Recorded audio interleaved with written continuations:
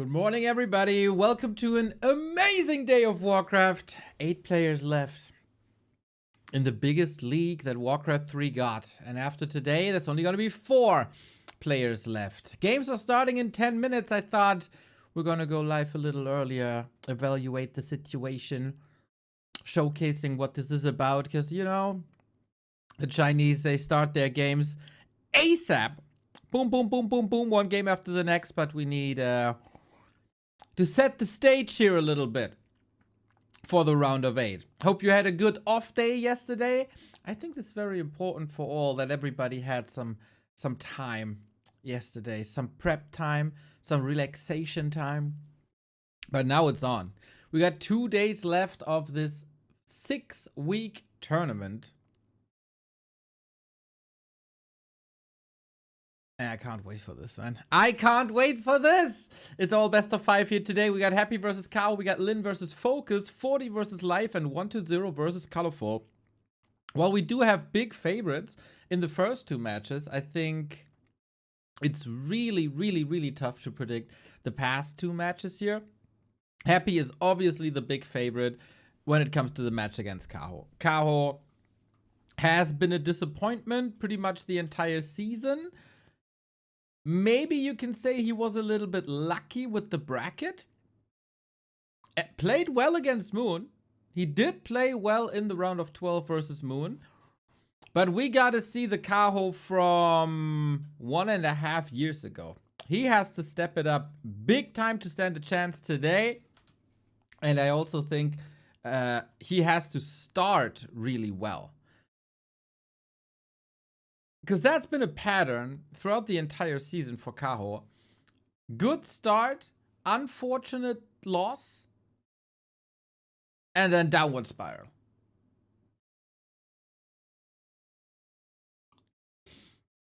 So if Kaho starts strong today, I think he has the potential to beat Happy on every map they play. He's done it before. He can do it again. But for that, we need an S-tier Super Saiyan level 4 blue monkey Kaho. And we need a Happy that might not be fully up to snuff. Lynn vs FoCuS is a fascinating match. Because Lynn destroyed Soin in the group stage. Soin destroyed FoCuS in the group stage. But FoCuS destroyed Lynn in the group stage. What is going on in Orc Mirror? We didn't pay attention much to Orc Mirror in the past 2 years. Because there just weren't many. And now all of a sudden, it's more important. Lynn is back for the first time in 5 months into the quarterfinals right away as a top 4 finish in the group stage. But we also have to say, FoCuS could ruin Lynn's Cinderella story here today if he plays up to his standards. The group stage was amazing for FoCuS. I think absolute overperformance. And the direct encounter, it didn't even look close. It didn't even look close. Now, who's the best orc in the mirror match? FoCuS could ruin the party a little bit. I think everyone expects tomorrow Happy versus Lynn the rematch. Everybody wants it. Maybe a couple of, like a handful of Kaho diehards and FoCuS diehards. But I think the scene in unison is screaming for that Happy Lynn semifinal. FoCuS will ruin the party. He will not hold back. No. This is a coin toss, man. And for once, items are really important here. So when everything's going according to plan, Happy goes through, Lynn goes through. But we have seen some surprises here in the group stage with FoCuS versus Lynn directly. And we've also seen some surprises in this bracket already. If we look at LabyRinth versus ColorFul, I don't think anybody expected that. Rank 11 taking out rank 6. If we get the ColorFul of the past 3 maps here today, he might just eliminate another undead. 120. We go into that a little later. Life vs. Fortitude. Life vs. Fortitude is a super hype match. I think Life played an outstanding group stage. He's finally living up to his potential that he always had for 10 years. And this might be the crowning tournament for Life. He improved absolutely everything in his play, not just the work ethic, but micro, macro, decision making, scouting, timings, everything. And you improve our sub count. Thank you, Bump Time, for the 15th gift sub. Love it. I don't think... Oh, and he subscribes as well. Bump Time. Thank you. Life in 40. This could be Life's crowning tournament. I think he doesn't like the human matchup at the moment so much. It's very much up in the air what's happening there. And 40, this was a super bad league for him. Starting off with a 7-game win streak and then losing in a row. Bam, bam, bam, bam, bam. 0-3 to Happy. Lynn destroyed him too.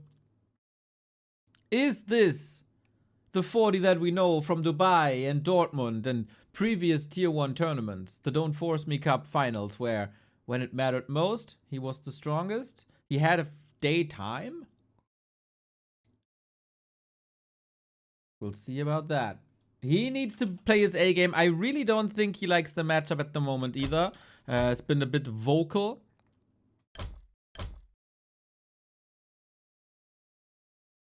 About the state of the game, but he always has. And then he always said, well, you can nerf human as much as you want. I will bring the answers. So for 40, it's time to bring the answers, and maybe he can take a play out of Sock's book, whom he eliminated in the quarterfinal. And then 1-0 versus ColorFul, man. 1-0, just as in Season 1, played an outstanding group stage. Third best player, super solid. Very high consistency. And now he's up against Night Elf, and I've seen a lot of games from him recently. And he's playing a lot of one base and worms. It's out there now. Everybody's seen it. Everybody knows the strat. But can ColorFul top him? We do have Happy as a former world champion. We do have Lynn as a former world champion. We do have 40 as a former world champion. And we do have 1-0 and ColorFul both as former world champions. For Kaho, it would be the first Tier 1 title since his ascendancy into the top scene. For FoCuS, it would be the second solo Tier 1 title ever. And this guy is playing the game for 25 years. For Life, it would be the biggest accomplishment in his career. And for ColorFul, it would be the return to the top of the scene. For 1-0 also, get that head on that world championship once again. While Happy and 40 have dominated the ranks in the past couple of years now, the field is way closer together this time. And it's incredibly hard to predict what's going to happen.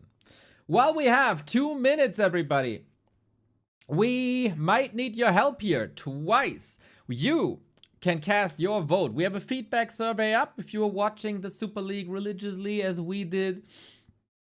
Dolphin Warcraft Super League Season 2 feedback. How did you like the tournament? How do you like the new point system? What's your opinion on the playoffs, which I think is the most controversial at the moment?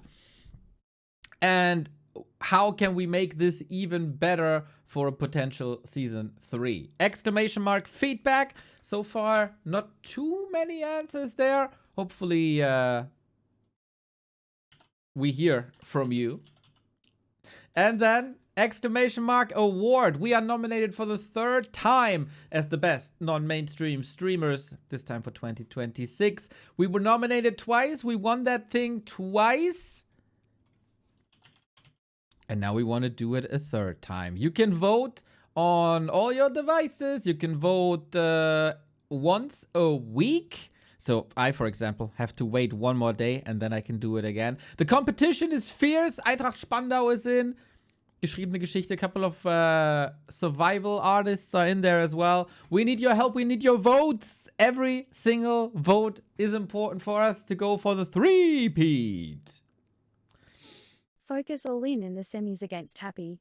When both of them beat him in the group stage. Hoggers. FoCuS, okay.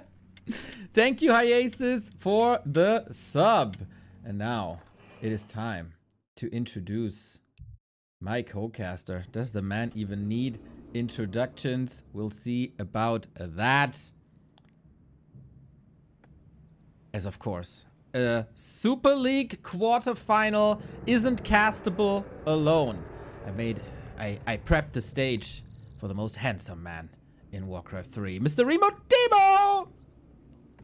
Hello, Neo. Hello, Chad. Good day, everybody. Very kind words from you, Neo. Thank you, thank you. It is a wonderful weekend we have in store. Yesterday, one day of a break to get us all fired up for the final top 8, which will now begin. And then, of course, tomorrow we're gonna be crowning our champion. Here we go. Happy versus Kaho is the first game. These guys met each other many times. A couple of times Kaho was able to edge out a win, but it's a long time ago. Everybody's talking about Happy versus Moon and that Happy is Moon's kryptonite, and while he can defeat every other undead, against Happy there's no solution. And I think the same is usually true for Kaho. The Wonder Boy performance is a long time ago. I think that was TPL times. Now he has to prove the world that he can do it again. After a somewhat disappointing group stage and a very good performance in the round of 12, can Kaho beat Happy, or will it be lol Happy wins as so often? Happy certainly coming into this as being the favorite, win the groups again, looking good. And yeah, that win streak against Kaho is quite something to behold. But we have seen Kaho beat Happy before. We looked at it just a couple of days ago. It has been 2 years, but you know, that's a more recent win and a better win rate than basically everybody else in the world. If Kaho has a great day today, there is a chance for him, certainly. That's right. We get a couple of supporters in. Thank you, Litome and Alpha Maschine 12. Much love, everybody. We need the best Kaho possible. And I've seen a lot of very good Kaho performances on map 1. Afterwards, he seemed to lose the drive a little bit if things don't go according to his plan. So, while for 1-0 oftentimes say his first map is not the strongest and he's getting better and better throughout the game and throughout the series, for Kaho, it's the other way around, and we need the strongest Kaho right here, right now. Demon is looking quite strong already early on, getting those slippers of agility, which he loves to find. It's going to be a lot about items and hero levels in the end, if we're just going to go for a one base micro game, which seems like so far it is. Seems like Happy's moving more and more away from the fast expansion, unlike Labby especially, and perhaps a little bit less than 1-0. 1-0 there once again between two camps. He is once again the most unpredictable undead also in this matchup, but Happy seems like most of the time goes for a fast tier 3 these days, and then might expand. Here we go. Detonate nice onto the skeletons. The big moment for Kaho and Happy in the early game. Demon Hunter Immolation Harass will be a town portal, but at what cost is the question? Looks like Happy saved everything here. Yeah, that's very well done. Everything now healing up with the aura, with the ritual dagger. Brought that item here. Kaho losing the TP. He got great items already. If he killed some ghouls here, I would say it's worth the TP. But yeah, he didn't get any of them. And why didn't he get them? Because there were no archers there. Where were the archers? That's a good question. They're here now, and they're dead, and they're surrounded. Happy, oh my god, in typical Emperor fashion, making a statement on Hammerfall. If this is a surround, this game is over. Dude, this was almost a 4-minute GG. If he surrounds the demon here, it's done. This Happy is scary. He's always been scary against Night Elves, usually with timing pushes, 9 minutes, 11 minutes. But the most fragile state of his is usually this early game with DK, with ghouls, and especially this Hydra camp, right? Where there's poison everywhere. If this was Happy's most fragile state, I don't want to see what's up next. Yeah, Happy coming out swinging here. We're not expecting anything less from the reigning champion. Of course. Didn't win the group stage in Season 1, but was able to then make it through in the Ascension, taking that first place in a rather one-sided grand final, in fact. But the Demon still has some confidence moving around the map. Of course, he has to consider the fact that he doesn't have a TP. In fact, having no TP and no boots is very scary, especially if Happy should be adding a Naga soon. Yeah, we should expect that whenever there's tempo play possible. We're going for the tempo play. You go for tempo support. Thank you, Bashu, for the €5. And GTF RVZ for the 37 months. Kaho, there is a little redemption necessary now. Immolation creeping speeds things up. Ancient of War in position. That's nice. Hunter's Hall finishing. And I think I don't know if it's good that he's not in the middle contesting anything. Happy goes for the classic Naga tempo play, but Kaho needs a Naga as well at some point. There she is. Naga joins. Happy now. Pretty hurt on the ghouls. Not much mana. Looks like one ghoul will have to be sacrificed here. A little bit more experience for the demon. Oh, speaking of kills, though, that one is killed by Happy. Good deny. Happy is looking real crisp here so far on map 1. Yeah, terrifying. Absolutely terrifying. Maybe the loss against Lynn at the end of the group stage fueled him a little bit to show the Happy dominance in these playoff matches. Everybody wanted to prevent being in his bracket, and Happy, I think, himself was very, very pleased with the bracket that we've seen. And yeah, the dominance against Night Elf is legendary, even though we've seen some flaws in there recently, some losses to Life, but Life is a different caliber. Now level 3 on the Demon Hunter. Is that a timing that Kaho can lean into? He's still kind of afraid without boots and without TP. It's really unusual not to see boots for this long. Less unusual perhaps for him. I've seen him play with Demon without boots for quite a few times. It's always kind of dangerous for the late game. Getting in the right position for mana burn is going to be crucial, but he wants to save that gold. He wants to have tier 3 out sooner because everybody knows Happy becomes terrifying around that tier 3 timing mark. Yeah, we'll see if it's a 9-minute 30 push or a 9-minute expansion. Those are the two options that we got. With that early game, Happy could lean into a timing push once again, but I haven't seen that in a while, and it requires an extraordinary early game for that to work. And Kaho, he is getting there. Level 3 Demon Hunter, inventory's nice. Naga has Fork Lightning available. Happy wakes up the creeps here to ruin the not ruin, but make this a little harder. And tier 3 by Happy is a lot faster than the tier 3 of Kaho. Got the shop coming up, getting ready for the tier 3 to finally come into effect. A little bit of a calm phase here before the tier 3 fireworks will kick off. I would say this map in general is pretty good for under expansion, whether it be early expo or tier 3 expo. The tier 2 bases just very close to each other. If the opponent pushes into the expansion, you can flank from the main base. All very nice benefits. And Happy indeed is going for the skull, is going for the acolyte. There we go. That's the tier 3 expo. Okay. Very predictable then these days. If he plays expo with an early game like this, he'll probably play expo all the way. Yeah, unless he's noticeably behind, I'd say. This was a good early game. He forced the TP, killed some archers, only lost a ghoul. He got 1 item stolen from the middle. I guess it was even 2 items stolen. Ended up selling them both. There was lots of gold for Happy. So that's why he can afford all these things. Expo, Skull, Acolyte, Lich. He's going to pick up an orb in a moment. Lots of additional gold came in here from these items being sold. Okay, closing in on 50 food. We are master training for the bear. Kaho goes 3 adept bears before master training. That's interesting. So 30 seconds left. Gonna have good firepower, good roar. Very, very good Demon Hunter. He's even close to level 4. One more spot and Kaho is almost ready to fight. I wonder, is he going to counter-expand or not? Sometimes we see this from Night Elves, but not necessarily all the time. It's very difficult to take a good fight into Happy, onto Blight, into Narrow Tower. That Narrow Tower is going to be such a big help, even if it's just little damage. The slow, of course, is fantastic, and now that Narrow Tower is being upgraded, only going to take 25 more seconds. Time will be more and more in Happy's favor. And Kaho, he's making a 5th Moonwell to get ready for 60 supply. Yeah. It's going to take a long time to get there. It's a timing thing right now. No counter expansion whatsoever. You should know that there's an expansion up top, so he has to do something. 50 food, double level 3, close to level 4. This big turtle could give him a huge consumable for the fight to come, but that turtle doesn't obey. Happy's very willing here to just be poking, going back and forth, buying time. And of course, time is on his side. Kaho will have to pick up a few ghouls here early in the fight and get a few mana burns in as well. Look how hard it is for the demon without boots to get in the right position for the burn. And now he's out and he needs to be staffed back in. The heal scroll was at the perfect time for Happy. So much damage done by Immolation Demon Hunter, but everything healed up by just one item. And now Demon Hunter has to face these ghouls once again. Round 2.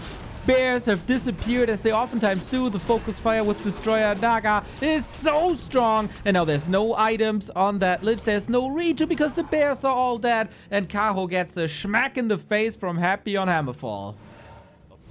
Yeah, it's only gonna get worse. The expansion is almost fully mining. Happy's trying to lock in that creep camp here, level 4 for the DK. Not the greatest item, but can again be sold for more gold. Demon Hunter can't fight with the rest of the army. He once again retreated to heal. And then Naga has to be careful. One Nova and she might die. Lich has the mana. There's a coil. Oh, a little bit too late. Lucky break here. Naga might get away. Or perhaps not. Frostmourne hungers, but actually turns around. Well, there's no moon juice there anymore. Demon Hunter needs a kill now. Dryads very, very close to the Dryads. Off we go. Amazing Can he get the tournament. kill? He needs this kill so bad. Almost getting to the shot, but now the Naga is gone and not too much control in that fight anymore. The first sign of life for Kaho. On the retreat here with the Dryad slow, maybe Kaho can find some more kills. DK at the shop, not selling the item, but just buying new ones. Of course, Happy here, so much gold, he can certainly afford them. So that's a supply lead as well. Happy trying to figure out if he wants to stay in this fight or not. He could just retreat. His Expo with the tower is right over there. TP out now. More kills though possible. One Fiend goes down, 2 Fiends go down. There we go. Kaho finally getting a good exchange. Yeah, the first sign of life for Kaho, getting lots of kills in, but that wasn't enough. Happy was fighting behind this expansion. Destro's coming in, trying to dispel a Reju, but the Reju isn't even there yet. 60 seconds till Naga. That is a lot of freedom for this Demon Hunter, but the tower is strong. It basically, the tower replaces the Naga in this defensive position for Happy. So hard to push into this. If you have a huge army like 60, 70 supply bears, oftentimes you can just kill that quickly. Demon Hunter, by the way, is he gonna get killed here? Hopefully not. Oh, almost is, just with the right clicks. Again, the lack of boots makes it hard for him to get in or get out. Quick dispel, Book of the Dead, how to retreat, how to get out, no TP, no potion, Demon with the staff, but the Naga on a silver platter, and now little bit of anti-air coming in with Dryads, but the Lich is doing a lot of damage here. Fork lightning. Wait. The level up. Oh, I wonder. Cloak as well. The cloak Sick as cloak well. to save him. Indeed, was still in. Can he get the DK? Is there enough damage? The statue block to prevent the demon from killing the DK. And Kaho sees his Hail Marys aren't landing in classic Happy fashion. He takes map 1. God damn, that was a clean game. From the beginning all the way to the end, Kaho here, I think especially the early game, there was one mistake visible. When you're fighting with the Demon Hunter there with Immolation, there have to be archers there. And that 1 or 2 archers additionally in can be more damage, can be more kills. Those ghoul kills are going to be relevant. Fast at level 2, fast at level 3, a little bit of a weaker undead late game. Every little move there matters, and especially against Happy in a shape like this, you don't want to be making those mistakes. Yeah. Kaho had a good round of 12, but Happy welcomes him with open arms. Welcome to the round of 8 where the big boys play, Kaho. This, the late game makes me quite hopeful, I have to say. There was fighting spirit. He was looking for opportunities, was trying to play it a little bit different from what we're used to seeing with the counter expansion, rather for a timing push. The fight itself looked good. I think, the child fell into the well a lot earlier. And hopefully Kaho keeps that fighting spirit that we've seen on game 3, brings it to the early game of map 2, and then we have a series. I do have a worry here, and that is that Kaho most of the time follows the same game plan. He's going to try to go Demon Hunter, do well in the early game, mid game, level well, and so on. And Happy probably, if he's feeling in good enough of a position, is going to try to expand. So, if the games play out like this, and Kaho doesn't change anything, if Happy takes a lead from the early game, I feel like he looked very secure. The expo timing looked great. He got the gold from selling some items. He got the Lich fast, Orb fast. And Niles needs a while to really get ready to push across the map. They can fight pretty well on under 50 supply in their main base. But can you push another expansion while it's coming up on 40 supply? I really don't think so. I think Kaho needs to have at least an early game, rather a lead out of the early game, if he wants to make this Expo play for Happy more difficult, because this just looked bulletproof right there. It did. It very, very much did. And yeah, the Hydra spot, if that is so clean as we've seen, like on what other map is there a creep spot similar to this, where usually the Night Elf has a big opener like this? Well, we'll see about that. We'll see if Happy can assert the same dominance here on the next map on Springtime. Interesting that this is the first pick by Kaho, right? Yeah, I know Happy likes this map also quite a bit. He chooses it fairly often in other matchups as well, especially against Human, I think. Night Elves often are very worried about a middle expansion with Lich first, but Happy doesn't really ever play that. 1-0 likes it, Labby likes it a lot, but I think I've never seen Happy do it, so Happy probably is going to follow the standard, and I think Kaho is expecting a standard game here again. If anything, a fast expansion. But I feel like Night Elves have gotten really, really good against Fast Expo. We saw that over the last couple of days. Immolation, Harass, very early Trio of Life, Slow Down the Undead, and so on. I think Happy has also identified that Night Elves are really good against Fast Expo these days.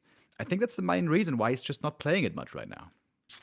Yeah, if you expect that fast expansion, you can punish it quite hard. I very, very much agree. That was the downfall of LabyRinth in the round of 12. We get more support. Thank you, Soul 8man, for the raid. Thank you, Nunox, for 10 euros. Thank you for the dual cast. Thanks for the amazing, amazing tourney. And Triandor, thank you for the 15-month. Of course, we rely on your support. Thank you, thank you, thank you for supporting us, for enabling us. And now we go on to map 2. Happy can claim match points here already in the first of the 4 quarterfinals. Kaho, you need to be scoring here, man. You can't go down 0-2. Normally, that's a death sentence. I say normally because we have seen that broken already in this tournament. It was Lynn to do it last play day of the regular season, beating Happy, being down 0-2. That was a crazy series. By the way, do you have some spikes at the moment on this server? Nope, nothing. Seems fine. Okay, I got crazy spikes, so I may have to leave at some point. But if you are good, that's very good. If you're good, I'm good. I can stream to you, no worries.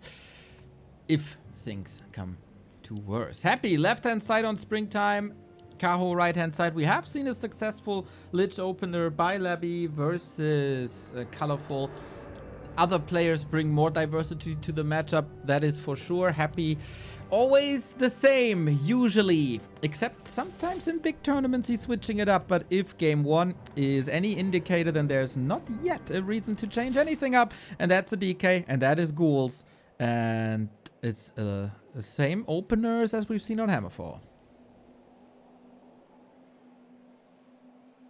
Both these guys are pretty happy most of the time, or should we say content, to not confuse the names, to just go with the standard and rely on their fundamentals. Happy has always been the outstanding micro player, and Kaho for a long time was considered the best micro Night Elf out there, until Life came along. Life, of course, has been rocking the show over the last few months, by far the highest scoring and finishing Night Elf in the Super League, finishing in 2nd place, right behind Happy. And of course was able to beat Happy as well, something that no other elf has been able to do in a while. Yeah, it's always Life. It's always him. Kaho was the one, the prince that was promised, the one who could defeat Happy every once in a while. It's been a long time. And we felt like this tournament, he doesn't have the same fire that we've seen before. Lots of series were a bit disappointing. Things spiral out of control. I don't think Kaho at the moment could go for a reverse sweep whatsoever. He needs to score here now to keep the series close. Otherwise, it's going to be a very, very quick 3-0. So pressure is on his shoulders. It's not a bad start for him. Demounder fast level 2 with 2 items right away. Interesting creep route by Happy, by the way. Didn't creep the green outside the main to go for the claws, which we see most of the time. He contested the green in the middle immediately. That is a singular camp, not repeated anywhere on the map. Wants to pick up the circlet as well. Maybe the intention here is you take this camp, take it away from the demon, and then also take away his circlet. Because of course we know he loves to get it. But there's another shop, and there is opportunity here for a ghoul kill if there was not a perfect block by Happy right away. Oh, of course there is. And worst case, he can also still deny. DK gets up front to save the second ghoul. This one has to be coiled. The creeps were coming in, helping Kaho out a little bit. Still, not resulting in any kills, but at least resulting in a level 1 DK. No chance for Unholy.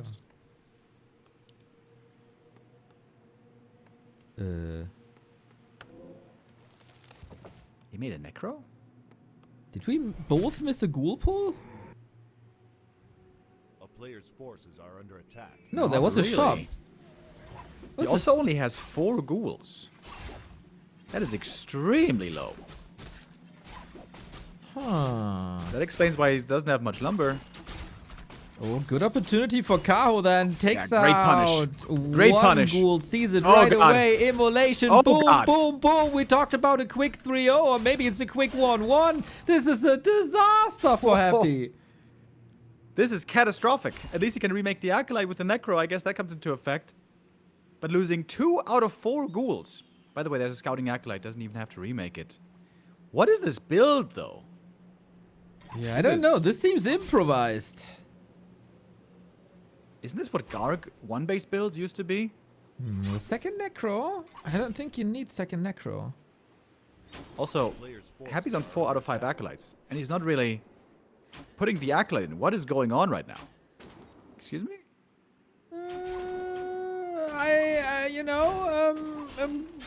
Also gods can bleed, I guess. Punishes it now with the Naga, but counter Naga. Usually it's the scariest to face Happy in the Naga battle. Kaho, can he get the archer up front? So close. Could have been the kill right away. DK gets punished instead. Lures the Naga back. Yeah, this is very promising for Kaho. One hero, it feels like, has to fall now. Happy is also not producing whatsoever. So stressful to keep both heroes alive. Now the tech on 23 food. Still on 4 Acolytes. What is this game? Excuse me?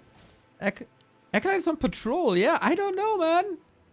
Also, normally you always have to rush level 2 on the Death Knight. Easy to creep with ghouls. He can't. He cancelled the tech having a necropolis. What? What? Is this ChatGPT playing right now? I don't know, dude. Now he techs again. Saw that he has the Acolyte. Stops halfway. Okay, now it's full. Okay. Yeah, this is was one an of the amazing, perfect first map, and right now, this looks like a computer. Yeah, I got no explanation, man.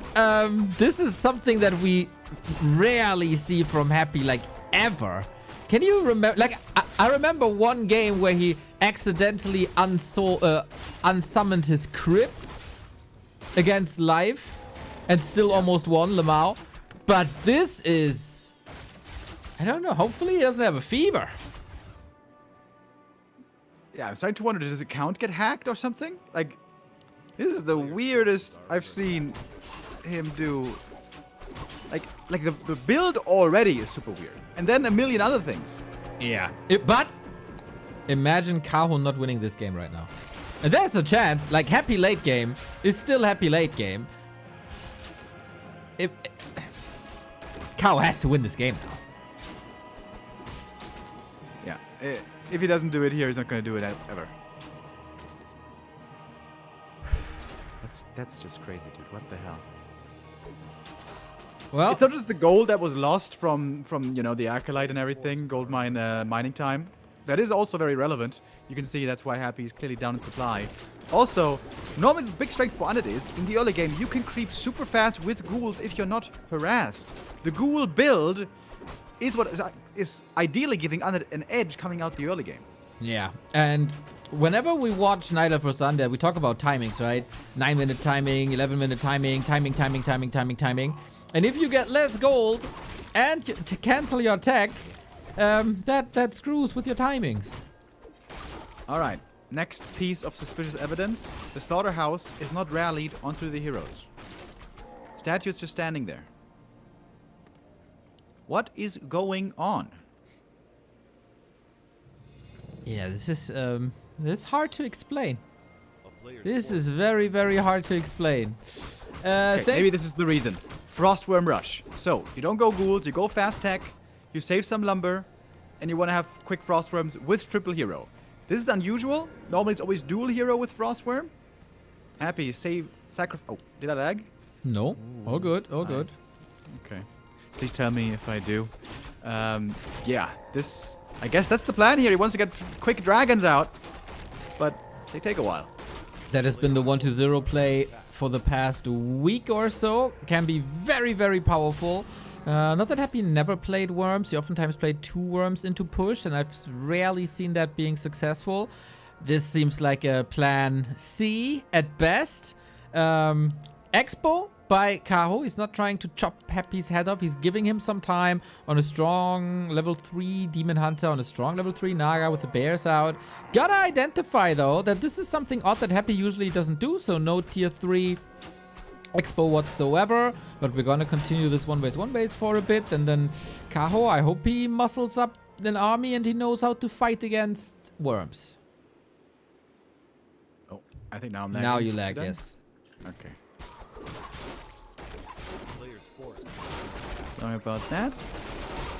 I would love to have like a halftime break, you know, like in football or basketball or whatever. Halftime break and now interview Kaho right now. What are you thinking, buddy? What comes to mind when seeing Happy play like this? Because I would love to interview Happy right now. You know, pointing out every I single think it would mistake be he in a did. great move. Ah, it's gonna be good. I mean, he always wants to talk about the games, right? We can dissect this game. That would be fun. If so, okay, someone else had to do the interview, but you know, yeah, I'm with you on the halftime interview. Yeah, because Kaho must be confused as well. He's like, what is going on? This was level 1 DK for a long time. This was easy because of the Acolyte. It was a great identification of the weakness, by the way. This built so weak early on, with only 4 ghouls, with DK only level 1, hitting the undead in the main base. Almost nobody ever does this. Normally knives are afraid of the undead base. But Kaho here showing a great read, showing great understanding of the matchup. That was really cool. And yeah, with the Expo now, soon to start mining, looks like Kaho has a humongous lead. Speaking of humongous, did you ever click on that Naga? Let me show you that Naga. Triple claw, flute, and mantle. She is plus 31. She has a permanent double damage buff on her right-click damage. Player's forces are under attack. Happy has the Catgas Pipe, which is also amazing, but he's got very few other items. Because he didn't go for ghoul creeping early, because he was slow out the gate, I really don't think sacrificing in your entire early game for worms is worth it. Even if this disaster in the main base hadn't happened, I feel like this is not worth the trade-off, is it? These worms would have to deliver to make it so. Yeah, they have to deliver. Maybe he also thinks like hero focus will be the way. And Worm is extremely good at hero focus. Night Elves have their weaknesses, preventing hero focus. We don't have a staff just yet. We don't have a... oh, we have an Invo Potion, actually. 1 orb up as well. Kaho must have identified what's going on now. Happy's catching up in creeping. The Worm helps with that a ton, too. So, Kaho, do you have to punish this? Expo is up. Expo is running. Not for long yet, but every minute is going to be favoring him more. Happy's trying to get those level ups finally. At this point in the game, DK is supposed to be level 4, but that is not really the case. It's Naga level 4. Yeah, and 4th claw as well. That's crazy. A little bit of evasion there on her too. She's actually slot starved. Yeah, sells only the talisman. Gets a heal scroll instead. Happy? Will he be trapped here? He has no town portal. If the Blizzard overlay is correct, our overlay will be back next map. Kaho has a lot of gold. Supply at the moment is even, but the clock is ticking in favor of the elf. Army is becoming quite huge. That is the case for both players, actually. Destroyers, excuse me, Worms take up 7 supply, and they're kind of cheap for their supply with 375. So Happy has a 70 supply army as well. Happy's gonna have one chance with one fight to break the expansion and win the game. But Kaho is gonna be up in numbers. He's going to get up to 80 supply now. More upgrades. Podum third. Has a very good army of his own. Yeah, Chet was up in arms already. Kaho sold the flute. How can he sell the flute? Well, if you go Podum, then you might get the True Shot aura down the road anyway, even though you open up with Owl. Coil Nova on an illusion. Well, 3-3-2 heroes only for Happy. A player's forces one Moonwell here, no shop. The defense can be stronger. The defensive setup. More healing, no shop there. Dryads 1-1 upgrades. Disease Cloud coming for Happy. Podum has arrived. Needs to grab an orb and a staff immediately. Does so. This is Happy's one and only chance this game. Yep, absolutely. 1 A-bomb in the front line. About to have Disease Cloud ready in just a moment. In we go. The bears have to melt right away. It looks like that is working out pretty well. The magic damage, of course, is significant from these frostworms. Statues in the back are not healing at the moment. Okay, now they are. Another little weird moment there by Happy. But Kaho has a good chance to hold. Looking strong in supply still. Very interesting that he's not targeting the worms for a long time. Look at the damage, dude. When the when the Naga hits the lid, dude just melts the DK in trouble. Fork Lightning execution. Kaho has arrived in the quarterfinal, and this was one of the weakest Happies that we've probably ever seen. Completely botched early and mid game. Good to see that Kaho was able to punish these mistakes, and now we're down to a best of 3. Absolutely, we are. And we mentioned earlier how important getting this score here was for Kaho. What a weird sight it is. Happy failing so hard on a build, on a map. It wasn't just the build. Like we said, there were a bunch of mistakes. That Acolyte. Puzzling to all of us. I think in theory, it's not a bad idea. You win map 1 convincingly. Kaho's expecting the same. You're up 1-0 anyways. You maybe can get away with taking a bit of a risk. You go for an unusual build. Kaho isn't used to, hasn't prepared for. That's a cool idea. But of course, it didn't work out at all. If Happy had a clean early game, didn't lose Acolytes, didn't lose Ghouls, could creep the DK a bit more, maybe it can work. But man, there's some serious safety issues, I would say, with this build. Yeah, I think the build in general wasn't even the problem. Like, there was the Acolyte on patrol, canceling the tag, and not too many ghouls. Like, very atypical. It all happened because of the build. If he played the normal build, he would have had 8 ghouls, and there would have been 0 danger. All those mistakes started showing up because he was in danger, because he lost units, because he had a bad early. If you just go for the normal ghoul build, you are very, very stable. Well. Destroyer of Worlds on map 1 and flawed, flustered, Happy on map 2. Where do we go now? This for sure saved Kaho's tournament life. I don't think he could have fought back from a 0-2 at all. Now he sees, oh, Happy might not have his best day. Maybe there is a chance to get my first win in over 2 years. Maybe today is the day. And honestly, I feel like the map coming up is not going to be a bad one for him. Good chance, maybe, to move up to match point. Echo Isles, I feel like, has become a really good Night Elf map because it's really good for counter-expanding. On Echo Isles is where all the undead meta revolution began with the fast expansions. It's a great map for fast expo, but as we learned over the years, it's also great for counter-expansion. And like I said earlier, I think that is a very strong strat for Night Elves these days. They've perfected it a lot. However, it doesn't have to be a fast expo map. Almost every undead plays it here, but I could see Happy even on Echo, maybe playing 1 base. Well, this is a bit in flux, as you said. Like, we've seen expansions here over and over and over again on both sides. 1-0 started to play 1 base, and Happy was going into the 1-0 footsteps with the worm here. That might be the thing. And if Kaho blindly goes into an expo punish, then Kaho's early game is weak, and he might just walk into no man's land. This early game is insanely important for both players, of course. Who plays the better mind games is the question. Simsala Wim, thank you for the 40-month. PDs, thank you for the 16-month. And thank you, Harsh, but nevertheless, the truth, for the 50 Norwegian crowns. Could you tell me on the screen what your packet loss percentage is to the server? Did you see that? I gotta check overlay right now. This is always a bit stressful when the game starts, and you got to make sure that overlay is working. I will show you in a sec. Yeah, because my connection right now is not good. I might be the one causing these failed lobbies. All right, one last try. Good thing is, in the worst scenario, there's going to be the Discord stream ready. I can't find the server. North 3. My packet loss is 0%. Yeah, mine's a lot higher. You need to reconnect though. You're disconnected right now. Oh, didn't see that. Too many observers. Well, if you're not connected, can't lose any packets. There is deep and wise truth in that one. All right, we'll try again. Sometimes it's a little bit difficult to get those lobbies started. Well, time for Happy to slap himself in the face a little bit. Unacceptable. Cannot happen. Must play perfect. But usually we know that Happy is more annoyed than other players from these. Some people can just chill and relax and just wait for the game to start. Happy voiced recently, I'm so tired of these restarts. We all are, buddy. We all are.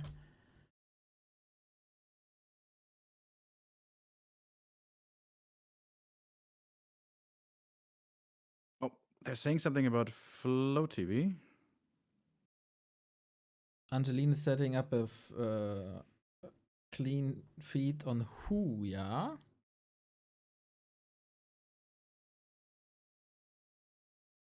How they say flow. I'll go. Are you in the lobby or is there? I am in the lobby. Okay, I'm staying out of this one because I got lots of packet loss right now.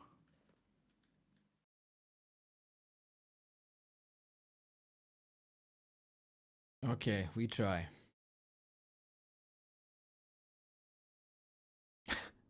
Now we don't even get... Oh! Okay. Is Mr. Remo Demo to blame? We hear the most beautiful sound in the world. The clock is ticking and off we go. Echo Isles it is. The score is tied 1-1 in this quarterfinal. Again, there's no fallback net. There's no lower bracket. It's do or die. The loser is out of the $30,000 tournament. Happy, of course, anything but a tournament win and a title defense would be a huge disappointment to him. As he sets only the highest of standards to himself, and every tournament that he doesn't win is flawed, of course, for him. Now, Kaho, it would be so anti-cyclical to play a weird Super League, an average Super League, and then explode in playoffs, because we've seen it so many times the other way around. But of course, 2 more maps against Happy are no easy task. Can Happy recover from the crushing defeat on map 2? And what are the builds? Kaho, left-hand side with the Ancient of War towards the Warrior. That has been established as the norm. And Happy building his production very, very close to the south. So he might still be the Undead going for an expansion on Echo Isles, and then potential for Kaho to punish that.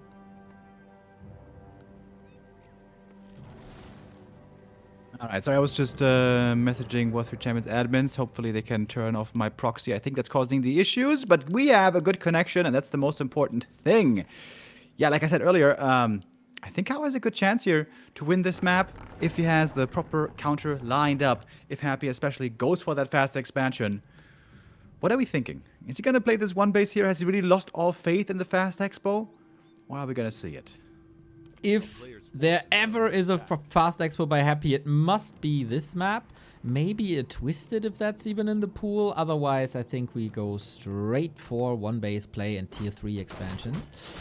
Very important for Kaho. What's the item here? Don't deny. That's the first thing. Second, do we get a ring? Do we get claws? We do get claws for a little bit of an extra damage output. We also have Wisp in position. A very clear anti-expansion build by Kaho. And he's heading over there in the right direction. Seems to have the timing correct. And Happy has the intention to start the expo. I was looking through some replays recently. And I think the fastest Knives can go for the counter expansion is 2 minutes 40 if they stop on one archer. Which seems what Kaho is doing right now. So he's getting ready, I think, already for the counter expansion. But now let's look at this harass. This is going to make a big difference how much damage he can inflict. Happy splits the skeleton, so there's no big opportunity to detonate against it. There is now DK very hurt, Ghouls very hurt, no body block. Second Archer is coming, second Wisp is coming in for another detonate. There is a coil. Will he use it? Level 2, Wisp indecisive. There we go. Can't dispel all the blight. Big damage done, especially on the DK. No unholy aura. I would say so far, this is quite solid for Kaho, who's also counter expanding on the left hand side. Yeah, good start I think for Kaho. Like I said, counter expansion. And he got the level 2 early. You are not guaranteed to get that always, but you get a bunch of skellies. You have a good chance. And that all worked out pretty well. Happy though he's going to have his tower finishing in a moment. Or at least the ziggurat. Blight is going to come up. Healing up a little bit as well. Very even still. Nothing earth-shattering has happened, but I think this is a good spot for Kaho. Right on. He couldn't get the ziggurat though. This is sweet defensive position. I missed the fact he stole the trapper, Yes, right? he did. So yeah, that's actually a big swing. Nerup Tower is coming up. That will be sweet defenses. We sell the town portal. We get the boots. This looks pretty crisp. This looks definitely better than Hammerfall. Murloc's woken up. This is all poison, and you know what happens when poison ghouls meet a demon hunter. Burn as well. Next coil prevented. Happy just wants to get the level up. I think the last map showed him how annoying the game is without aura. Indeed, it is. Unholy aura makes everything better for the undead. It was delayed because of that creep still earlier. And Kaho's looking confident right now. Even with a low HP Demon Hunter, still getting value wherever he can. He crept nicely. He gets the boots. He got the mercenaries for dispel, healing, damage. At some point, of course, he has to take care of his own expansion. It was a tier 1 counter expansion into a later tier 2.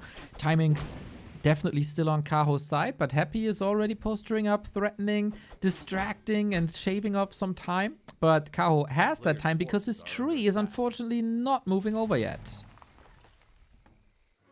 I don't think he lost too many seconds here, though. Just finished a moment ago. Love this early game by Kaho. Great harass. That level, that creep steal was huge.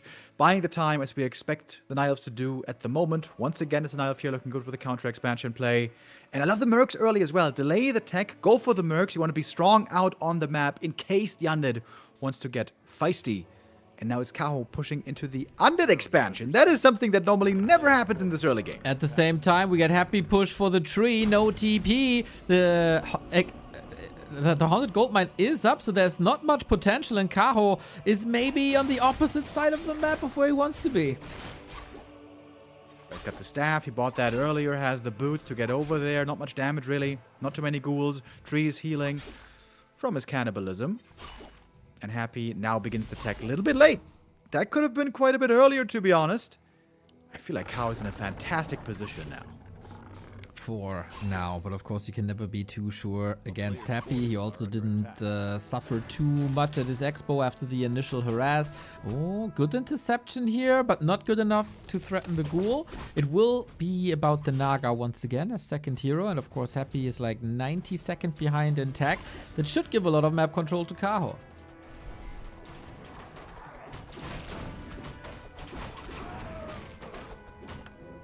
Is it going to be a gargoyle game? I feel like it might be. Very often when Happy's in a bad spot, he didn't have a great early game, we will see Gargs out of him. And I would say it's not really a bad spot he's in, but he's certainly unfavored. Kaho has the lead here now, clearly moving into the mid game. If we go Gargs, I worry a little bit, because Gargs seem to have been figured out by Night Elves with that sweet Panda third. Happy buys a Gloves of Haze. On the other side, Demon Hunter buying a ring, which I love. Last hit important. Level 3 Demon Hunter right away. Naga's out. DK is getting punished. And there's not much there for him. Demon Hunter has to creep. The tree gets some help. And then we even out economy after Happy's, of course, evening out the tech. You were speculating about Gargs, but for Gargs you need triple crypt. And we only see dual crypt for now. Of course, this is something that you can change along the way. Alright, Happy saying no to the gargoyles. It's gonna be a good old fiend game. Pretty sure he can't finish this game though with a tier 3 timing. I wonder if he has the same assessment. This could be a long game with like wagons and banshees and so on, but still have a long way to get there first. Kaho very aggressive, once again pushing into the undead expansion, but it's well defended here with 2 towers, with Blight. This is not a good fighting position at all for the Night Elf. It is distraction though. DK can't level up to 3 in the meantime, or doesn't want to. He wants to defend it right there. Demon Hunter can creep the Murlocs in no time, so you don't want to give that up too easy. Nice play by Kaho without the Lich here, without his own Naga. I don't think he can contest this, and especially on Echo Isles, where the map is basically cut in the middle 50-50, stealing enemy creep spot in a hero-centric matchup is very good. Yeah, this is the reason, by the way, why this might be the best Night Elf Counter Expo map. You get so many crucial camps. When you expand later, in case of the Night Elf, and the other expands faster, sure you get less gold, but you get the tech faster. You get to level more. You get to higher, stronger heroes more quickly. This gives you map control. And I would say very often that is more valuable than having the faster expansion. In this case, Happy doesn't even really have a supply leak. Going for the reds, for the top spot. Dryad is here. Happy with the town portal. Seeing the Demon Hunter coming, he got the big golem. Rest of the creeps go to Kaho. This, of course, 325 gold just vanishing that you want to put into an army or items yourself. Bears are coming for Kaho. Untouched expansion being fortified here now. Moonwell shop. This is so far a textbook Echo Isles game by Kaho. Yeah, absolutely wonderful. I think he got more than he bargained for, more than he was expecting necessarily. Here's a sacrificial pit. Oh yeah, Happy's gonna take his time. We're gonna stay on 50 for a while, most likely. Happy's not gonna go for the big push. Happy seems to have the assessment. He's too far behind. He can't look for a convincing push at tier 3.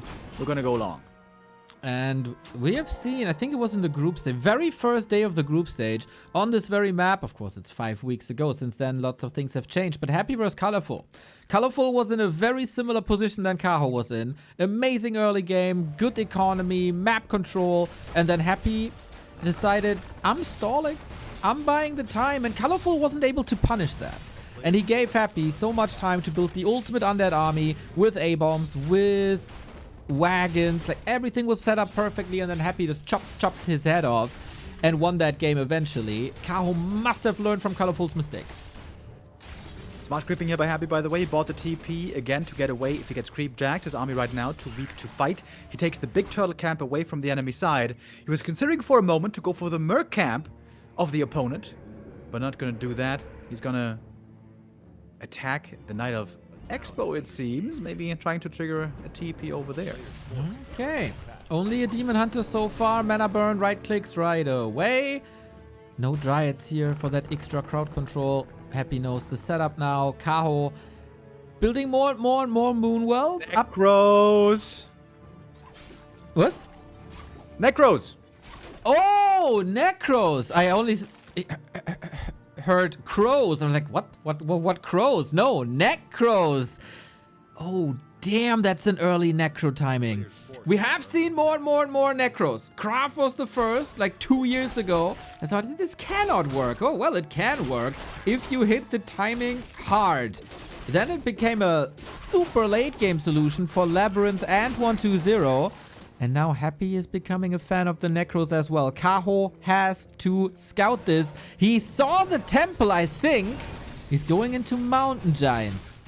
Does he maybe not realize that this is Necros, but thinks it's still Banshees?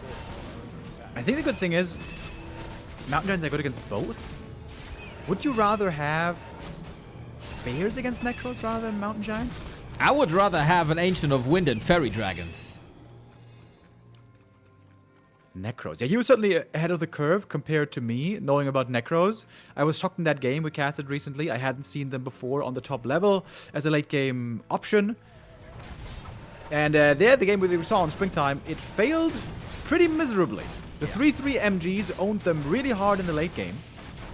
I wonder how much practice Happy has with that. How many ladder games on Battle.net did he play with those Necromancers? Well, if there's a play to play in Necro Wagons, it's certainly Battle.net. Nice read by the Demon Hunter here, punishing the DK. Yeah, I don't have like detailed knowledge of what's important. I think it's very much down to the Night Elf to scout it early and get the preparations out. You need to wisp detonate as hard as you possibly can. Ideally, also, I think a panda would be nice. But Kaho is not a big fan of the panda, and he goes Potom. And while I love the Potom against the regular Fiend Destroyer Banshee play, I think Potom doesn't hold much value against wagons. The aura and the orb capacity is going to be nice, though. I think the most important thing is go heavy on upgrades, and he's doing that. 1-3 already in the works. Kaho managing the lumber well. 2-3 should be done soon. And Necros, you know, they're rare to see for us. My goodness. Think that now, in the biggest tournament in the world, from two of the best players in the world, we have a Necromancer game. It was not thinkable just a few years ago. Like I said, I still haven't seen them look good, but I'm ready to be surprised, I guess. Yeah, I have yet to see a dominant Necro Wagon game as well. Wonder if it's a mistake then to tech out of Immolation, as it could be great area of effect, but I guess you get AoE from other sources. Double Chimera Roost. Is that the right call as well? Does Kaho know about the Necro Wagons by now, or is he still thinking it's Banshees? Happy hit them. The question is, does he have the time? That's the biggest concern here for me. This is a long transition.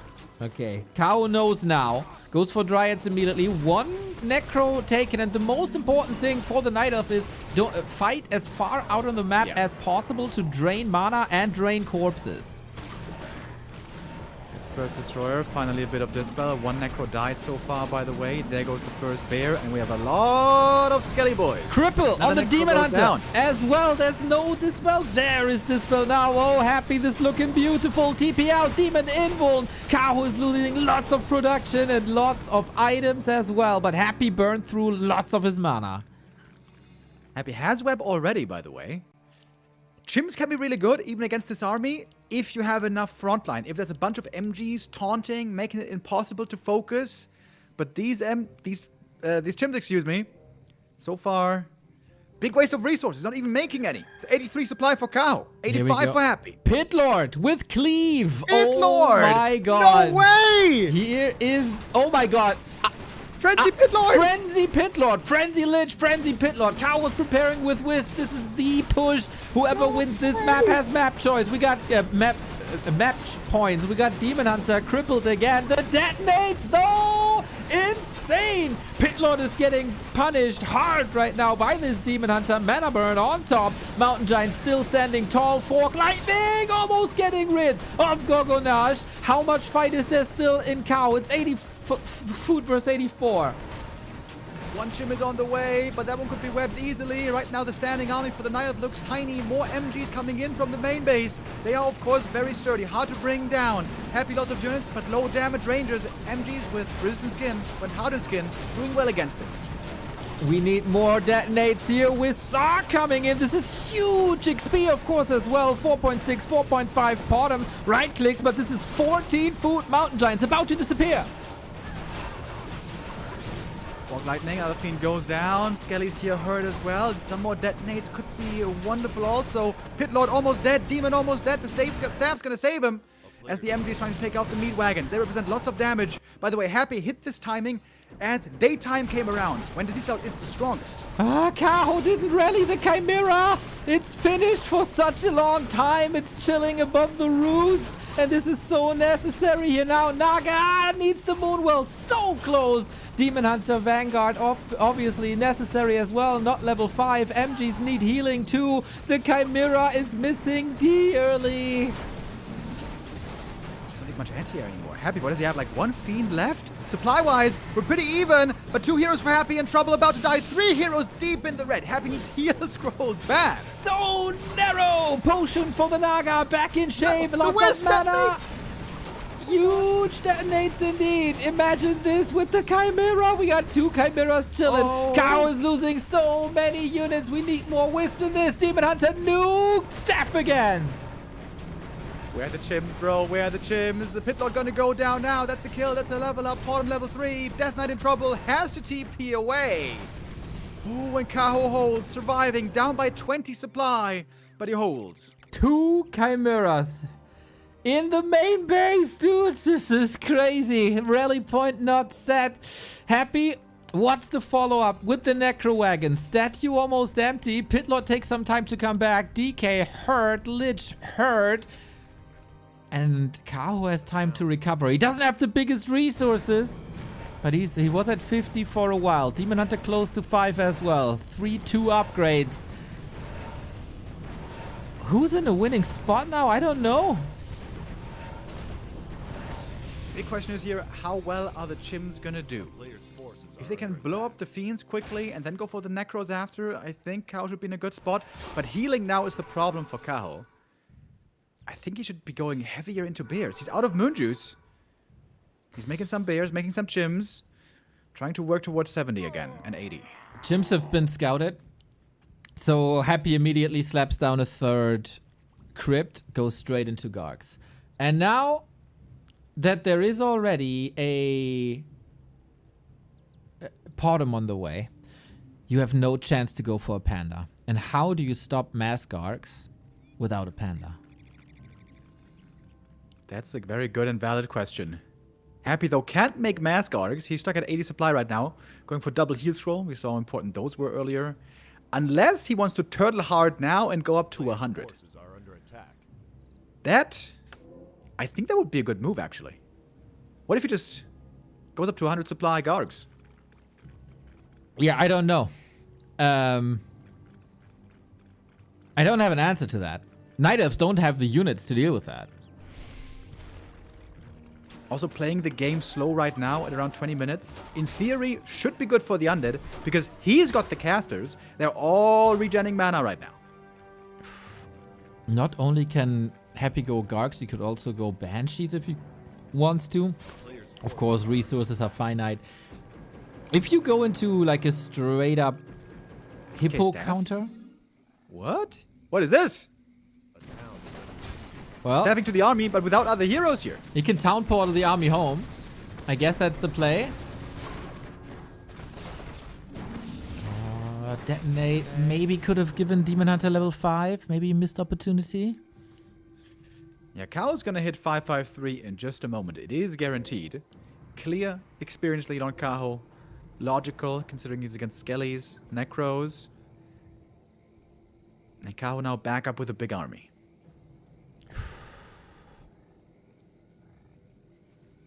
Okay, 83. How much is left in the main?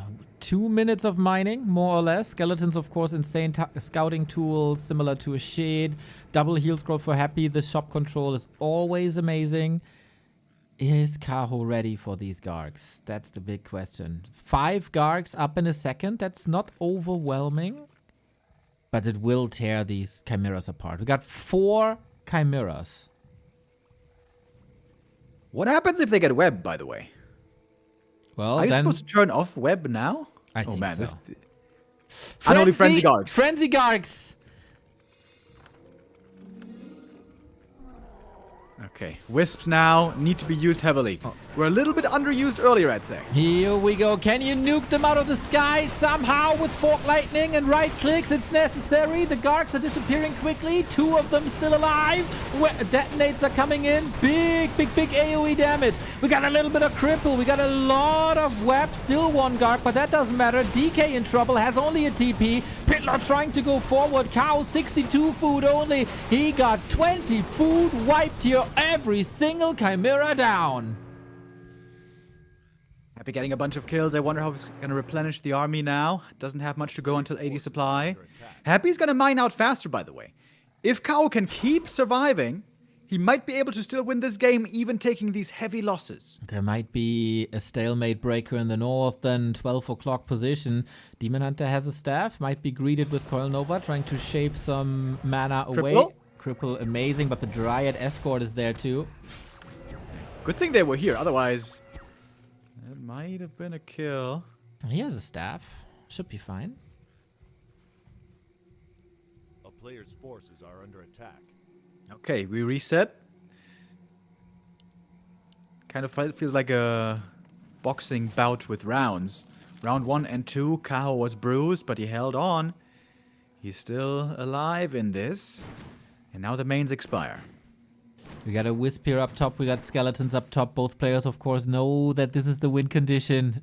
The upper mine. Again, 3 minutes of mining for Happy at the Expo.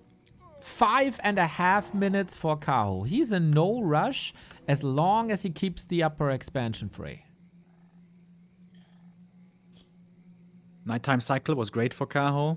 The moon juice and the passive regen, that now is coming to an end. Happy is getting up to 90. The final bit of supply that was available to him, he was making fiends.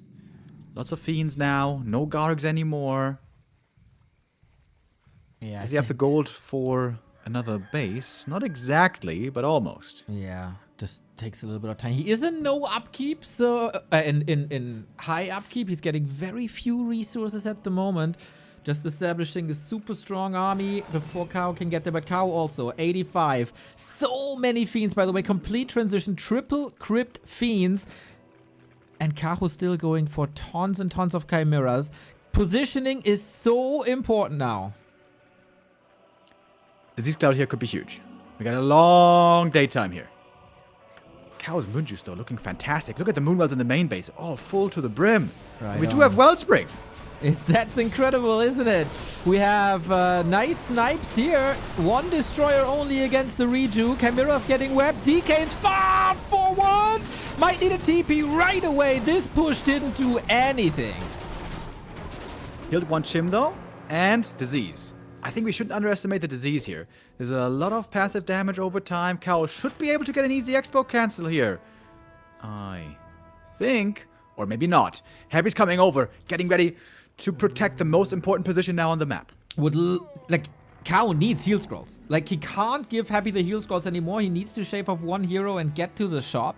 Otherwise, as you say, Disease Cloud is deadly. We're now fighting out in the open. Happy lures the Chimera into an unsafe position! Snacks them! This is so much value being wiped. The Wisps are coming in. Kaho fighting Archimond and Happy at the same time. Can he connect with the detonates, or will the Nova Fork be, Pit Lord be there? Detonates are okay. Bear suffer. Happy is spending 300 gold more on that TP. But damage is done and Expo coming up. Tree of Eternity walking over there. Looks like the Haunted is going to be finishing up. Supply-wise, we'll have Happy ahead. Many of the Skellies, though, did get detonated on. Bottom almost 4. That level up really doesn't matter. Looks like Happy's looking better and better in this game. No TP now any longer, though. The Death Knight can't teleport away anymore. How many Night Elf games have been decided in a negative way by a hero focus when the DH dies? Now it might just be the other way around. DK is always under pressure. DK is always being focused. Now we gotta switch positions, I think. But yeah, no TP available anymore. Nobody dared to go to the south to go for shop, Invul Potion, heal scrolls. Kaho might be waiting till the skeletons expire to have an easier time. Many wisps were detonated. He doesn't have any anymore. And now it's time for the one remaining mine there is. Yeah, fighting on Blight now is amazing for the Undead as well. We have negative HP region on the Night Elf against hugely positive HP region on the Undead. Happy is looking to finish off this game right here, right now. Pitlord almost going down. Fortling, though, doesn't kill him. The coil came in just in time. DK nice in position, staying away from the Demon Hunter. Demon Hunter, though, looking strong in the front line. 5.7.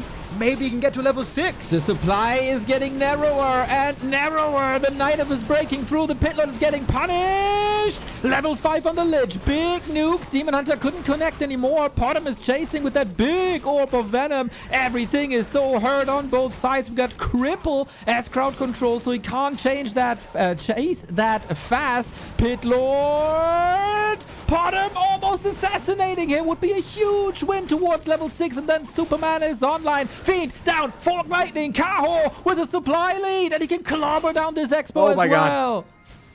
5.9. He's gonna get it. He's gonna get double level 6. The Skelly's giving so much experience. Oh, was it the wrong strategy perhaps in the end?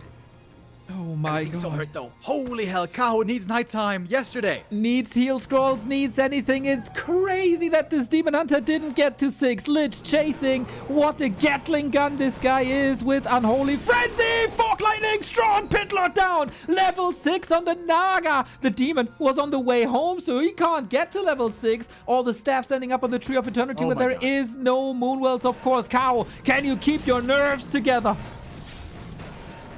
Let's get the supply lead now. The Pilot isn't coming back from the altar because the altar was unsummoned. I think Kaho is on his way to doing it. About to hit level 6. Double level 6 in this case. If he keeps the Demon Hunter alive, the world's his Oyster. DK, DH, never-ending battle. We got Cripple, though. Staff ready on the bottom. Don't miss the staff, Kaho. He ending up here! No. Demon Hunter dead, of course! No. The staff would have No. ended up here! Happy, all of a sudden, in a huge win position! No Demon my Hunter, God. no competition! Are you kidding me, dude? What? The staff, all you had to do. Why are you even there? There's no other expansion here anymore. Well, Loses the main, that means no bears. The demon is dead. he is 700. How many bears he got? He got only 2 bears? What can you do now, man? No Tavern Revive possible, I think, as well, because Lumber is low. You need this Demon Hunter. You need this Demon Hunter. Tree of Eternity dead. No more potions either. I mean, if he staffs, he ends up on the trees, then dead again. It doesn't really matter. Okay, true. That's something. Didn't keep in mind the Coil Nova, dude. Happy DK level 6. Didn't go for the ult, by the way. Not going for the Pit Lord back either. Can Happy close this out now Oh my against the lord. 5.9 Demon Hunter? Yeah, you can't go for potions, as we mentioned. Maybe all you need is the strong heroes. Level 6 DH could go for evasion 3, I guess. Cripple again needs the dispel. You need the damage of the Demon Hunter. Jim doing some good damage. Might be able to save it even. The Chimp is still alive. Happy's running out of damage as well. Lich! Coil on the Lich. Almost dead. Barely surviving.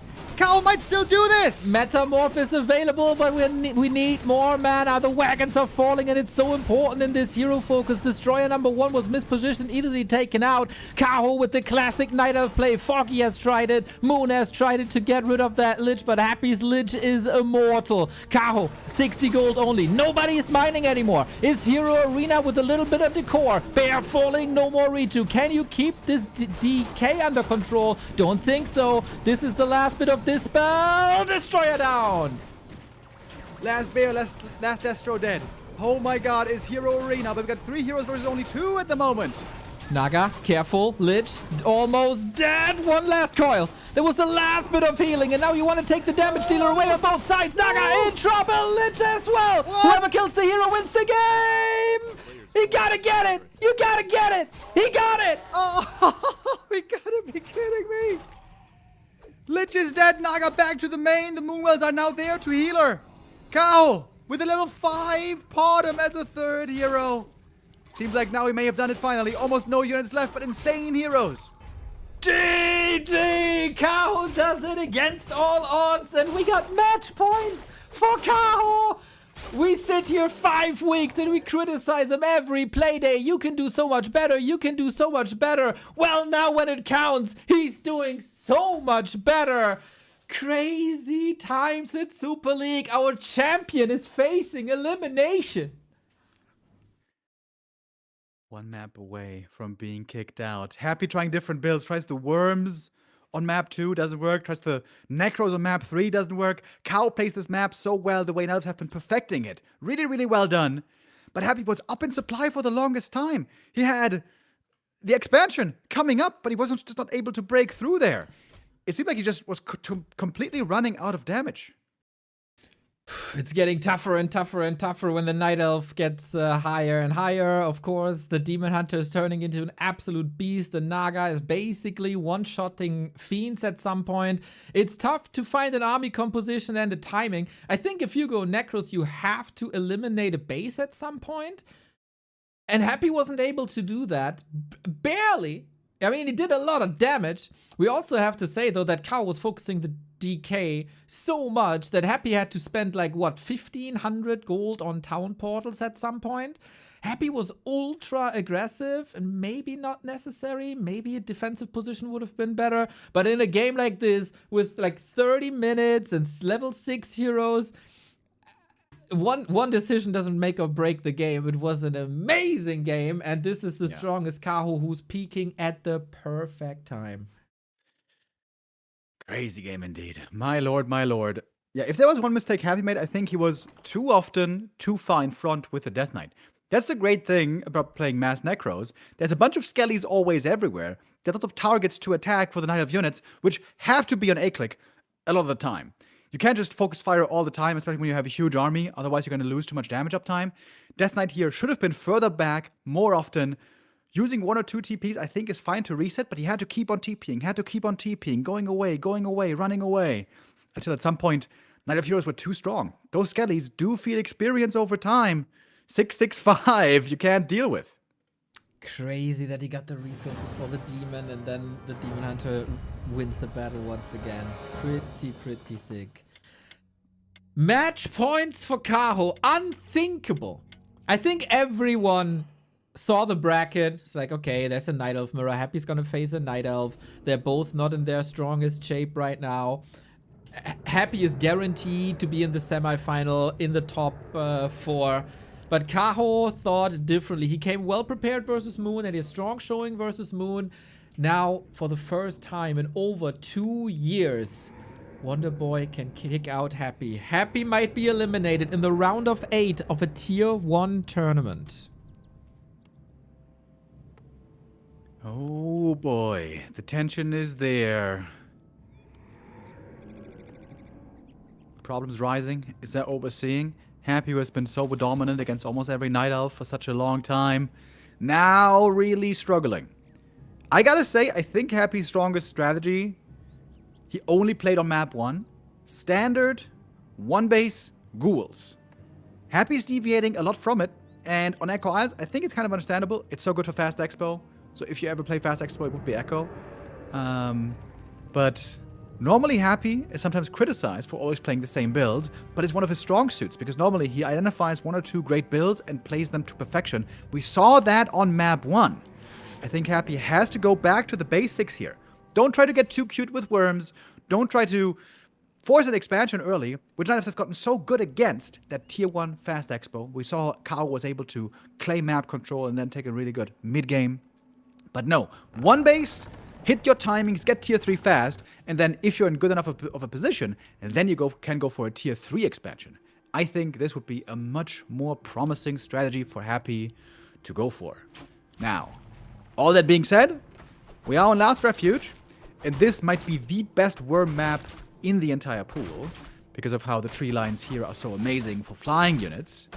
So I could see him trying it again, but I would say that could be quite risky. We'll see about that. I definitely agree. The tier 3 expansion in Happy's hand seems to be the strongest. We haven't seen it yet outside of Hammerfall. I have to say, though, this Echo Isles win is extremely important for Kaho to, if we go map 5, we got the map pick for Kaho on map 5. You've been here with us for the past 5-6 years, and we've seen these battles of Foggy versus Happy and ESL Cups and Dream Hacks. And this series, when it was close, they oftentimes ended on Last Refuge. And Happy owns Last Refuge every single time, disrupting creep routes, going for timings, creeping his ass off, using the best positioning possible. Like, I don't think he loves any map more than Last Refuge. And that this is not the final map is a huge boon for Kaho in this series. If we get to map 5, that would be Kaho's map pick. Wonder what that's going to be in the end. Ooh, juicy detonate here could be possible. Couple of skelly kills. Happy sees the wisp, though, coming. We got 1 archer here for a skelly kill. Not bad, not bad. Ring on the Demon Hunter, of course, phenomenal, as always. We do have a tech running on Happy's side, so we're getting this regular build that we've also seen on Hammerfall, and I think this is kind of similar to Hammerfall with the creeping, with the Demon Hunter harassing. This time, one archer in position, ghouls hurt. Demon Hunter cannot get surrounded here, even though it's a couple of skeletons and he might be fighting out. You don't want to lose that much HP early on. This is so far the most straightforward game that we got, and I think that's in favor of Happy then. Yeah, very even so far. Much better than Hammerfall. No archers died. No TP lost. I wonder if he's going to skip the boots again. That comes with a nice little bit of extra gold and cash. I didn't know what to say. Kosh. But it also, we saw in that last fight, you know, Hammerfall, we saw like one close fight, and there the low move speed made it very hard for him to get in the right spot for the mana burn. Is it not worth the investment of the boots? I guess Kaho so far says no. That is interesting, isn't it? Especially since it was such a lifesaver in the early stages. Maybe Kaho wants to keep the town portal, like if there's like worst case around, you can get out. And then when he survived the early game and this harassment style, then he goes for boots for the late game. This is kind of what he did on Echo Owls to a degree. So maybe it's a comfort thing. Happy pushed back to the main base. I think this is really good creep-wise for Kaho, stopping the DK in his tracks. Oh man, Happy already wasn't able to win 2 tournaments this year. Now he gets surrounded. Whoopsie. The Ancient of Wonders Cup was a big one that Sok got, and Labby also took a big Yu Tiao Cup when Happy was present. But not winning Super League would be a little bit of a disaster. But Happy's looking strong on this map. I think everything is going according to plan. He got the level 2. He will soon get the level 3. With that TP gone, boots will be very expensive at this stage. I would say Happy plays a fine game 4, and we all know how strong Happy gets when he's pressured into match points. Big moment here at the creep camp. Happy looking for the creep jack. He knows the TP is gone. But running into these end snares here can also be a bit dangerous. Happy's trying to be conservative with the ghouls. Good creep by Kaho. Pulls out the camp. Little risk so far. The big item still anybody's to take. Whew. We got boots on the Naga. So much control. Happy gets the ogre and the item. 6/6/6 snipe. And this game clearly in the direction of Happy so far. The coil arrives in time as well. The Kaho needs to get kills here now. Should be able to get one ghoul. Should be surely get one. No, he can't. Both ghouls getting away. Happy once again now firing on all cylinders. Hammerfall Happy is back, it seems like. Oh yeah, what a sweet contest this was. Demon Hunter undergeared. Happy didn't feel threatened by him, and now Kaho has some catching up to do. And this creep route should be easily readable by Happy. Tier 3 on the way. Kinda late, maybe even, this tier 3. It's really late, actually. Didn't have my eye so close on the resources either, but it was a nice aggressive early game by Happy. Very sad looking Demon Hunter, by the way. No boots, no circlet, no orb yet. Of course, it's gonna come later. And Happy keeps pressuring these units here. DK now for him, kind of low HP. Happy wants to make sure not to get over aggressive, but really heavy emphasis on slowing down the demon. Nice arrival of the Dryads here for Kaho. Naga was pressured, and in that very moment when the DK wanted to move forward, Dryads arrived. Naga saved that way. Solid damage on her. Dust settles a little bit. Thank you, Uni Potato Corn TV for the 29-month. Thank you, Laden, you legend. 10 euros. Can't buy Twitch subscription. It's a test. Thank you, mate. Matbo with the sub. Manu Gigo. You guys are awesome. Thank you. If you don't want to be exposed to ads throughout this series and the final days of Super League, the sub is your best friend. All in all, I would say this was still a great early game for Happy. Didn't lose any ghouls, which is a big deal, and got both center camps. Not fully, but you know the most important things. He got the experience from the big boy and the item. A moment ago, got the Scroll of the Beast. Sold that one. We saw earlier how Happy was willing to sell items to get the expo up quicker. He's once again close to tier 3 and wants to mess with Kaho's creeping once more. Oh, DK hurt. Naga hurt, and the Riju is coming in when Destroyer push hasn't even started, or Destroyer tech hasn't even started. This Riju is a huge help, but there's no mana at the moment. Coil, high ground, line of sight. The Fiend shots always hit those 17 HP. The calculations by Kaho needs the Riju now and gets it. Happy, this was quite some losses because of the late tech. Dude, if the Naga gets in one shot there, if she gets to the high ground, that could have been a kill maybe, but she was hurt as well. Kaho finally finding some ground again. Getting a bunch of ghoul kills here, maybe even a Fiend. Oh, this is a huge momentum on Kaho in a moment where Happy is supposed to be so strong. The bear timing hits different, but there's no TP anymore. Oh, Momentum. spoke too soon. Stopped in his tracks. B2W rip in full effect once again, but Kaho doesn't matter to him. DH or no DH, that is not a question for him. He just pushes and pressures the heroes and then gets the Demon Hunter back from the tavern, I assume. There's one more coil for Happy. The one of Mana Steel here, by the way, had big swing implications. Even if it was just level 1 coil, it had huge impact. Now we got the level 2 coil. Happy would love to snipe another bear here. That one is so slow thanks to the cold arrow. And will fall. Big losses for Kaho at 40 supply only. But Happy's around there as well. So many resources on Kaho as he wants to get the Demon Hunter back. He can go for a Tavern Revive now, but of course it's only at half HP. Nova on the Naga. And Happy shows the world again who's the boss on Last Refuge. Got another coil as well. Kaho, expensive res. He needs to go for another one. 2 hero losses. Very, very painful. One would imagine Happy could expand here easily now, but maybe he's thirsting for more blood. Close to the Night of main base. Is he going to push in? He doesn't have much mana to do it. And indeed, instead, he falls back. Got Kaho too greedy here. Was there no other chance without a TP? Was also close to a shop. Could have gotten a TP. Heal scroll, invul, maybe. World is Happy's oyster now. He can creep anything. He can expand, I guess. This was too much momentum ruined on Kaho's side. And now, oh, there's Dryads in the base. Whoopsie.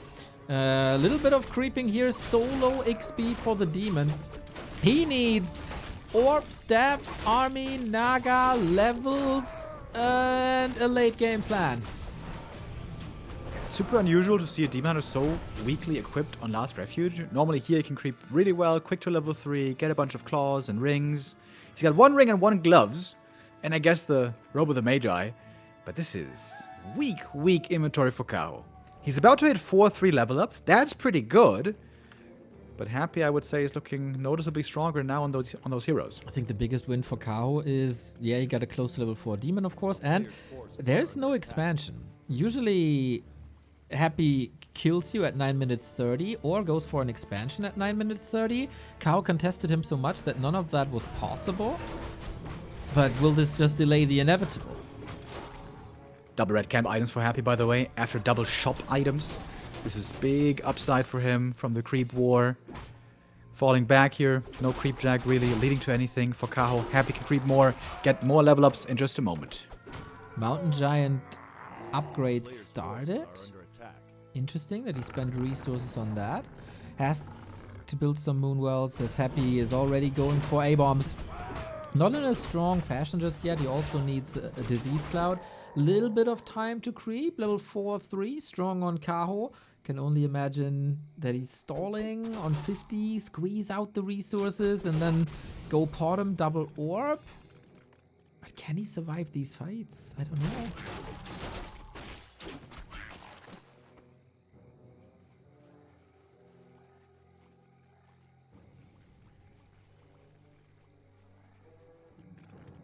Another spot for Happy, another important spot for Happy. Turtle on the way. Naga is again doing good damage.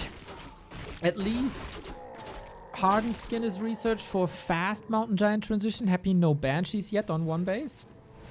Creep check opportunity. There is a TP. Kaho sees, oh, you got this turtle already? Oh, damn. Not the great sign. Demon Hunter is scouting for an expo, maybe.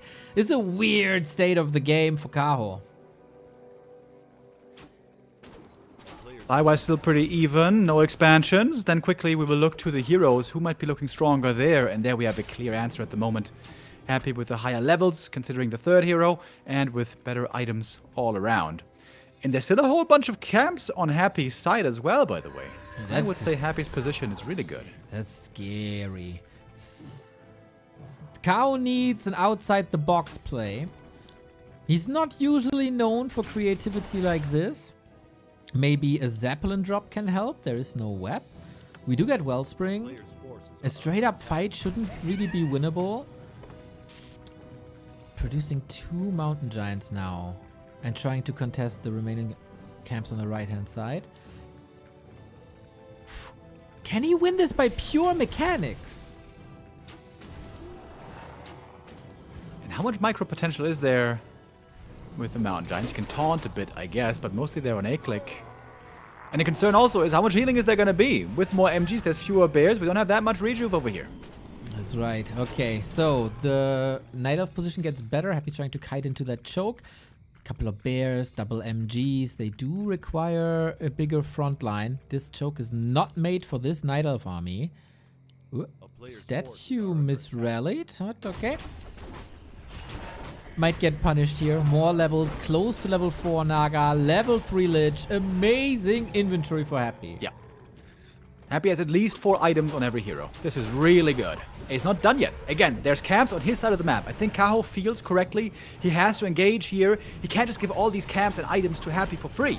He knows he's behind. He has to do something. Destroyer position is amazing. Kaho fighting without the bottom. His signature third hero. Destroyer focuses. Sweet! The heal. What in the back? Beautiful position. So much healing. DH rip with an Invu potion. Kaho knows this game is ultra over. No staff, no potion, no hope. Game 5. There we go. That's the way we want to see it. Game 5 decider in a banger match here. First game of the day. 1 of 4 in the top 8 in the Super League. Happy really comes out swinging here once again. And does what I was asking of him. Stop being fancy. Don't go for a fast expo. Don't go for worms or anything weird. Don't go for builds that haven't proven themselves yet. Play the norm. Play the standard. Rely on your fundamentals, which we know are so good. Get the tracksuit and the whistle. Coach Remo is back. Maybe Happy shares the prize money with you after that coaching. But also, again, like, just the pure dominance of Last Refuge is so crazy over so many years. Now, that was Happy's last pick, and we talked about this before, like how important it is for Kaho to win Echo Owls, that his map is last. And it is an interesting pick, I gotta say. Turtle Rock is our last map. Not Twisted, not Autumn Leaves. It's a bit of an odd map pick and ban system here, I gotta say. But the older version of Turtle Rock is a banger playground for our map 5. Banger support also coming in from you guys today. Thank you very much. Boohoozer and Pillow Star with the resub. Thank you, Unit Potato Core TV with the resub. I think many Warcraft fans right now are feeling excited already in our first series of the day. Yeah, Turtle Rock. Very interesting map indeed. Seems to point away from expansion, more towards one base, which I think is the way that Happy is looking the strongest right now. We live in a world where our title holder might be eliminated in the quarterfinal. A top 8 finish only for Happy, disaster. A top 4 finish for Kaho, absolutely fantastic after what we've seen in the past 5 months. Now the question is, who performs better on map 5? Who has the nerves? Happy, of course, we've seen him many times. Come back, defending match points 2, 3 in a row. How stable is Kaho now under pressure? This is where diamonds are made. This is where champions are made. Against the ropes with no more runway, when the pressure's the highest and the nerves are starting to play tricks on you. This is what you have to come through. This is what you have to brave and excel in if you want to be a champion. And of course, we know Happy has been here many times before. For Kaho, it's not uncharted territory. He has gone far in big tournaments before. But of course, he doesn't quite have that same pedigree that Happy has. Right on. Everybody was looking at the bracket and everybody wanted that Happy versus Lynn rematch in the semifinals. We were speculating, oh, might FoCuS be the party pooper? Might FoCuS be the one ruining the bracket? But in the end, it might be Kaho. It's on, boys! The last map between Kaho and Happy. Year-long rivalry. Oh, was it a rivalry? I mean, they met a lot of times, but the winner was always Happy. Now, at the biggest stage, in the biggest tournament, can Kaho close out the comeback and ascend into the Final Four where nobody saw him? Or will it be Lol Happy wins after all again? Happy not making a top 4 would be a bit of a shocker considering his usual run, his usual finishing capabilities in these tournaments.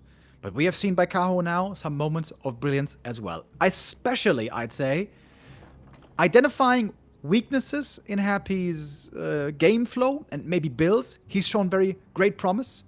Really, really good at the counter expo playstyle. Fast expo into counter expo, I want to say. In the one base right now, he's getting a bit outclassed so far. Is Happy going to go for a play like that again? I would expect so. After all, this is Turtle Rock, not really a map made for fast expanding. That's right. That the turtles are too powerful. The starting expansion positions are too powerful. You could do it, but it would be a gigantic risk. And I don't know if you want to take that if you're facing elimination in the biggest tournament of the year. Kaho also, I think, the big two flaws on his losing maps, Hammerfall and Last Refuge, were punishment on the Demon Hunter. Way too much damage on Hammerfall and that instant TP. Then he can't go or decides to not go boots, and then Happy has full control. And if the Happy momentum is on, it's almost impossible to stop him if you're not live. So I would say, especially since it's Turtle Rock, safety first might be the game plan for Kaho. Yeah, I don't want to see these bootsless Demon Hunters anymore. Put some shoes on him. Don't force him to run around barefoot. That's just not friendly. He didn't go for Circlet. Didn't go for boots. Demon Hunter was weaker. What did he get for it? Faster tech. On Last Refuge, we saw the rarest of all things. Faster tier 3 for Night Elf than for Undead. That normally never happens. So, you know, I guess the plan worked out. He saved money on items. He got the faster tech. Great. And what did that give him? Demon Hunter dying in the mid-game, Naga dying in the mid-game. The fast tech isn't the game winner for you if you lose along the way. Go for strength early and slow down the tech a little bit. Immolation as the first spell is on Turtle Rock a little unusual. Messes up the Wisp block. Interesting to see that Happy is not sending anything to prevent that Wisp block in the first place. Lots of Night Elves have played Mana Burn first here because I guess the thinking is, well, there's not too many spots where Immolation hits a lot of targets, and so I go Mana Burn. But I think against ghouls, Immolation always worth it, and so thumbs up for Kaho's skill build. Both players here going to reach level 2 quickly, picking up 2 items right away. Demon Hunter really good with the slippers. You love to find those. Happy with the cloak a little bit worse. Ideally, you love to get Mad Love Intelligence. That's an insane item early game and honestly through the entire game. So Kaho there favored by just a little bit, and also favored a little bit on the tech that might be relevant for the Naga later. Okay, contesting the DK on the right-hand side. Slippers, lovely. Cloak, lovely on the DK. Shop access for a circlet, as so often. Plus dust to reveal archers. And with that dust in the inventory, I think archers have to be extremely passive. But with a small force here, he shouldn't threaten any surrounds. Oh, maybe? But with archer support, he really shouldn't surround in the first place. There's too much damage. So it's a little stalemate in the middle. Happy wisely goes past the Demon Hunter. Of course, surrounding archers would be great. But good movement on Kaho prevents those. Oh, if you can burn all the mana here, that would be perfect. Kaho with good control. Not offering any easy kills here early on to Happy. I agree, man. This archer movement is very good, very elegant. Demon Hunter constantly threatening. Wisp is coming in for maybe some skeleton kills, but instant split by Happy. So this Wisp stays alive, might return to Lumber, and you know how important this game is when you see that Happy is denying skeletons. Yeah, well done by Kaho. This was picture perfect execution. All the archers saved, didn't offer us around, perfect mana burns. Demon Hunter was far up front because he knew the archers were there to back him. This time, not forced to TP away. Again, I don't love that he doesn't have boots, but okay, I guess that's his conviction right now. And he has control of the center at the moment. He can pick that Naga in a second and can prevent it for Happy, I think. Yeah, Happy has had a skeleton there. This is usually Happy's play. This is usually what Happy is doing every single time. Be at the tavern first, get that Naga, get that map control, get that slow, and slow down your opponent. Oh, a little unlucky to not have Frost Arrow enabled. And now Kaho is using Happy's weapons against him, and he's diving deep into the undead base. Happy has to go for Lich here. There is no other choice as he was bullied away from the middle. Go in tier 3. I guess it's not ideal. Happy would have loved to have the Naga here, find some kills, and then maybe take some camps away, ideally even aggressively from the Night Elf. But it's not a disaster. He's going to go Lich anyways. It's a good hero anyways. And we saw another issue for Kaho earlier, where he was low-level Demon for a long time. If you don't get him level 3 quickly, that can sometimes turn into an issue. And indeed, this Demon is still only 2.0. Agent of War must be in position at the big turtle spots. Happy still contesting with only one hero. Happy's tech was faster. The coil hits nicely. Kaho needs some ghoul kills. This Naga hasn't really paid off just yet, except that Happy's build is a bit ruined and Happy didn't get a Naga, but Lich is a nice replacement there for sure. Question is, when do you pull back? Oh, Happy got every single one here. Hey, not bad. When do you go for the big camps where Kaho will creep faster? Does Happy have the read? If the Lich shows up there at the shop, that could turn painful, but no, Happy's actually going for the starting position, red camp. That is Kaho spotting it. He's got a Lich over there. Now he picks up the boots, wants to do something about it. Right on. Is he in time, though? Big troll gone. Vampora. Okay, I guess. Wisp coming in for the detonate. Lich trying to dodge it. Mana burn. Big. Naga a little bit too late, it feels like. Creep still up. He did prevent level 3. Oh, DK has no TP. Can't hide. Kaho, how good is the control? Gets the ghoul. Was denied. This one denied as well. 2 ghoul kills is kind of nice, but the double deny is pretty sick. The experience is still very low. I would say that's worth it for the big red camp. Got the item here. Of course, it wasn't the greatest. He sold it right away, but it was also some decent experience. Yeah, DK not level 3 is quite an issue. DH will always get level 3. Dryads coming in. Defend upgrade on Dryads coming in. Tech 3 seconds off. How well are Happy's timings working out? These 1 bases. Yeah, we haven't seen too much. They did go in favor of Happy so far. But does that remain the same? Kaho wants to get the item here from the shop. Risky. He knows Ghoul Frenzy and Orb is about to be ready. There's no Orb yet for Kaho. There's no Master Bears yet for Kaho. If Kaho isn't careful here, he might be overextending. So he goes for the safer camp, smaller camp, takes only the ogres. That's wise. Okay. Calm and collected. Nobody wants to make a dumb mistake here now. Naga level 2 for Fork Lightning. Nice, but it's of course nothing in comparison to the level 2 mana burn. This is something that Kaho absolutely needs alongside Orb, alongside Bears. The last calm moment maybe. Happy pretty unlucky here with the items, by the way. He got a bunch of rings and cloaks. Really not much damage. The Lich only has +3 from all the items gathered. That's good news for Kaho. Demon Hunter finds the Vampora as well. I don't think he necessarily needs it. Uptime, not the greatest for Bears. Naga harassing. We still have a TP here. Demon Hunter wants level 3 at all cost. Take that, troll! Got it. Alrighty. That town portal gone. Got the level 3 that he needed. Sells the Scourge Bone Chimes. Does not value the life steal here. As both players now moving towards 50 supply. This seems to be one of the most even early games, mid games we've had so far. Looks like Happy does not feel strong enough to go for a tier 3 expo right here. Yeah, and also not strong enough to go for a 9-minute 30 timing. Now, levels are looking better. Naga is on. Kaho with the safest remaining creep spot there is with one of the big items. Mana for the Naga, unfortunately not what he wanted. No survivability. Invuln or heal potion would have both been better. And now decision time. Where are you going? Red spot, turtle camp, consumables? What are you going for? Yeah, Happy can claim 3 consumables here pretty easy. He's feeling a bit stronger right now. Already at 50 supply. Double invul for him.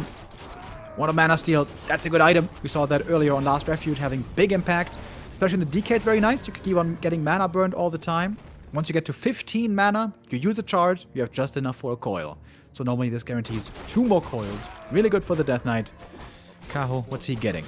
Red Camp. Battle Drums. Is decent, but I would say that's the best. Yeah, 2 bad items in a row, I would say. But Naga level 3 is amazing. Interesting to see, by the way.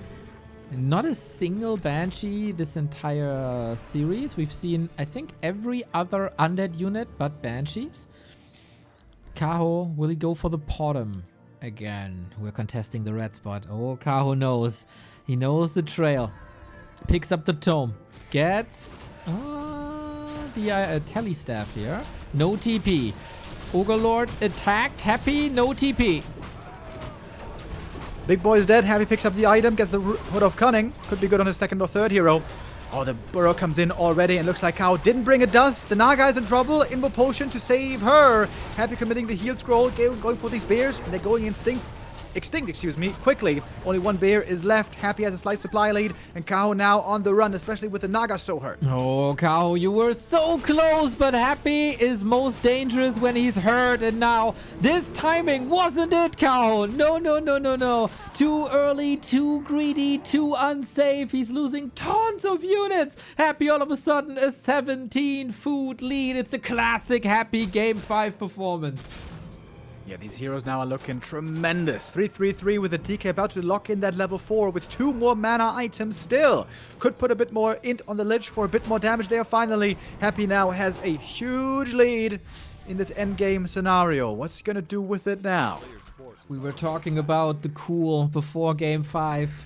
Does he have the nerves for a big Game 5? And he felt pressured into doing something. At a tier 3 one base situation, I don't think that's necessary.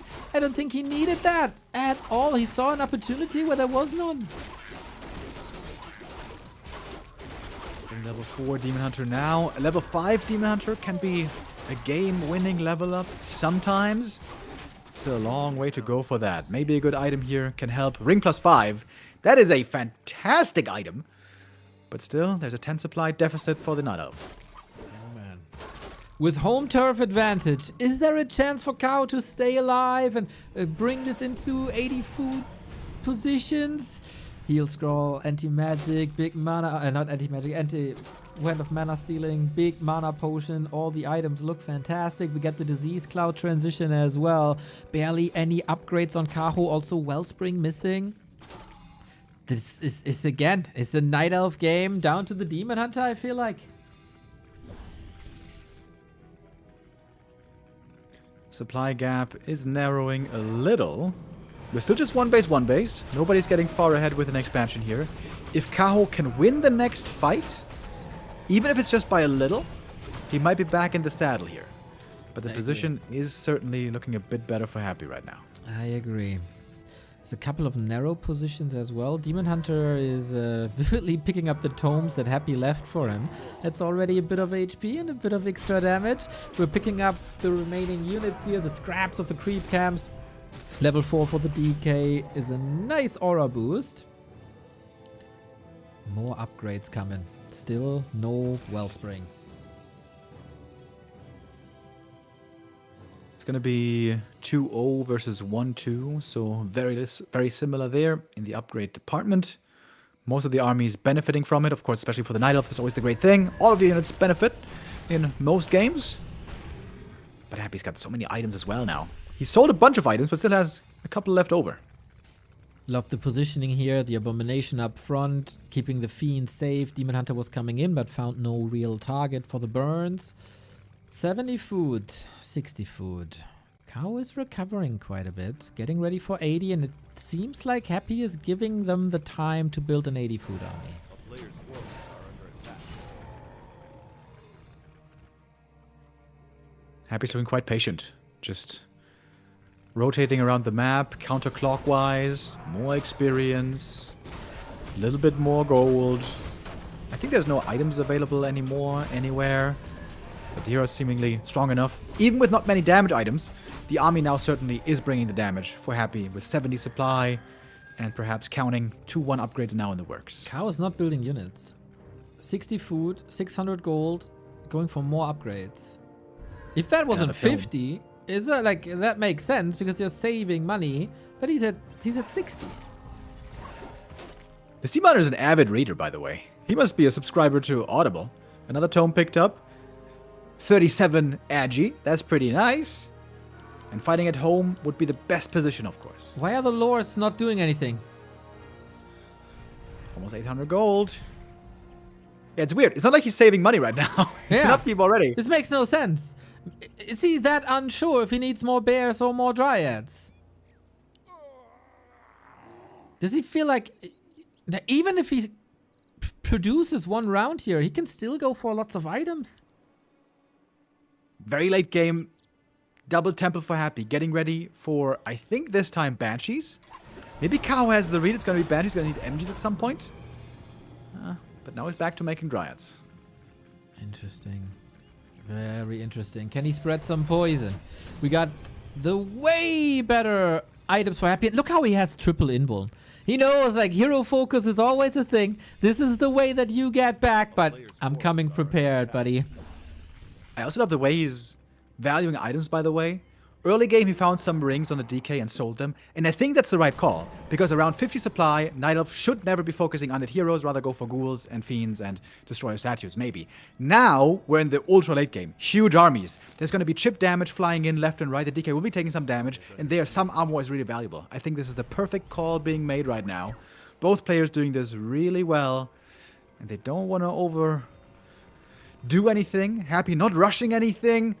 We can feel this is the deciding map 5 of the series. Speaking of perfect calls, I think it's the perfect call to go for Banshees this game. We talked about it. We haven't seen them. It felt like Night Elves got insanely good at countering Banshees by killing their own bears. Usually Kaho would love to scout this, but Kaho doesn't have eyes on the map. He doesn't have a potom. He doesn't have a floating owl around. He has no clue this is happening. So he's not getting ready for mountain giants. He doesn't have fairies, and he is forced to fight with 4 bears. 6 bears. Happy is outsmarting and outmaneuvering Kaho big time on game 5. Yeah, you make a good point with the scouting, with the flying units. When you're playing 2-base, which is also where we see lots of Banshees, you got some, you got some scans, you got some gold, you can send in Wisp, you got the owls possibly, you got hippos or talons possibly. But how are you going to scout in this game? The resources are pretty damn tight, even with Kaho having had a bunch of gold earlier. Is he going to get suspicious at some point? He's going for a Chim Roost, which is not a good transition to go into Fiend Banshee. Let me remind you, everybody, that a couple of months ago it was discovered that possession works on webbed units when it didn't work like that for years. Now it does. We have seen that work, and Happy is just waiting, man. Possession is coming. Kaho doesn't have the answers.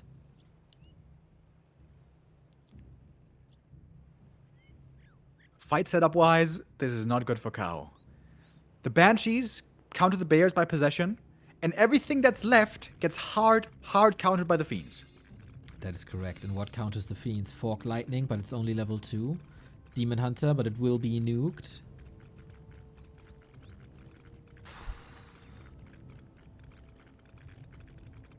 Kaho's gonna have supply for one single Chim. That might be the lowest DPS Chim of all time. If it just gets webbed into the middle of the undead army, it's gonna die instantly. Or get possessed, but I think he's rather gonna possess the bears, as the Chim really should be easy to kill. Why not both, Remo? Why not both? I guess the question is, how many possessions is he gonna have? We got 5 Banshees right now, at 80 supply already. 3rd attack upgrade. We're almost mining out the main bases. We are. Calm before the storm. It is a bit fascinating that Kaho is alive after that botched fight at the upper right-hand side.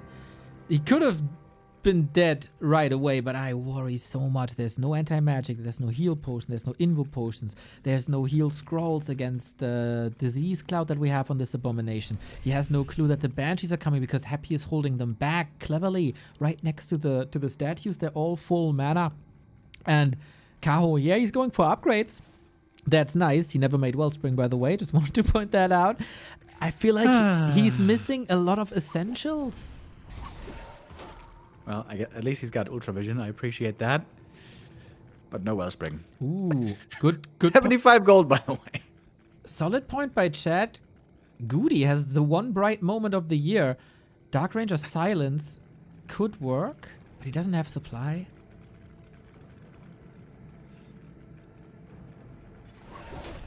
And he still doesn't know. Like, he must have an idea that something's missing. He knows that this is not an 80 food army. Yeah. Demon is scouting well this whole time. With Ultravision with boots, you can do it pretty easily. Corrosive Breath is coming. Maybe that Chim is going for a little bit of a base scout / harass. We saw that backfire before spectacularly in this league by Moon when he had the Chims rather attacking not defending. What if Kaho goes straight for a base race? High upkeep now. With another Chim coming. It seems like Happy's the one though to make the next move here. He's got the shade as well. This is big vision advantage. And I think seeing the Chim Roost, he is very, very satisfied with. Oh yeah, might even get a half a second of a smirk. That's reserved for the birthday only. Yeah, I see. one smirk per year for the birthday. I see. Okay. Sorry, I'm not that much of a fanboy, unlike you. Who knows these details, of course, of our top player. Not many can be. Okay, Happy getting up to 88. He's saving a little bit of gold here. Is he saving just enough, maybe, for the Haunted? It's 220 for the Haunted. I gotta point out, the mana burns are wonderful. There's not too much juice left on the statues. And it's these, like, how do you want to deal with all these banshees? Man, they're so scary. It's 9 banshees. Happy's unsummoning half his base right now. Getting more gold. Oh! 95 supply. There is no web.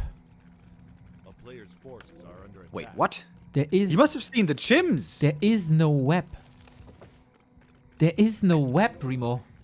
I think he's forgetting that he didn't research. He must think he researched it. Oh my god. Oh my god. Oh my god. He has enough to research, but he's not doing it. That's crazy. He's forgetting about it. Against Chims. He's forgetting about the web, possibly. Mana burn again on a statue. Oh, on a banshee. Happy's trying to get his bearings. What does he have? What does he need? He needs web, but he doesn't realize. That's crazy. Oh my god. Game-losing web upgrade, possibly. We also... Tournament-losing web upgrade, possibly. We also got 3, 6, 9, 11 wisps ready for the detonate for Kaho. There is a real chance that Happy is eliminated round of 8. They got 3 Chims that cannot be webbed as long as there's no web. They got Roar. They got 3-3. And Now he realizes. he knows that there is no web. It's a fast God. It's a fast upgrade, though. It's a fast upgrade. Maybe he can stall. Yeah. He's lucky that it's just one fiend here being sacrificed Yeah. at the altar of forgetfulness. Yeah. 100%. 1000%. Oh boy. Oh boy. This almost lost him the fight. 10 seconds. And now we got a whole different game with the web up. Player's forces are under attack. Web up. Okay, will we possess the Chimeras? We got curse everywhere. Here we go. Chimera possession. Nice nuke. And there's big punishment. Wisps are coming in as well. Possession everywhere. Can Happy survive the quarterfinal? One possession is through, getting a bear. The Chimps seem to all be there still, but don't forget the web. Also good for really targeting these. Possessions all over the place. What's going on? Supply-wise, it's still pretty even. Not much longer. I feel like the Chimeras are gone. One is still alive, but not for much longer. Kaho in Happy's base. The Naga. What's the Naga doing? Invo potion soaking up a lot of damage, I guess. Bears disappearing. We got strong Dryads left, but that's about it. Happy lots of mana here with the potion still available. The consumables are looking great for him. The Naga, though, might be going down. DK level 5. One of Mana Seal is in. Aggressive coil against the Demon Hunter. He's really hurt. Happy, of course, fighting really well on Blight. Demon Hunter hurt again. Staffed out. Great there. Last second. Saving the first hero. The Naga now left behind has to disengage. Only Dryads left. Not the late game army you need. Lots of control with the Dryads. Demon Hunter is back in a second. Full health. Close to level 5. Not too many Fiends. There's only one Fiend. Is that enough damage to deal with the Dryads? One of the best units, of course, to have now. Can't deal with... it's not affected by Coil Nova. Happy has a lot of magic, but magic can't touch Dryads. Going down here. Happy still holding on to the big mana potion, by the way. Hold. Again. Demon in trouble. Level 5. That's what he wanted. Big mana burns now. Needs to be super quick. Lots of Dryads. Oh, the shade is gone. Kaho still has a chance, being 14 food down. Holy shit. Kaho didn't move the Tree of Eternity, by the way. Yeah. He researched Wellspring. I guess he canceled it, though. Doesn't have it. It's moving now. Very slowly. No Nature's Blessing either. This will take forever. Happy has no gold, but he's selling more of his base. He can expand soon. He needs one more building, and it's going down now. Holy shit. We got also 2 gigantic donations. Laden, first a €100 dono, then a €90 dono. You are mad, my dude. Thank you very much, man. Incredible support. I hope this is reflective of your enjoyment also of this series. What a banger series it's been so far. We had some short days in the Super League in recent weeks. This is not going to be one of them. It's going to be a 2-hour series, it seems like. We're getting closer to the decision. And we don't know yet who's going to take it. Coil Nova, strong. No more Reju, of course. Healing up that Demon Hunter is a problem. Mana Burn, strong. Fork Lightning, strong. Statues, empty. No! Demon dies! Demon dies! No! Staff again because the tree is here. And he would have been staffed right into the fangs of Happy. And now, no Demon, no competition, no quarterfinal with Kaho. Which is low, but doesn't matter. There's easily now enough coils. No mana burn anymore. Without the demon, this Night Elf army can't really function. Naga trying to survive. She can't. Coil to execute. And Happy, battered and bruised, but still successful. Winning this series, making it into the top 4. Ho, ho, ho. Man, this man must have sweat bullets today. It was destined to be a clean 3-0 walkover. Everybody expected Happy domination. It started with Happy domination. He wiped him off of Hammerfall. Kaho was activated on map 2 and map 3, brought a big fight. But then, as so often, man, when Happy is facing elimination, he's taking control. Last Refuge was pretty much a wipe, and it was 2-2, and then a crazy, shaky series finish by both. But game 5 is Happy territory, and man, that web saved his tournament run. Dude, he almost lost the tournament because he forgot about web. You could see when the Fiend was moving in, he's trying to web, all of a sudden, oh my god, I don't have web. And he runs back in panic. You know what? That Fiend kill, Happy being in panic, Kaho realizing he didn't have web, did that bait him into fighting into the under main base? I guess. That's not where you're supposed to be going, dude. There's reinforcements right there, shop right there, main right there, blight right there. If he had fought somewhere else, it would have been a much easier, much better fight. Yeah, I guess. And of course, then how would this look with Nature's Blessing and the tree moving over during the fight? How would this look with Wellspring? There's so many what ifs now. How would this game look with a Podum as a damage dealer, orb carry? Kaho, though, mad respect. This was not supposed to be this close. Kaho was forced into the A game. He did bring his A game, but we've seen it over the past 2 years in the clutch moment. Happy has nerves of steel and takes the series home. So the dream of a Happy Lynn semi-final are still very much alive. Indeed. Happy makes it through after a tough contest.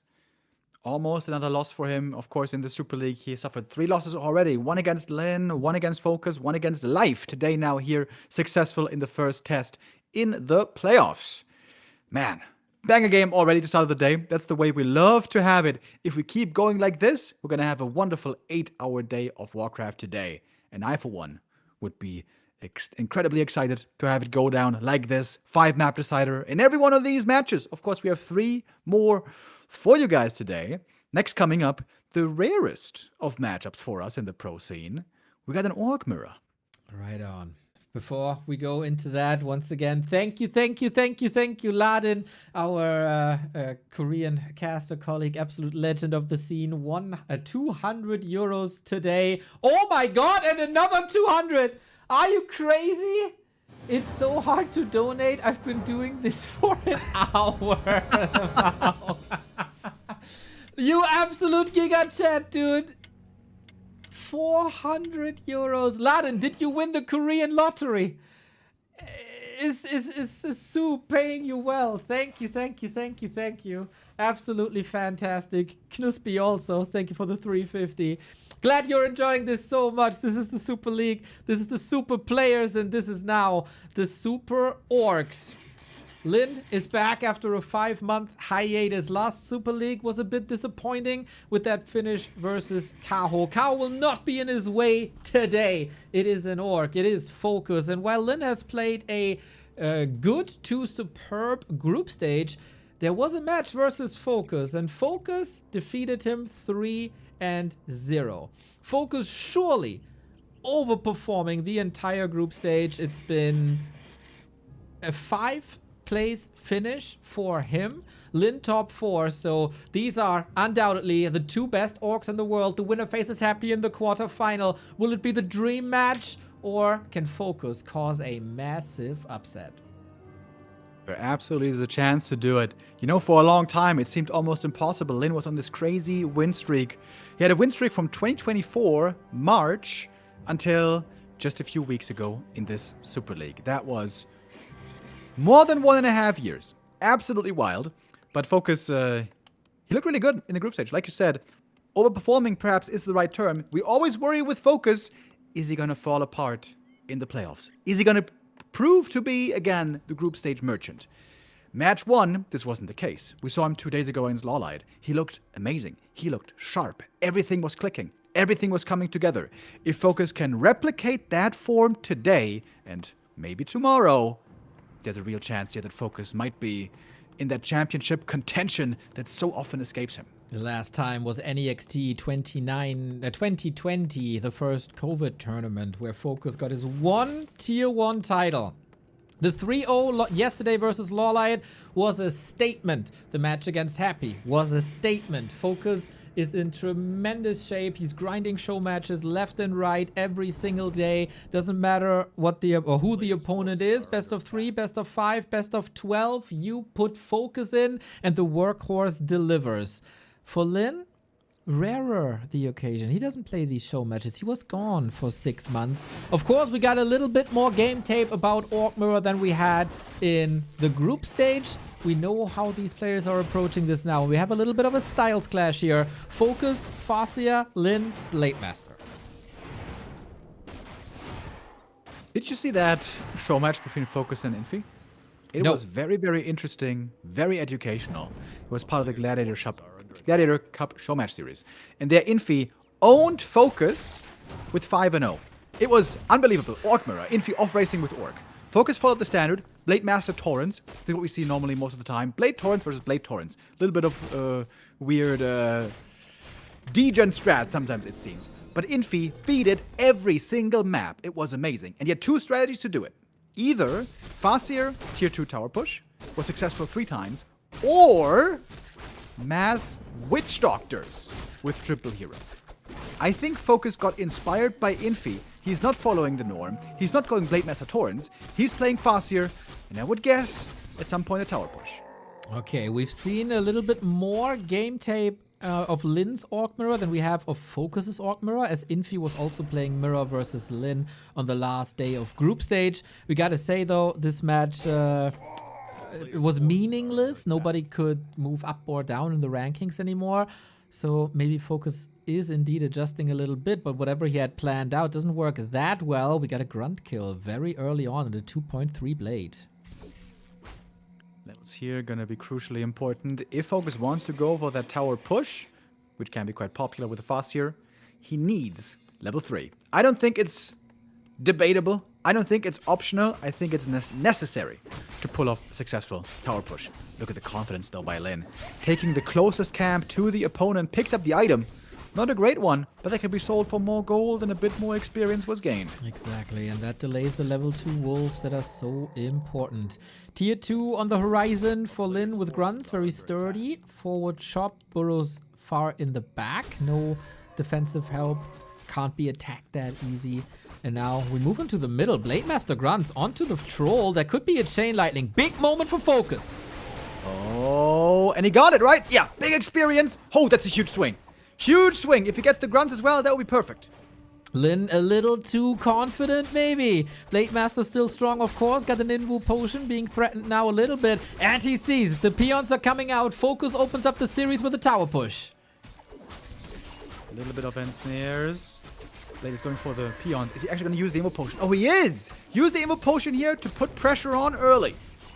Firelord is out. Lava spawns coming out. Of course, this is not where you want to fight if you are planning a tower push. Draining that Invo potion was important here. Is reveal. But Blade Master is saved and is ready for the defense. Shadowhunter coming. Walkers coming. Forward burrow. Still not the case. Lynn has to weather the storm.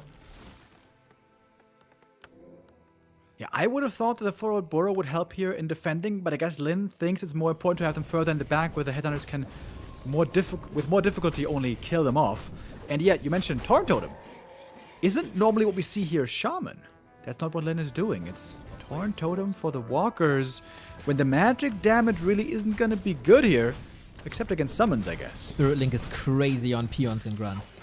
That allows so much sustain. We'll see if that still arrive here. Shadowhunter also with the heal wave first. Towers being cancelled. First grunt down. Still no level 3 Farseer, man. Was he maybe a little bit too far away? First heroes battle each other. Oh, the grunt is doing a lot of damage to the headhunters here. Can these lava spawns split is the question.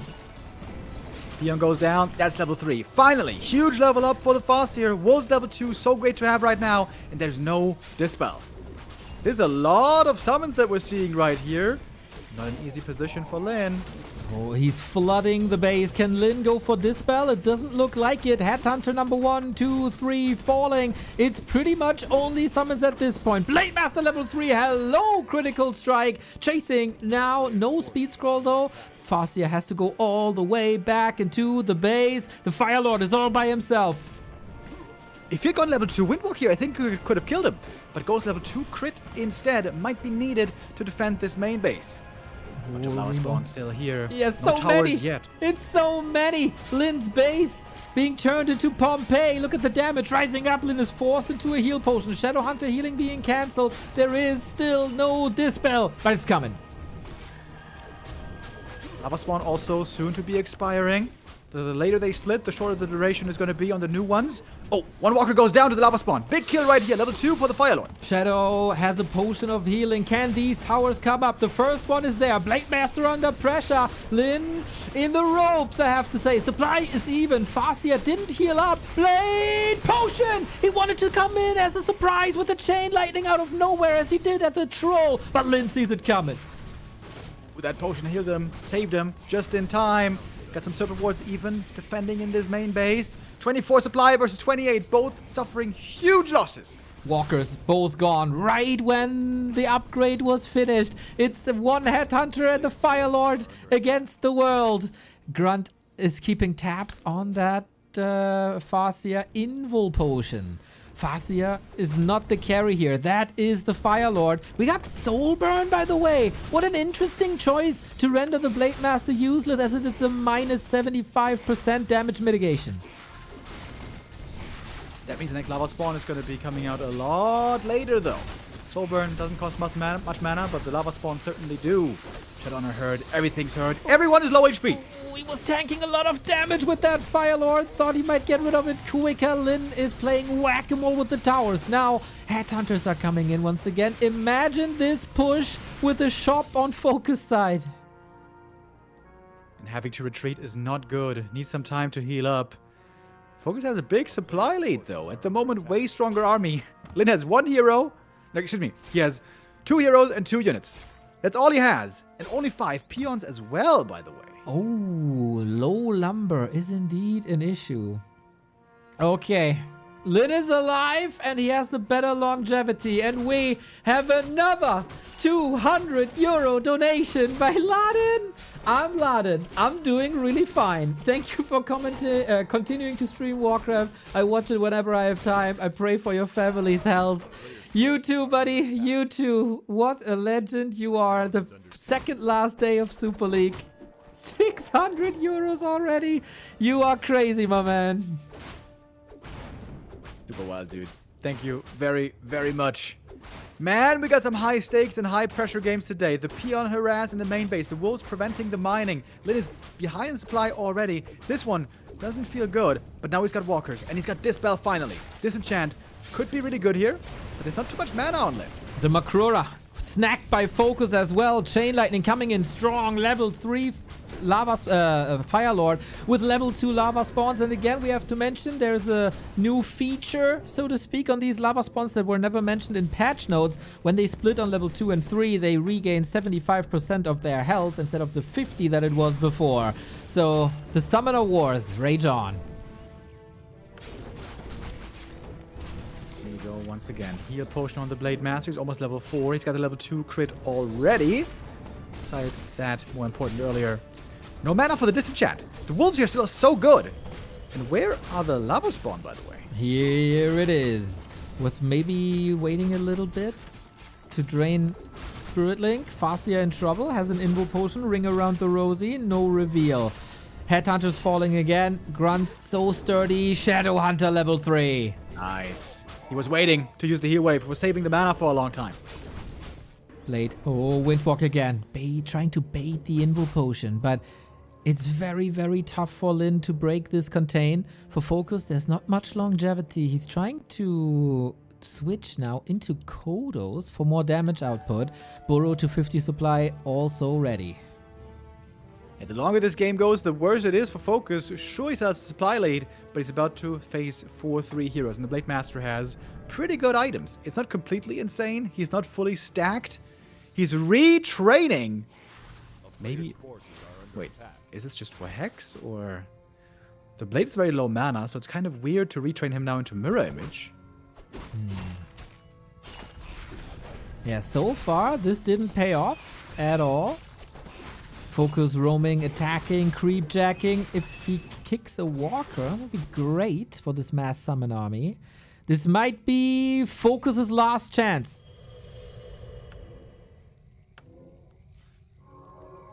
Then falls again back to the shop. He does retrain into Mirror Image.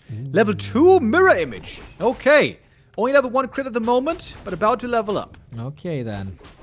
Grunt Walker versus Headhunter Kodo. Kodos can snag 2 units right off the bat. Serpent Wards he should be able to deal with that. The shop kill, of course, would be gigantic to keep heal potion, mana potions away from the Shadowhunter. Lynn is going in. What's going to be the target? No Windwalk now anymore. That means the heroes of FoCuS should be able to survive this a bit better. Mirror Image used.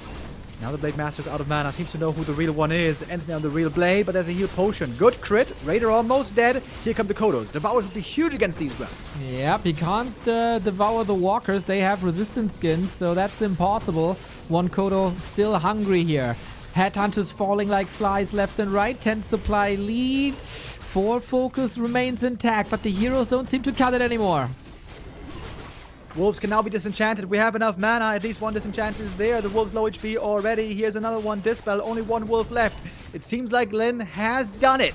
He's getting soul burned a little bit, but he's not in big danger anymore. I agree. Chain Lightning against the Walkers is fine, but Lynn's ethereal form looks fantastic. FoCuS is running out of steam. One Invo Potion to save the Fastia. One last Hail Mary, maybe. But now we play Whack-A-Mole again. We play Magic Heads. This wasn't the right one, FoCuS.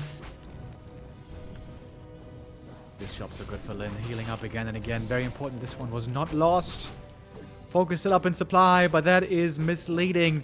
Lynn now certainly with a stronger position, with a stronger heroes, with a defensive shop here that is such a huge help.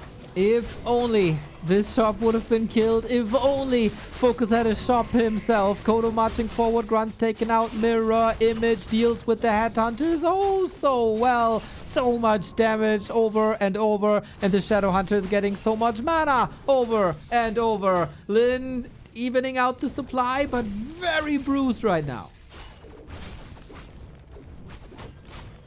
They're not even making too many units anymore. He's relying on the heroes, going heavily for items, heal pots, mana pots, clarities all the time. As the heroes also keep on rising in power, by the way. Shadowhunter is about to hit level 4 in just a moment. Nice ethereal form. Lynn is really showing up strong here. Big crits now. 168 against this Firelord. Fastia and Firelord both extremely squishy. You can't really tank with them, but what do you want to tank with? Little bit of control added with the radar. And again, healing, healing, healing, clarity. FoCuS is not even... Okay, now trying to punish that shop. Everything's so hurt though. At this point, the mirror images might even be able to find some kills like there with the crit. Takes out another one, going for another mirror image. Gets rid of the end snare as well with that. Raider basically surrounded, takes that one out. Kodo falling as well. Lynn now taking this game by the horns. Ooh, that is the Invo Potion that he was waiting for such a long time. Level 3 critical strike. The War Chief holds against relentlessly pushing FoCuS, who had some very good moments this game. The Troll Snipe with Chain Lightning was amazing. The setup was also pretty amazing for an attempted Blade Master snipe, but Lynn was too ready. And if I had to boil down this game with both players playing a pretty great Orc Mirror, one player had a shop, the other player didn't have a shop, the one with the shop wins. Yeah, and FoCuS might be thinking to himself right now, damn, how did he defend this? I tried to defend the tower push against Infi with Blade, and I always failed.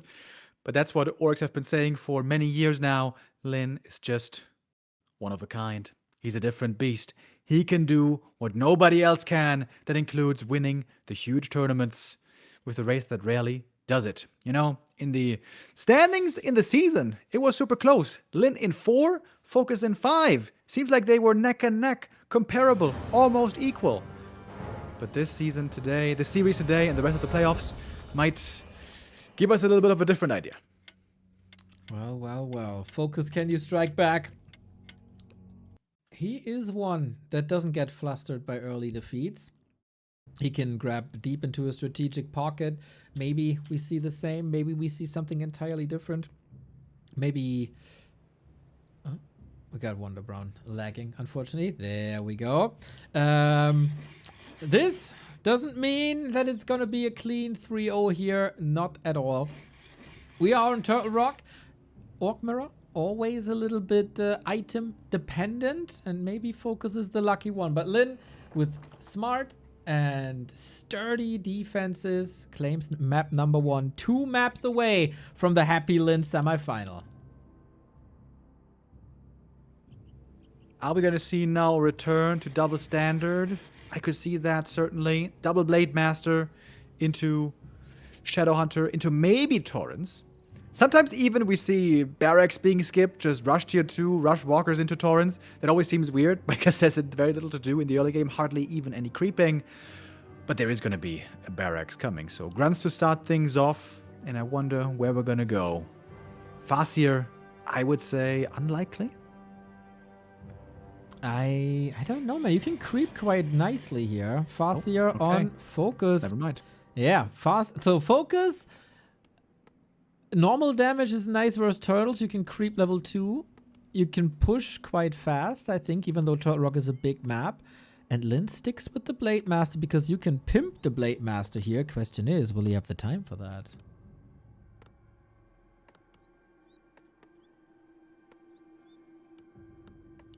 Yeah, come to think of it, actually the fast creep route, I think you're absolutely correct. Really good for an easy level 3, green, orange, orange, if you're left alone.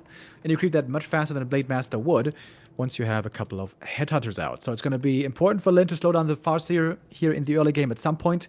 But not just purely be aggressive, but also creep some yourself. Ideally get some steals, gather some items along the way. Maybe a consumable, maybe a circlet. This is the true mastery of the Blade Master. You have to find the balance. Balance in all things. You need to do a little bit of creeping of your own, but also important, relevant harass. Well, well, well. How does FoCuS devour this? So far, no mistakes. And here on this map, like if you put the towers where Lynn's shop is and build a shop on the opposite side of this little river water thing, the push position should be amazing. And if we just go by our normal understanding of Orc Mirror, it's going to have to be a push again. Quite simply because of the first heroes. Farseer is so much worse than the Blade Master in the late game, you have to finish it early. Late game normally, you have no chance. Most popular in the meta seems to be right now Tower push. Tower push with Firelord, like I said earlier. Infi looked really good with that. Blade Master looking pretty good as well, by the way. Slippers, Circlet, Ring of Superiority. Not yet level 2, but good items already. FoCuS didn't fully creep the camp on the left-hand side. Wonder if that ruins the level 3 creep route for him. A player's force There's one troll still left.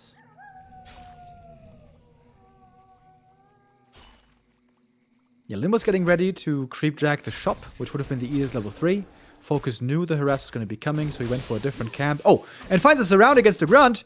Or maybe not. He almost had it. Loses the headhunter instead. Wants to at least make sure he doesn't lose 2. Yeah, who surrounds whom is the question. We play Ring Around the Rosie. FoCuS, I gotta say, not the momentum that we've seen before, but I love this attention to detail here. Headhunter attacking the grunt, getting rid, and the creeps are getting involved now as well. Very weird engagement, I gotta say. Last bit of heal selves available. Lynn's tech at 2/3. FoCuS's tech quite a bit behind.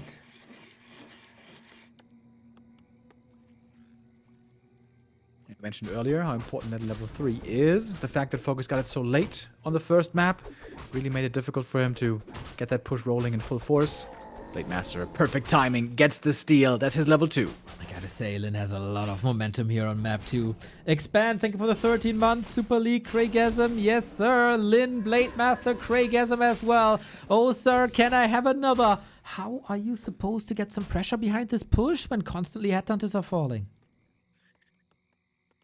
Slippers, by the way, really shining right now. That's a little bit of extra oomph that gives the Blade Master early on noticeably more damage, noticeably easier kills. This is a fantastic early game for Lynn.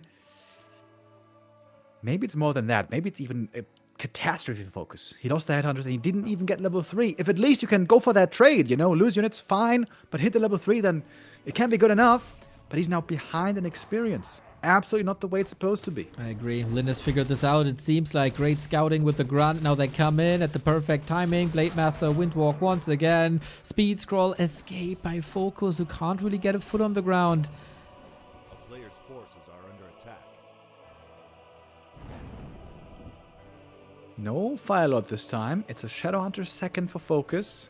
Tier 3. And tier 3. Yes. Whoa. You know what? I like this.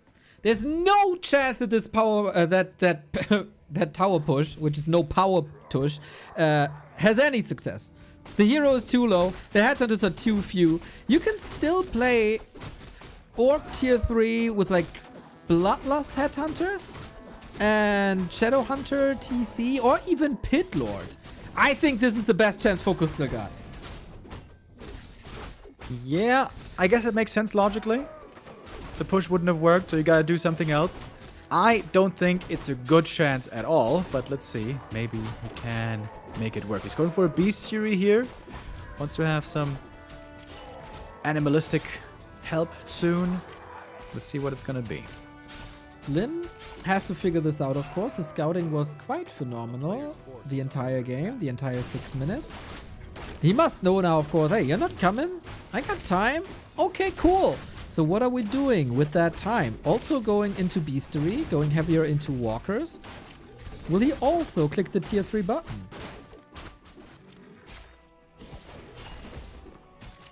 First little exchange here between all the heroes involved. Hex on both sides, slowing down the first heroes. Oh, there's a dust. There's another Hex. Invo potion is available, but Lynn doesn't... I mean, FoCuS doesn't want to have to use it if he doesn't need to. Oh, the steady stepping headhunters. Okay, getting killed. One grunt killed. Second Hex. If he takes out 2 of them, that'd be very nice. Okay, Shadowhunter level 2. That's a very good heal self here. Needs it soon. Takes out... or saves 2 units here. And maybe a chance to kill the Shadowhunter with the timed chain lightning. Greedy Hex here. Lynn is trying to go for 3 Headhunter kills at the same time. Had he hexed the other one, would have been an easy kill there. Blade Master still feeling strong, still durable with that Spirit Link. Good saves in the end by FoCuS. This could have been worse. I was about to say he lost 4 Headhunters here. At the moment, it only turned out to be 2 in this exchange. I guess there's 1 more going down. Good deny, though. Oh, wait. Lynn lost the Shadow. Yes, he To did. the Wolves! The Wolves! Almost didn't get it here. Oh, man, we saw him fly to heaven. Only level 1. He had a self? Maybe the Wolves were too hungry and too strong, and that is an opportunity now for FoCuS to catch up. He has tier 3. He got that TC.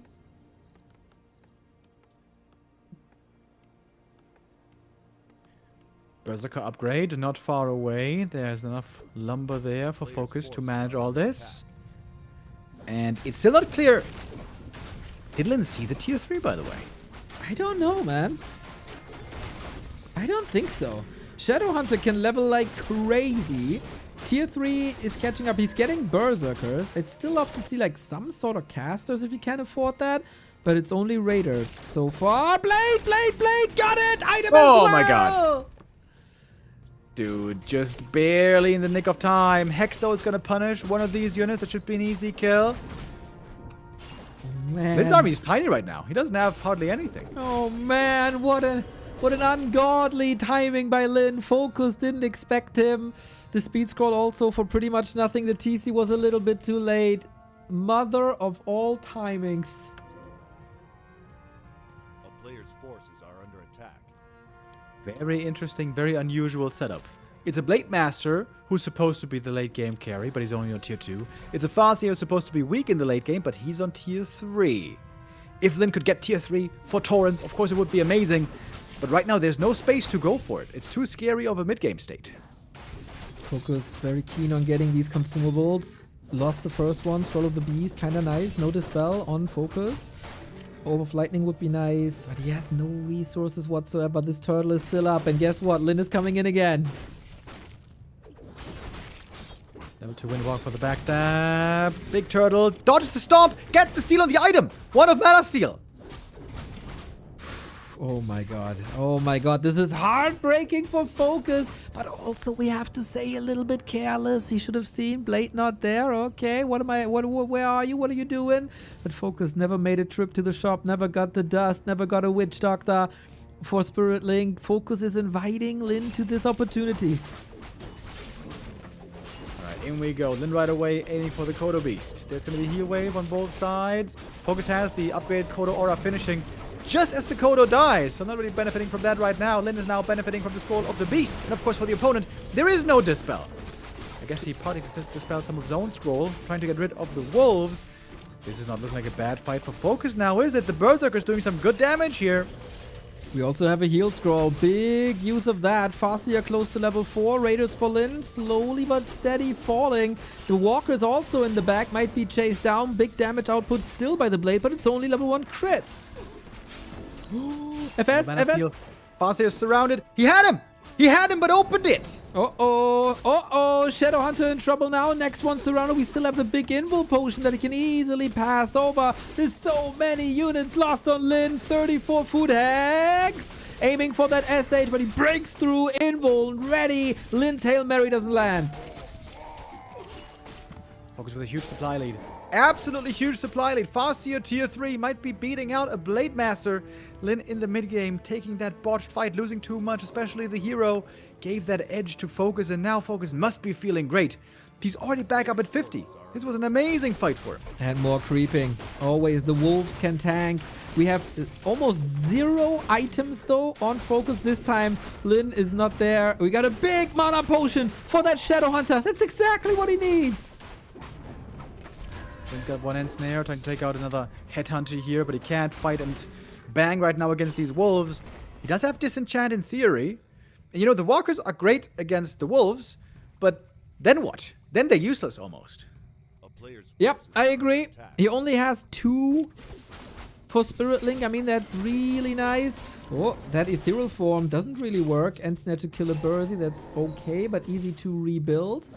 FoCuS again, man. Hex and Focus Fire. Hex and Focus Fire. That's the name of the game. Great hero levels. Great stomp. Another Raider down. Needs the heal wave. It's not ready. Big mana potion. Big crits as well. Blowing through that mana pot.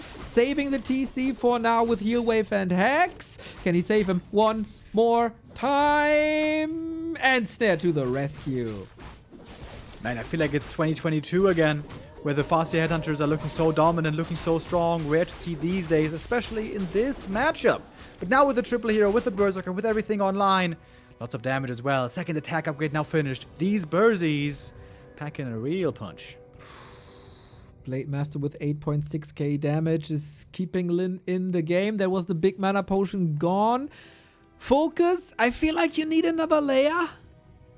And there is 3rd attack upgrade for these headhunters. I think FoCuS is totally fine. Just heal up those heroes. Creep the map, maybe. You got triple hero. Sure, the Farseer doesn't scale the most amazing, but you got Shadowhunter and TC to make up for it, and the Farseer is still going to do something. And he's now going for a Tiny. That's how strong FoCuS is feeling. He has the assessment that nothing can be done about this Tiny, and I think he's right. Yeah, I like more damage, more gold. I mean, if he goes back straight to the fight, I think Lynn can hold once again. That's what I mean, another layer, and switching strategies a little bit, switching gears a little bit is the right call. TC also level 3. Lynn again with the transition to mirror image. Okay. He got level 2 crit. Okay. But it's not that I'm incredibly scared of the tier 2 army.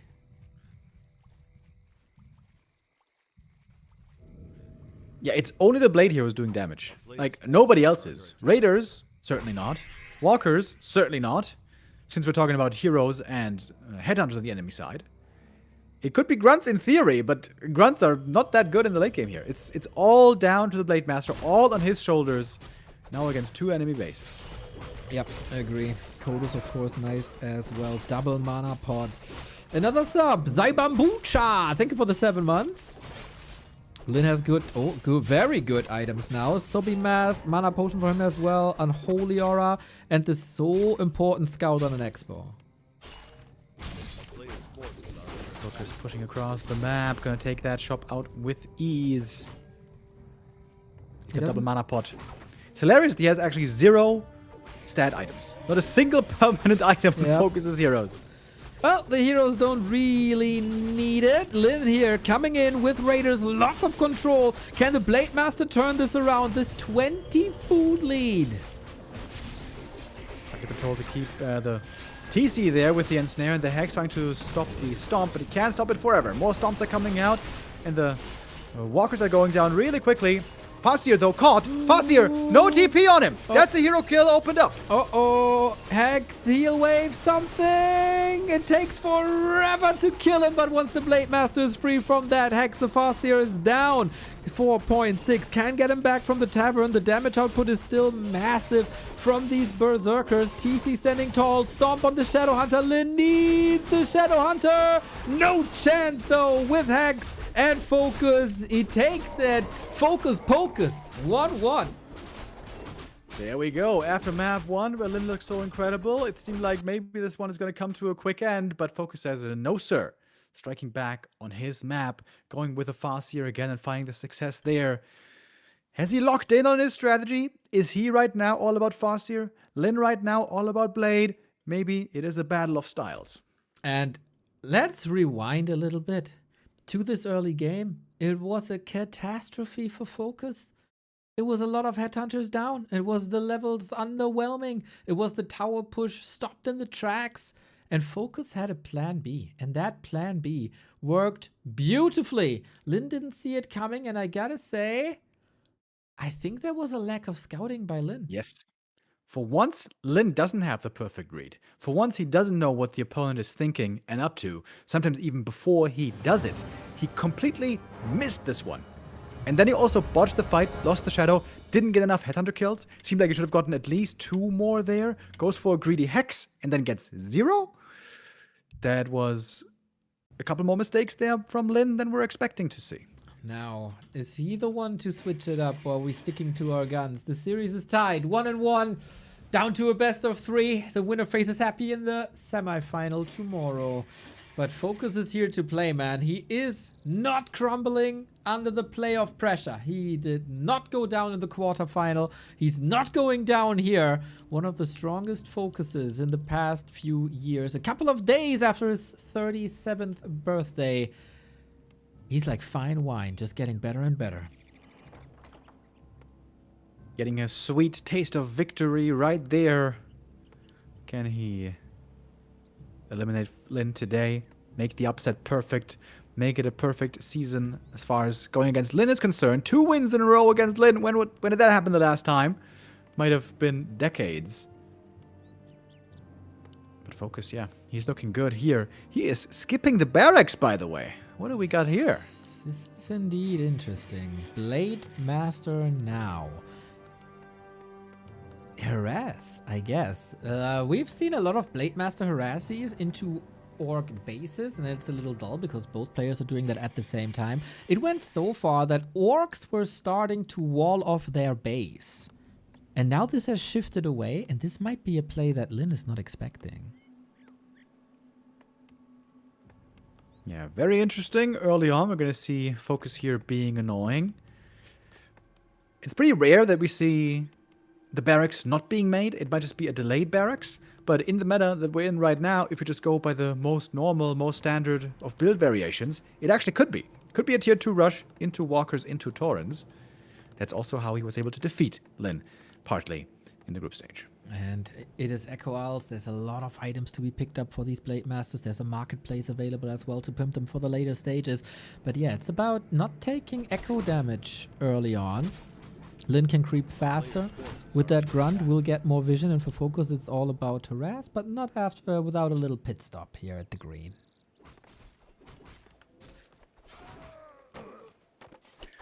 Items will have big impact, surely. Blade Masters both will be looking for some nice bonus damage.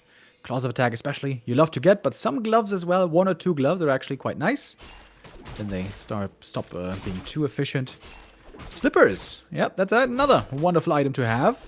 Running over the speed scroll. Can he get that steal? Not quite in time, a little bit too late there. Yeah, we have to say in their earlier encounters and in many early orc mirrors in the group stage, items were a dominating factor. That was the case for Stoen versus FoCuS, for example. FoCuS also was a little bit luckier than Lynn in their group stage match. Not saying that it's all about them, but in a mirror match, of course, they can determine the outcome of a game, and both players know this. Globes of Haste on Lynn circled as well. If FoCuS's plan was to attack the main, he's not doing that at all, roaming a little bit. And Tekken, where he got a solid 40-second lead.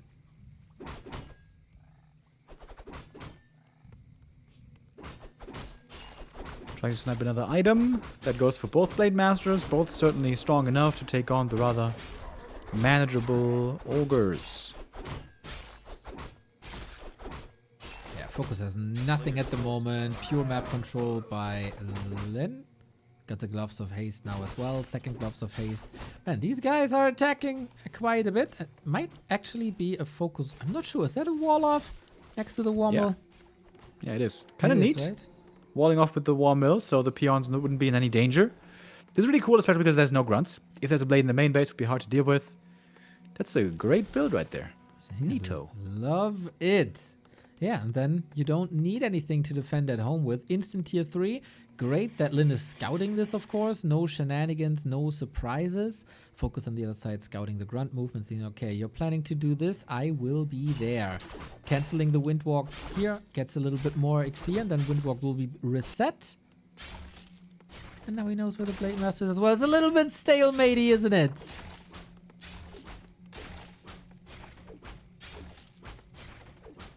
Is Lynn just going to go tier 3 himself? Or does he have different plans? We're going to find out soon. Forcing some repair. Surely FoCuS isn't going to let this one burrow fall. Surely. Gloves of cutting haste. it close. Gloves of haste. Shadowhunter. Hex. Oh. About to come out there.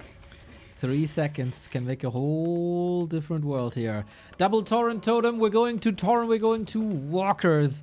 Still a long time. Time for you to check if your Prime sub is available. If yes, you can use it on our channel. Never get any ads. Not have the quarterfinal, semifinal, grand final interrupted. Perfect time to use it is now. And we got the answer. Lynn is going for that tier 3. FoCuS is going for the middle. And Lynn, the stealing magpie, is back right on time. Blade got it. And the big mana as well. No Hex either. Blade Master not even threatened. Great steal here. Great read. Perfect timing on Lynn. That's huge. That's a huge swing. These additional mana points for Heal Wave can make a gigantic difference in the late game. FoCuS is looking a bit stronger right now in experience. Excuse me, Lynn is, but FoCuS trying to make up for it with the second hero. If we just play a passive mid game now, and we just slowly build to 50 supply, FoCuS will then have the much better army, because the two grunts are heavily holding Lynn back. Against walkers and torrents, grunts are kind of garbage. That is correct, and FoCuS's inventory is also miles better. Double claw, slippers, gloves, damage output is nuts. Both with the main priority teching, of course, that's on the way. Leveling the Shadowhunter for the big heal waves. And tier 3 is done. And Marv coming in with the prime. Horns then coming out shortly. Lynn has to wait a little bit longer. Man, FoCuS playing this build so well. Despite being behind on grunts for a long time in the early game, doesn't really seem to be suffering now in the mid game. Sure, he's maybe a bit behind in experience, but it's so close. And as you correctly say, he's just got the way better items. Going back to the marketplace though, I guess you could call that slightly inefficient time-wise, because there's no item here to be gained, but at least some more experience. Okay, Tauren are coming out. FoCuS did not forget to chop these trees here. Super efficient lumber harvesting also at the arrival of tier 3, where Tauren are extremely expensive. This is a well thought out lumber economy game by FoCuS. Yeah, I would say this has been a great early game so far for FoCuS, but to win this game also you have to win the late game fights against Lynn. He's moving across the map right now, looking for an early attack on those burrows with the magic damage. Oh, that's quite annoying. If Lynn is stuck at 40, the army will obviously be weaker. And that is the magic damage indeed. The 2 walkers, man. What a brilliant play by FoCuS this was. And just gonna boost out of there with a speed scroll. Nothing risked really. Nothing lost. Much gained. And FoCuS could take the supply lead here, going to 50 soon. Oh, he's trying to steal more experience off of Lynn's side of the map. Another fighting item that is. The first Tauren is coming in. We got Creepjack though. No TP on FoCuS. Only a speed scroll. They really want these Murlocs. Lynn's first Tauren is coming in as well, but no Ancestral Spirit and no Pulverize. Yeah, he's researching it right now, so he can still spend his lumber fairly well. But FoCuS lumber economy is looking better because of that early lumber mill, no barracks. FoCuS's build is looking a bit more efficient right now. Very beneficial to the meta and to the strategy. Yeah, so far he's dictating this series, which against Lynn is a feat in itself. He was the one with the tower pushes, tier 3, whatever he did was what was played. Lynn is unable to pressure FoCuS into situations that he'd rather not be in. Lynn now has one advantage, and that is Orb of Lightning. That can passively, again and again, find Dispel against the Spirit Link, and maybe some crucial purges to look for kills, like right now on the Shadowhunter. Has to go for the Hex, quickly Dispel. Shadowhunter, if he gets purged again, might be in serious trouble. He's getting Hexed first, getting blocked as well. Lynn, if he gets the kill here, but he can't quite. Speed scroll to get away. How good are FoCuS's fights here? I think his game plan so far was dodge straight up fights as much as you can under any given circumstances. He didn't want to go into a Blade Master Mirror game 1 or game 2. That's why he tried the fast tower pushes tier 3.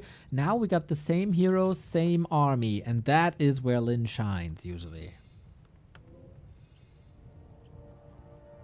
Same armies with one exception, though. We got 2 grunts still holding back Lynn's army. So now we're at 50. It was a rather slow, passive mid-game. No units were lost, by the way, this entire game so far. Just a burrow that was taken out. So it's 4 Torrents versus 2 Torrents right now. Actually, we're going to get up to 3. So 4 Torrents versus 3 Torrents. How much of a difference is that in the end? Lynn unable to steal for once. We got the Ring of Regeneration, also quite nice. He goes Windwalk 2. Both go Windwalk 2. That is quite surprising to me, especially FoCuS with the class that he got. I think crit would be a lot better than just the Windwalk coverage. But okay, who am I to judge FoCuS? Reinforced defenses just to be safe. Lynn with a pretty late Ancestral Spirit, but both can revive their Tauren now. Also, you purchased slippers on the blade. I like that a lot, making the inventory a little bit more even between the 2 heroes. But it's still clearly better on FoCuS. Healed scrolls will also be very, very important. And can FoCuS get both, maybe? Invul first, and 1 healed scroll. A player's forces are under attack. No scroll just yet. No scroll? No. What? There was a reveal purchase. The scrolls are still available, both of them. 600 gold. He would have had the resources easy. Shadowhunter is creeping very, very nicely for Lynn. And he's the one with the heal scroll. Is FoCuS gonna get the next one? Yes. Probably. Okay, I was about to say, heal scroll's not good anymore suddenly in Orc Mirror. That would have been defying. That would be defying all our knowledge over many years, but no. Yeah, especially with the Spirit Link. It's a great, great, great synergy. Saying that for many years. So Echo Alt is almost empty. We are on tier 3 already. We don't go attack upgrades. They're rather expensive and they don't really do that much as the main output is pulverize and that doesn't scale. Also for walkers that's not available. Armor upgrades might be alright, but also armor doesn't help too much against pulverize, I think. So understandable that we invest a lot into items. No third heroes either. Is it time for Fire Lords now? It's time for a tiny Great Hall. FoCuS went for it, and Lynn has to find this out sooner rather than later. He's not in a scouting position. He's not going for his own tiny, is he? Oh, no. Excuse me, he is. Okay, so it's just going to be a little bit behind the timing of the opponent. Okay, we get our money's worth here today. A long, long series, apparently. Whoever claims this map has match points and puts a lot of pressure on his opponent. And that, of course, means that if we then go game 5, last map will be map choice of the player who wins here. FoCuS, mining already. 60 food, 3-4 heroes. A little bit of an advantage. Damage output also better. You're not in the game, right? Nope. Okay, then I kindly ignore this. Fire Lord out. FoCuS pushing. Yeah, this Fire Lord could be huge for blowing up these corpses. Good fight for FoCuS right here. Great opportunity. Heal scroll. Devotion aura as well. He bought that one. Fire Lord saved immediately. Lynn, full pressure on the Fire Lord, but all the damage that's on the Fire Lord is not on the Tauren or Walkers. And the grunts, as expected, not really delivering much right here. He really wants to kill this Fire Lord. Really wants to rely on those reses. Little bit of an issue though, as the Blade Master was not part of that heal wave. Nice scroll on both sides. Invul potion on the Shadowhunter, not on the Blade. Lynn is just clicking on the Fire Lord. FoCuS is clicking on the Shadowhunter. Who hits the better crits? And I think it's Lynn. And who's got the better pulverizes? We don't have the greatest surface area. Both trying to split their torrents. I think some of them about to go down. What about the Blade Master? Oh, so sick! He couldn't go anywhere anymore. Blade Master is healed by FoCuS. Tauren Resurrection. Fire Lord dying soon. Yes, sir. Can someone make it to the tavern and get the heroes back? FoCuS on victory road here, maybe. Critical strike level 2 now. Sayonara Shadowhunter. Maybe he's trying to save a situation with the Hex. No damage follow up though. FoCuS 20 food ahead. About to win map number 3 right here. Seems like there's no way out of it anymore. The Fire Lord even not going to be benched for long. Level 1 going to be rezzed really soon. His Shadowhunter's almost level 5. So much experience on him. So many kills in this fight. The Ancestral Spirit brings the Torrents back, but it's also more experience if you kill them again. FoCuS, though, will respect his opponent. Apparently, falling back, he knows it was a great exchange for him. Yeah, he needs to heal / revive a lot. He can grab shop control, especially the Invu potion. So amazing. Would love to have a shop at the Expo somewhere. Heal selves now incredible. Fire Lord back in no time. Lynn has to lick his wounds, and he got double income now, more or less. FoCuS is paying upkeep, of course, but he is 30 food ahead. Wild. 8 Torrents. 9 Torrents. That is what Orc Mirror can bring us in 2026. Yeah, Lynn, no Fire Lord, man. That's really problematic. If FoCuS can just revive his units the entire time, he might be a bit short on walkers now. But he can just build... Oh, he can't build them now. Oh, we'll see if that is enough. If maybe Lynn is building the better army. But his walkers also. 1, 2, 3 walkers. No mana. And of course, no mana regen on orc units. Okay, that was misleading. No way to boost the mana regen like a Brilliance Aura, like a Statue, or like Moonwells would. Yeah, Lynn with some reses got up quickly again in supply. But he's down in experience. Down in, well, hero numbers, simply. And now also down by 2 heal scrolls. Yeah, that's a lot of healing. Knock, knock. This is 9 Tauren ready to claim game 3. Blade Master now joining back into the fight with the Windwalk. In we go. Huge pulverizers in the front line. Blade Master in the back trying to take care of the Fire Lord once again. He was hard to kill last time though. Maybe this more structured fight is going towards Lynn in that regard. Fire Lord, Shadowhunter, all on the blade. There is a heal wave. Now we got Soulburn maybe as well. Blade Master of Lynn is suffering. We got a Blade Master duel, but one got crit too. The other does not. Needs help. Needs Lynn Sane. Sword needs healing. Blade. Gets it. He's healthy AF, and it's an even supply game though. But who revives better? All those Torrents all about to die. This is so much experience, dude. Pulverizing happening everywhere and blowing up some corpses in between is FoCuS. Not easy reses. GG is called. And FoCuS with match point. Man, what a behemoth of a performance this was. FoCuS switching it up from Farseer into Blade Master with a great base build into a great Blade Master, into good fights, wasn't deterred by Lynn stealing some units away. And then FoCuS was just faster, and then just FoCuS was just better equipped and better prepared. And now FoCuS could get back-to-back wins and eliminate Lynn from Super League. Oh man, many fans were hoping for the Lynn versus Happy semifinal.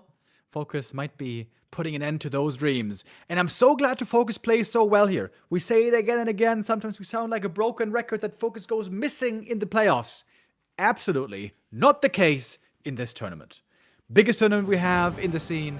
This is our World Championship, and FoCuS is showing up in World Championship form. This is wonderful. Certainly benefiting from some good items. That can happen on Echo Isles especially, but the way he played it out also so well. I think that was a beautiful build. Perfect build. He sacrifices the early game, not going into grunts, knowing he's going to have the better 50 supply army if he doesn't fall behind. And the way he manages to keep even with Lynn in the early game and mid game. So good.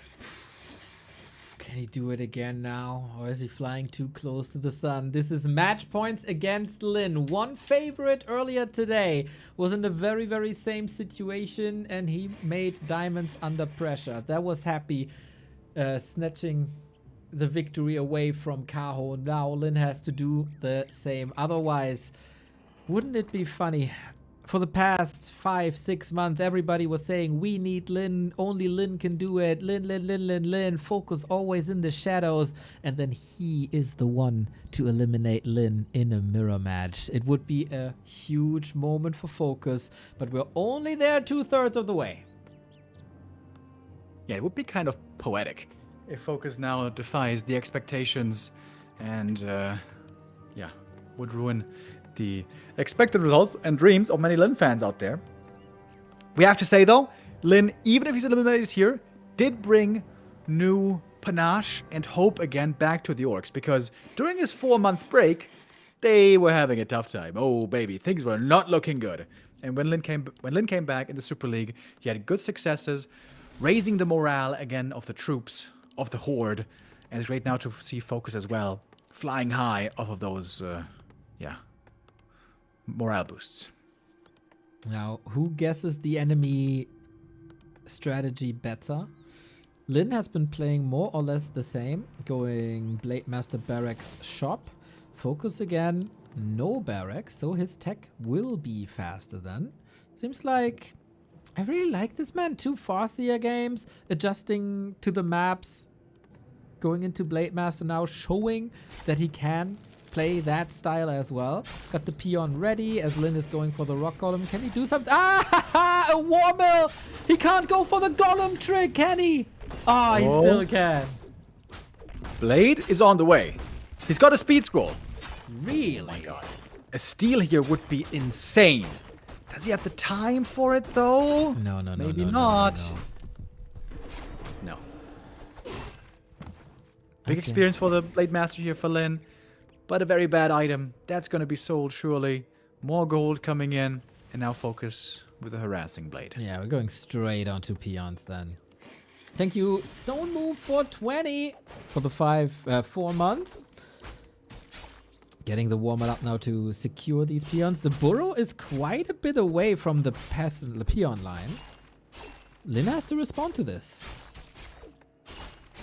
Yeah, FoCuS, he knew the burrow was going to be over there, because that's what happens when you're going for this creep route. In the top left, it's the best to go for the rock golem, so very likely Lynn was going to go for it.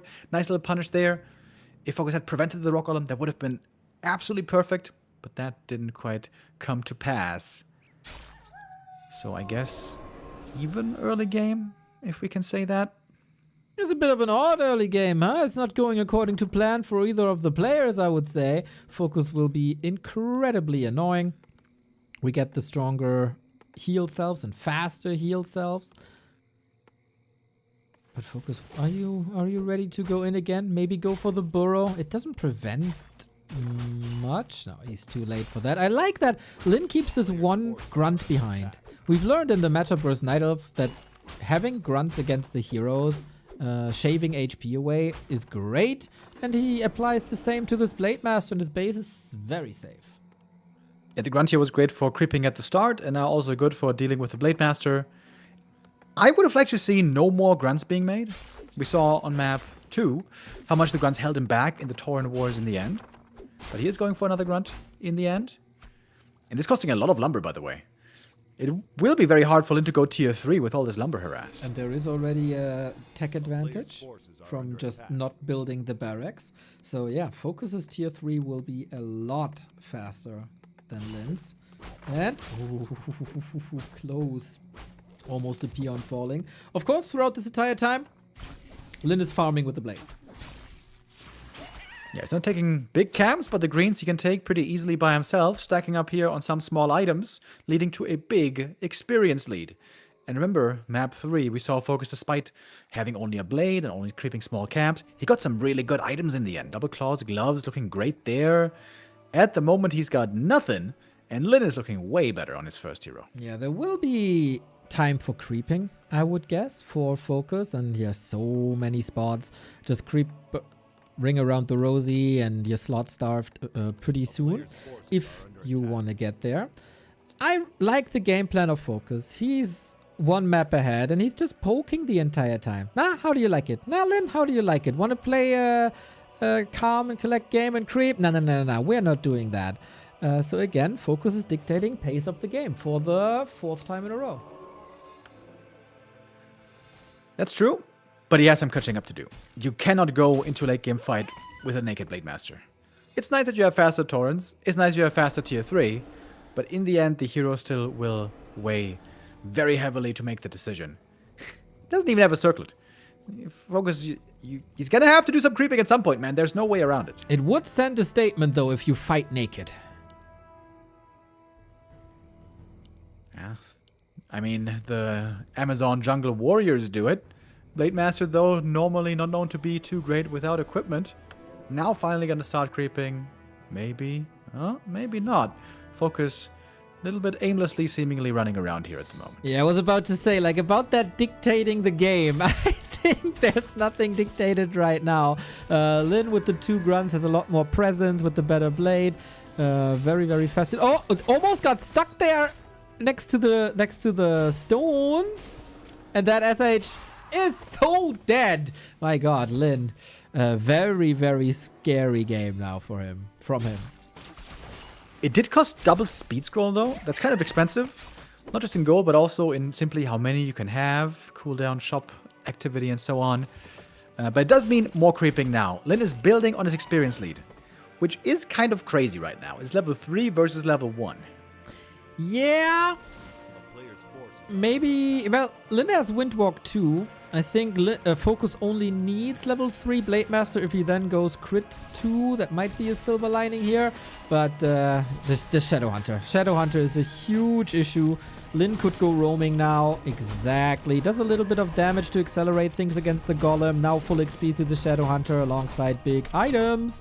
Yeah, this is exactly as Lynn wants this game to go. Goes for a Berserker here as well at the Mercamp. That's really good for creeping right now. And really bad later against Torrents. If, once again, we just go for 50-50 armies and the heroes are looking comparable, FoCuS is again going to have the much better army here. But of course, right now, Lynn is with a clear lead. A player's forces are under attack. Well, if Lynn allows FoCuS a lot of time, maybe there's going to be some crazy items. That's the most likely outcome to catch up, I think. Tech is the same. Unit production, more or less the same. Lynn has a supply lead. Lynn has a level lead. He can pretty much do whatever at the moment. Item still here would be huge to get. FoCuS, though, seems to be playing around it. He waits until the item carrier is the last creep. And there is the dust. Okay, nice Hex, nicely playing around it. FoCuS didn't forget how to play this game, of course, from one map to the next. Soapy Mask, super awesome for the Shadowhunter.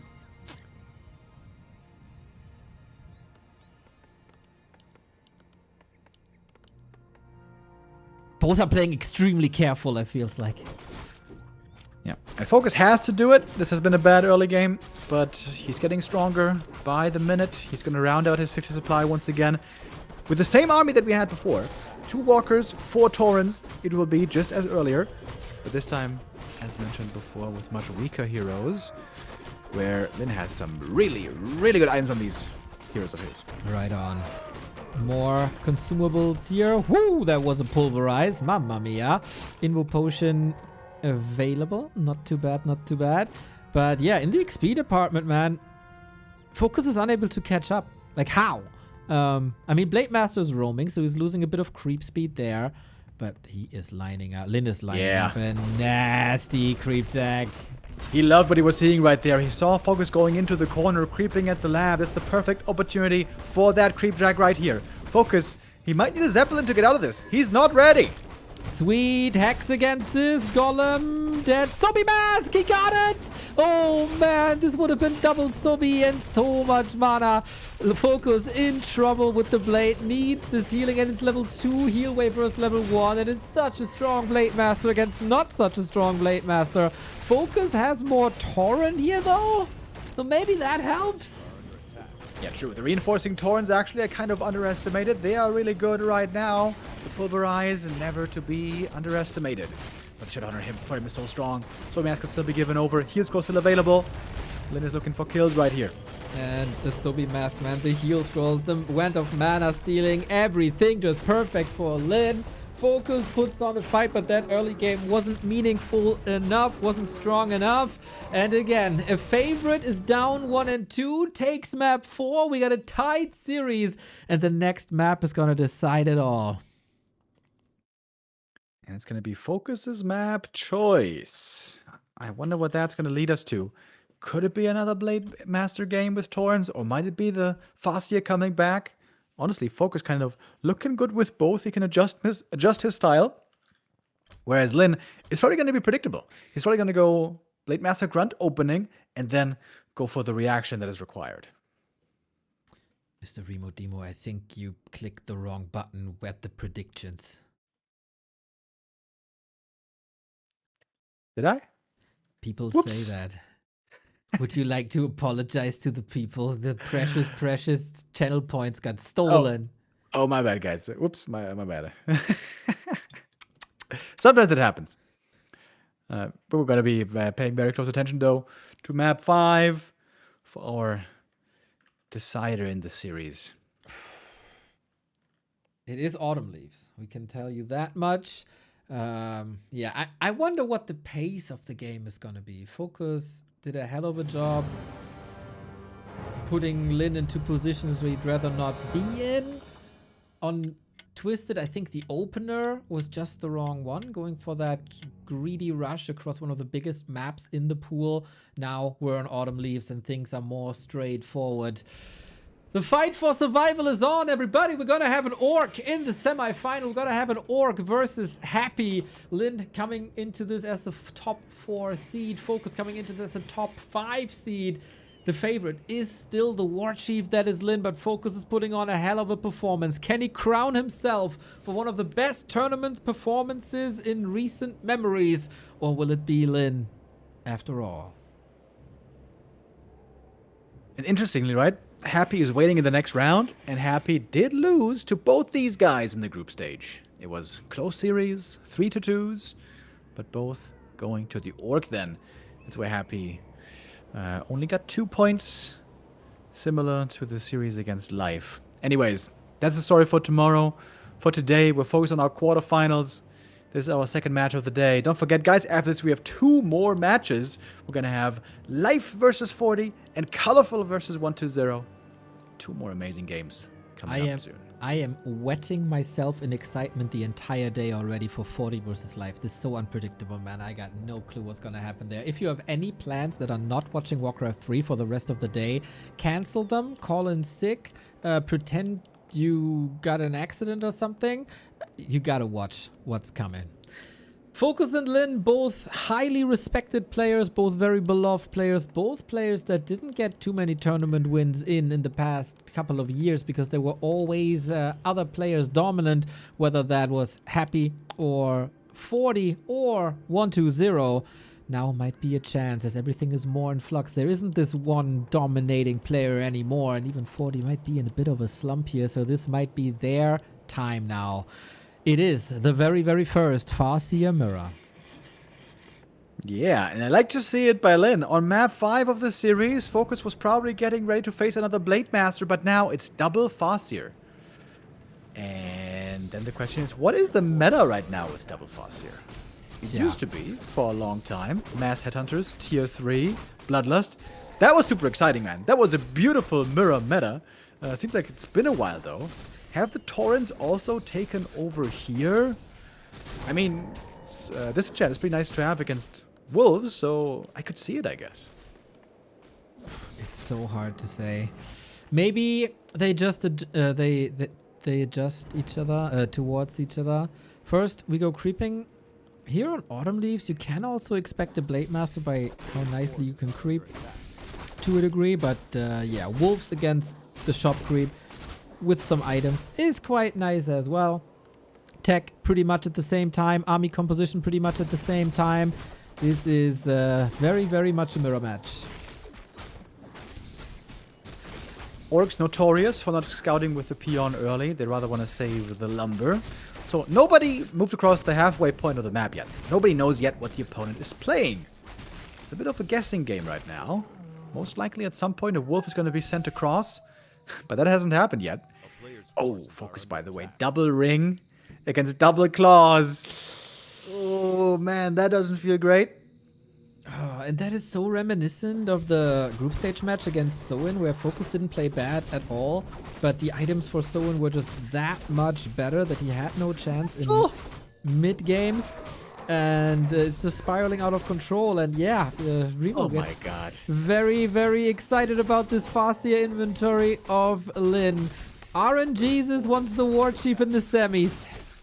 Holy shit, dude. It's double ring cloak against plus 15 on Lynn. That's a lot.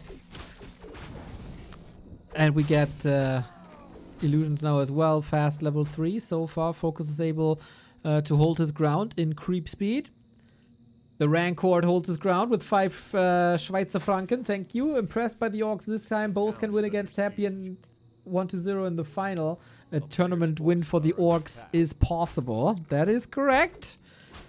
For FoCuS, though, the worst luck at the worst moment. He can't hide in the shadows, and Lynn can't enter.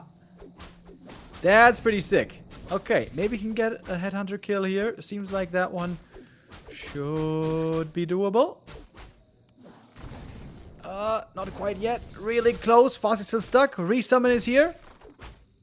Gets the headhunter. Farseer moves to the side. Ideally, of course, kicking that shop would be phenomenal. In the middle, headhunters were streaming in. Both, of course, have played these strategies many times as a Pally rifle counter. Maybe we see some glimpses of that here. FoCuS got the clearly higher headhunter count right now, despite only 1 kill found. Oh, Panda. And FoCuS Panda second. sees it. Panda would be pretty bad against Tauren, right? Yeah, I think Torrens, though, I guess we're not going to see it by either. Just takes too long to get to. You're investing in headhunters. You're also going to go for headhunter upgrades most likely. But yeah, Panda looked really good in the past in Headhunter Mirror, but the reduction of the range of the Breath of Fire seemed to make him a lot less viable in many matchups. We'll see how he's going to do here. Oh, FoCuS can't get reinforcements if he loses that burrow. That's a lot of resources for the hold. Still done. Lynn, though, is stuck there with a great concave of these headhunters. Shadowhunter coming in 1 second. Needs some heavy lifting here. Potion on the Farseer.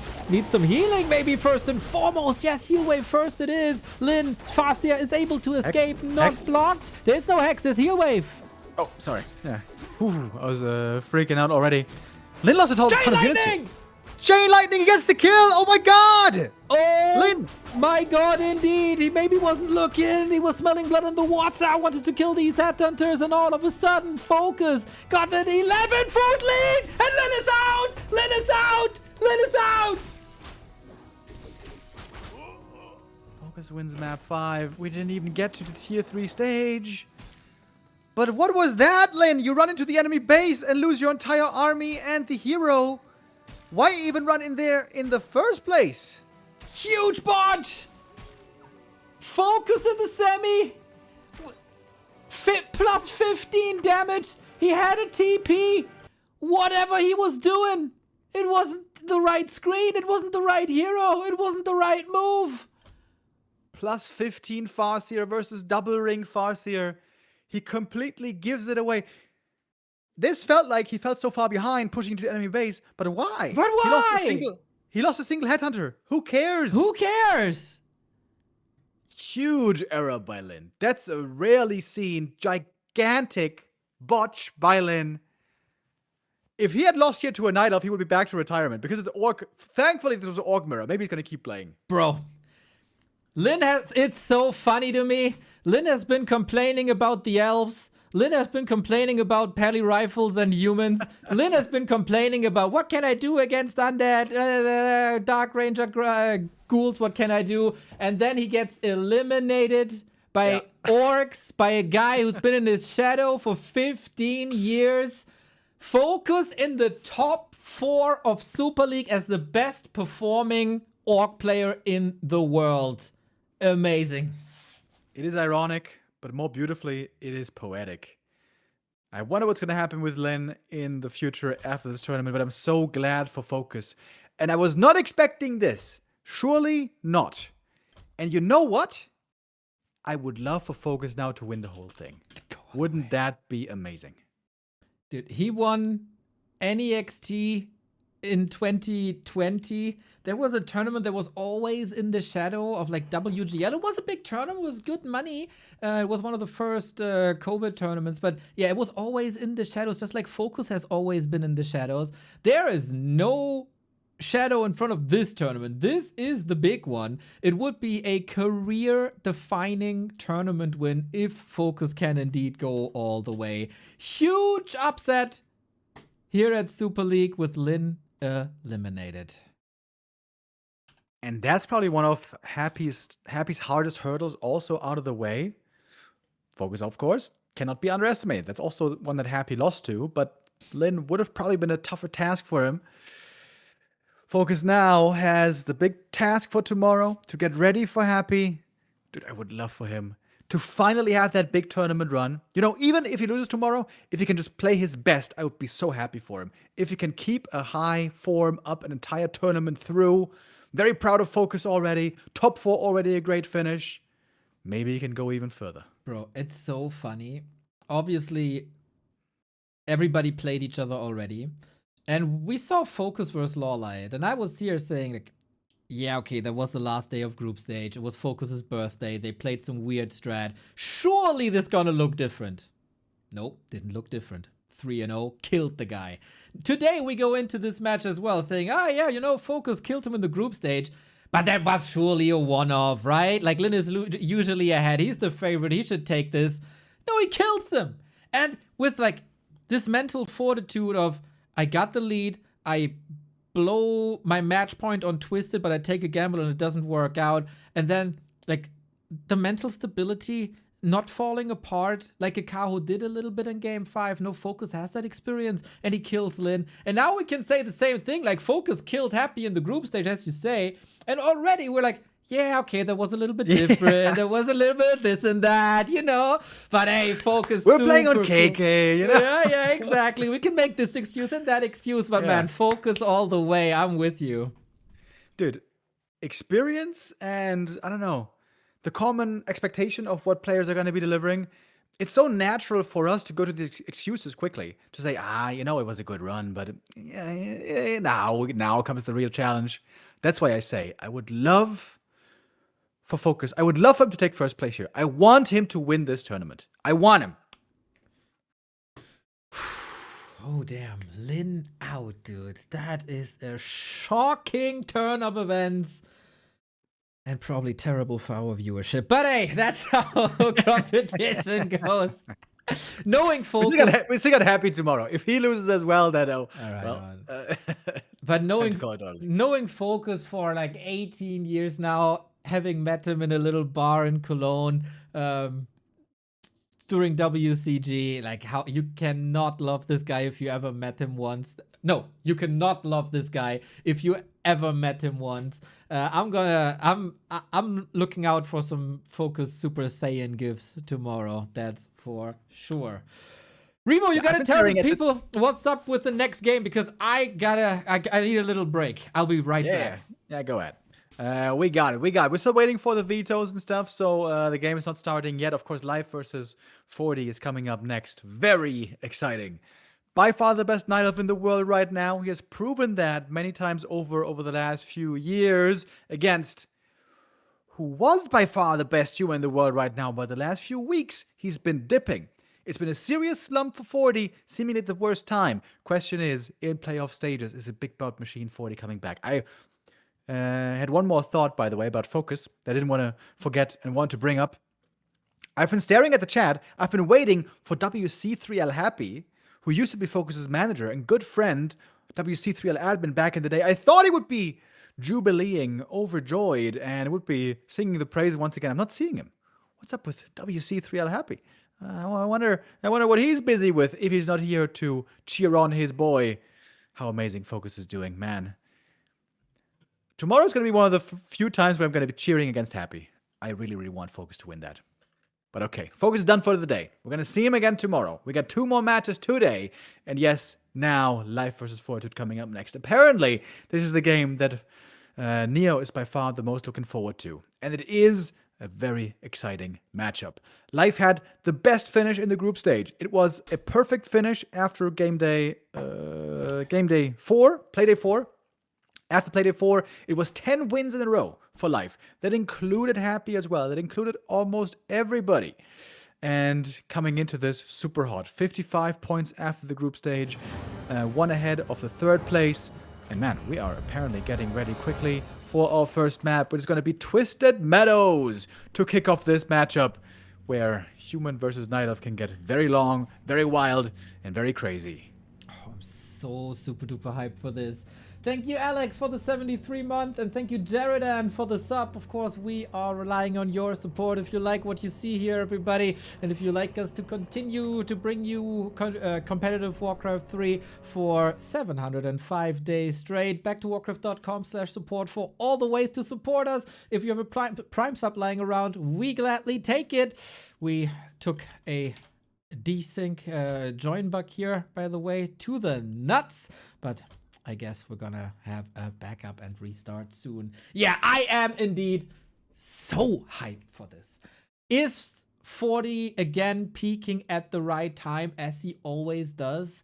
Or is it a takeover in the Chinese scene by having a new strongest player in the country in Life? Because Life has never won a tournament, but this is the strongest Life we've ever seen. He's in the sickest shape. He is not only the workhorse that he always was, he is getting wiser, smarter, cleverer, plays with more ingenuity.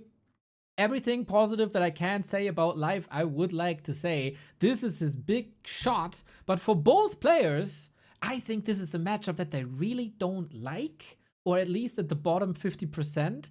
And it's also a matchup that's been so in flux and so unpredictable. Yes. Because we got a patch 9 days ago or whatever it is. So I don't know. Nobody knows what the meta is and where things will settle. And maybe this is a meta-defining series. Yeah, and the meta implications here are fascinating to me. I think this meta was set in stone pretty much for a couple of years, if you want to be generous. It was either one-base rifle push or fast expansion with some variations MK, but you know, that was mostly the thing. And then tier 2 heavy executes for the most part. Now with rifles nerfed, it seems like humans can way less rely on tier 2 timings, way less rely on rifles, and there's some experimentation that has to be done. Fortitude has voiced his concerns and his dissatisfaction with the patch now many times over, but maybe, like he said, maybe that is really the case, that it doesn't matter how many times Blizzard nerfs human, he will still succeed. Yeah, I was digging a little bit through the Chinese forums as they were commentating on that as well.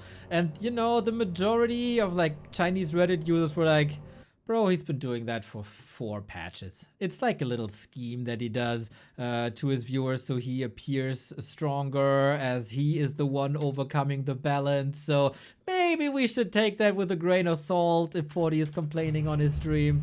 Not take it too seriously, because there's a lot of answers coming and people are coming up with newer solutions pretty much every single day. It's about what's the right play now, what's the counter now, how to maybe also switch strategies within a series, adjust best to the maps. It's a really strategic series between the two. And usually, if that would be the case, I would say, okay, then Fortitude is finding the better solutions because he always has. But no, this is a new Life.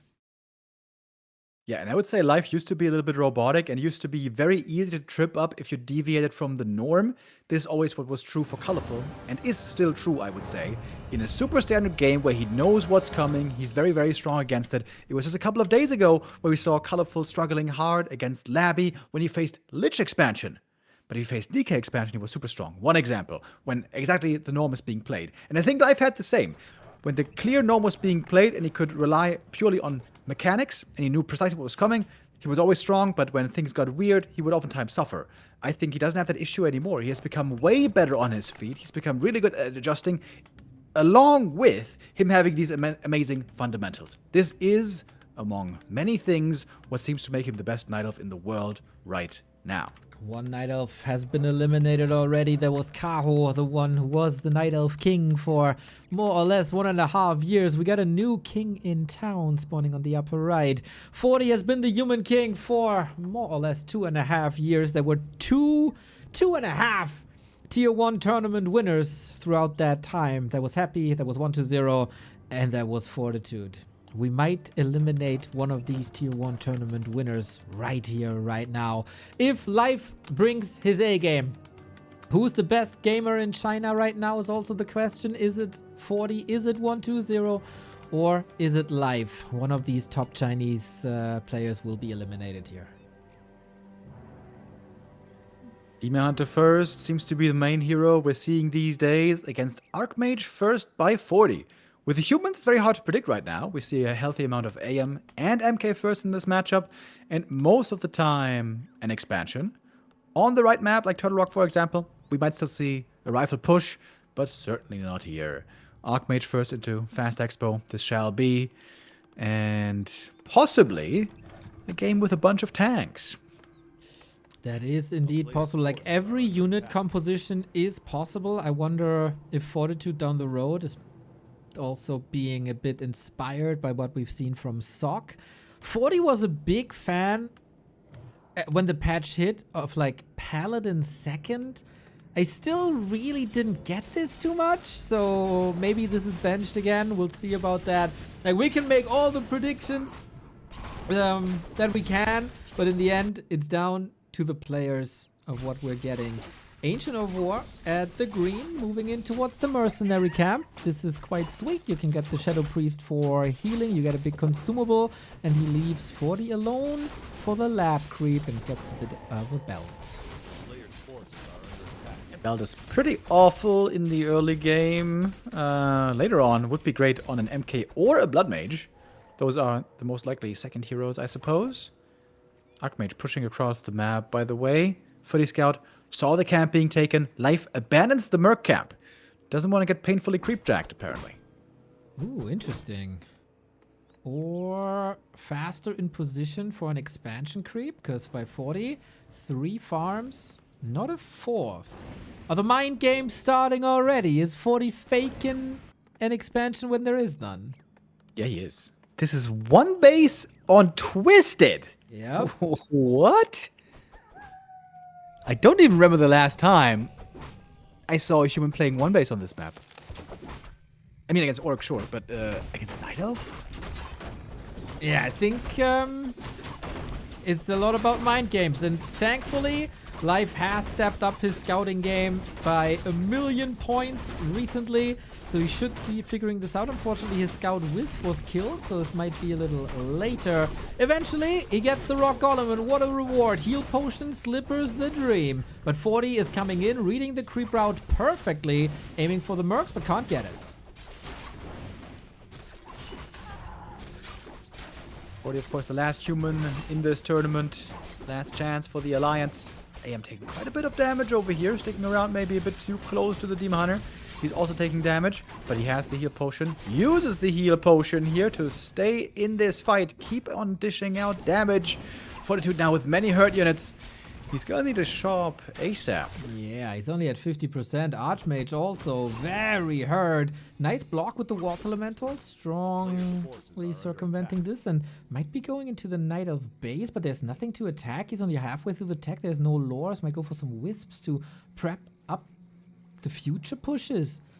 Shop is coming, thankfully. Demon Hunter did a lot of heavy lifting, but yeah, losing that potion this early hurts. Thank you, Michael June, with the resub. Fortitude is, in my opinion, amazing with the Rifle Caster push. But this is not the best map for it, really. This is a big-ass map, long distances, easy reinforcements for the Night Elf. Not normally the best map for it, and I would say also not the best start so far for this strategy. In addition to the fact that the rifles are a bit weaker these days. Oh, that Demon Hunter timing, you gotta love it. 10 seconds, needs power build. How strong is the demon? How strong are the right clicks? Did he calculate this perfectly? Oh, yes, he did. That could have backfired hard, and now it needs a response by Life, because 40 is in his base. There's no footies here, though. It's only Archmage. It's really not that much danger. Demon Hunter can staff out, so he didn't waste too much time here. Staffing to the item, picks that one up. We got the Gloves of Haste, not bad. Neat deny here. Very annoying for 40, by the way. He crept the green camp, but it wasn't enough for 3. For 40 at the moment, everything seems to be a little off the mark. It looks like it. Very, very fragile units now. We got a prime example of a viewer in this Michael guy. First he comes from to Twitch, gives us the prime. Then he goes to YouTube, gives us a $10 super chat. Just gave you my prize. Thank you, boys, for the content. New hardest working man on YouTube. I'm not so sure about that, buddy, but we'll try. We try. Thank you. Glad you appreciate the effort. Naga! Gonna be a nice effort here as well. No panda. MK second, really? Into Demon Hunter, who had a good early game. It is a Demon Hunter, admittedly, without mana burn. Ooh. You gotta make it count, though, before there's a Tome of Retraining, then. I guess so.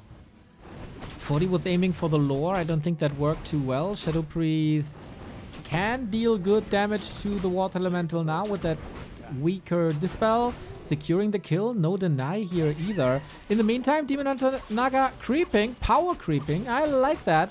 In the meantime, Mountain King does the same. Lots of action here on the map. Like it.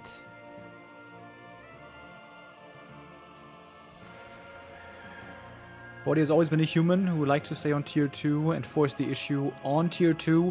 On the new patch, we've sung the praises of Sok quite a bit, who likes to incorporate a lot more tier 3. Of course, when there's an expansion, 40 will also play tier 3, often with air units and tanks and so on.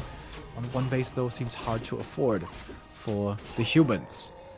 As the MK is creeping up, so are the Night of Heroes. Experience-wise, we're actually very even here. This is what made 40 so strong, especially versus Orc, all these timings. There's the deny, nicely done. Now he's got to retreat against that double movement speed reduction that Life brings to the table. Life is constantly scouting for an expo. Like, are you doing anything cheeky that I don't expect? Any weird tier 2 expansions that you tried in other matchups recently? Answer is no.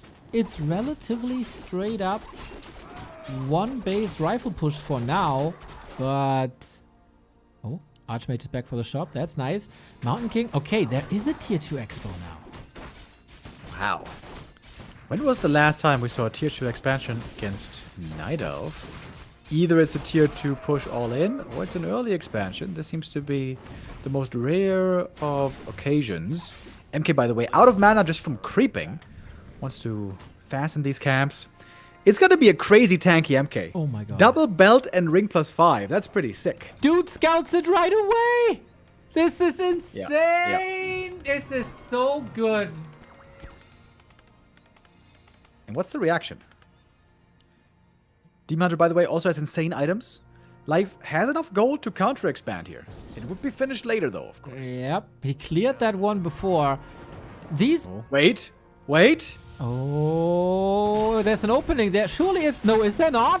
He's trying to get some damage to the Archmage, but reposition misses the bash. A little unlucky. Oh, Staff. Surround. Open. Staff is not ready. He gets the Archmage. And the Demon falls as well. Both heroes going down. AM could have used the TP. Didn't do it. MK still in the fight. Doesn't have the second belt yet, but still looking pretty tanky with these items that he has. But here's the res. And that is an instant rejuve, most likely. Oh my god, yes he does. And these footmen are suffering big time. Life wiping the floor with 40, who just invested into that expo that was just started. Life in a prime position with a super strong timing. Demon back, rejuve, bears, Naga. Everything is so strong. And 40 has to wait 45 seconds to get his Archmage back. Going to be painful over here. Life is coming online right here as we see. 50 supply is where this Night Elf army is really strong, the Riot Bear combo. MK coming in from behind, healing up. He's got some Storm Bolts here, of course. There's no mana burn. There is there's not, of course. So with Militia, 40 has to save this one, but what do you do against all this rejuvenation? One of the strongest spells in all of Warcraft. Militia slaughtered. Rifles take out a Dryad. That's sweet. Naga under fire now. No way to save her really, except with counter kills. And it's over. It's all over. Life takes the 1-0. Life continuing to look strong, continuing to impress us. Like we said, he had the perfect end to the season, where 40 had a nightmarish end to the season after a good start. The shape seems to be dipping further, whereas for Life, it's increasing further. And that was a weird game. Tech on one base, into Tier 2 expansion, seemingly becoming weak right as the Life is becoming strong. I guess there's a reason we don't see much Tier 2 expansion, and that was with a Demon Hunter kill, by the way. This could have been way worse, I'd say.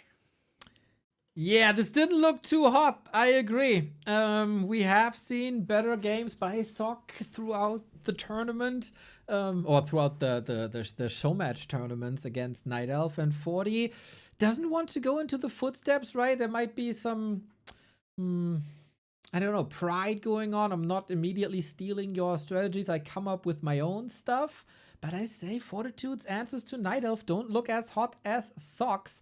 Maybe it was just a bit of a detour to, like, I don't know, display that he's not going fast expansion, display that he has some weird stuff up. But yeah, whatever this was, it didn't work. I sure hope he's not going to be too prideful for the rest of the series, because it is pride that comes before the fall. And now Life up 1-0 already, looking good to possibly take this series. Very important map coming up now. 40 has to win this. Otherwise, there's no chance he's going to get the comeback. I agree. And maybe it is time to get the Mountain King in. Not as a tier 2 hero, but as a tier 1 hero. But Life, man, once again, the Expo wasn't even up and the Wisp was already scouting the left-hand side. And then he doesn't find him there. And then another Wisp is already on the way to the bottom left-hand side and it scouts it perfectly. Like, this is the amount of information that you need to get the perfect answers and to punish your opponent every step on the way. And this is exactly what Life did. And 40 tried to be unpredictable, but Life predicted this unpredictability.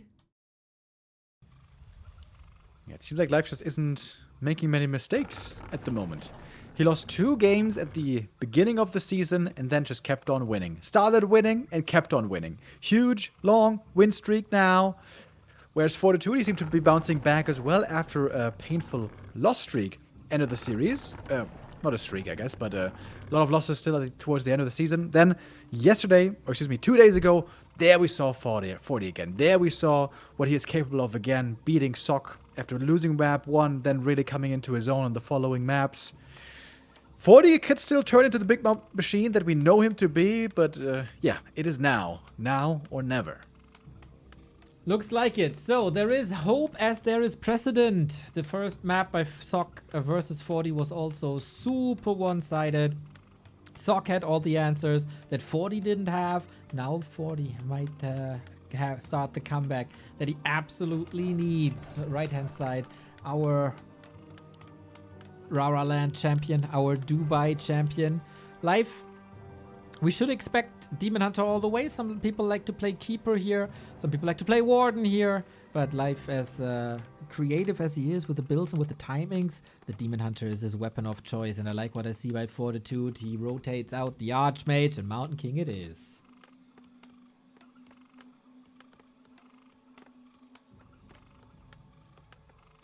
Meat Frog, thank you very much for the 23 month. We set up the expansion most likely, but you don't have to. Stormbolt can be sick. We've seen amazing new unit compositions. Mountain King, Blood Mage, Breakers, Rifles, that's all it takes. And we have seen why Breakers are in fashion right now.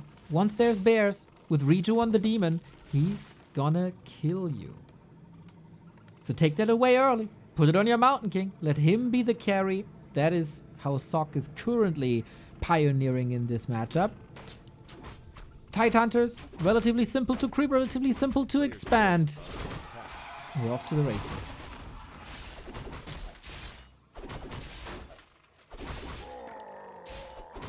MK Harper level, again, scout early. Are you expanding right away or do I have a little bit of time? Okay, you take the orange. Well, then I can go for my level 2 and this second item.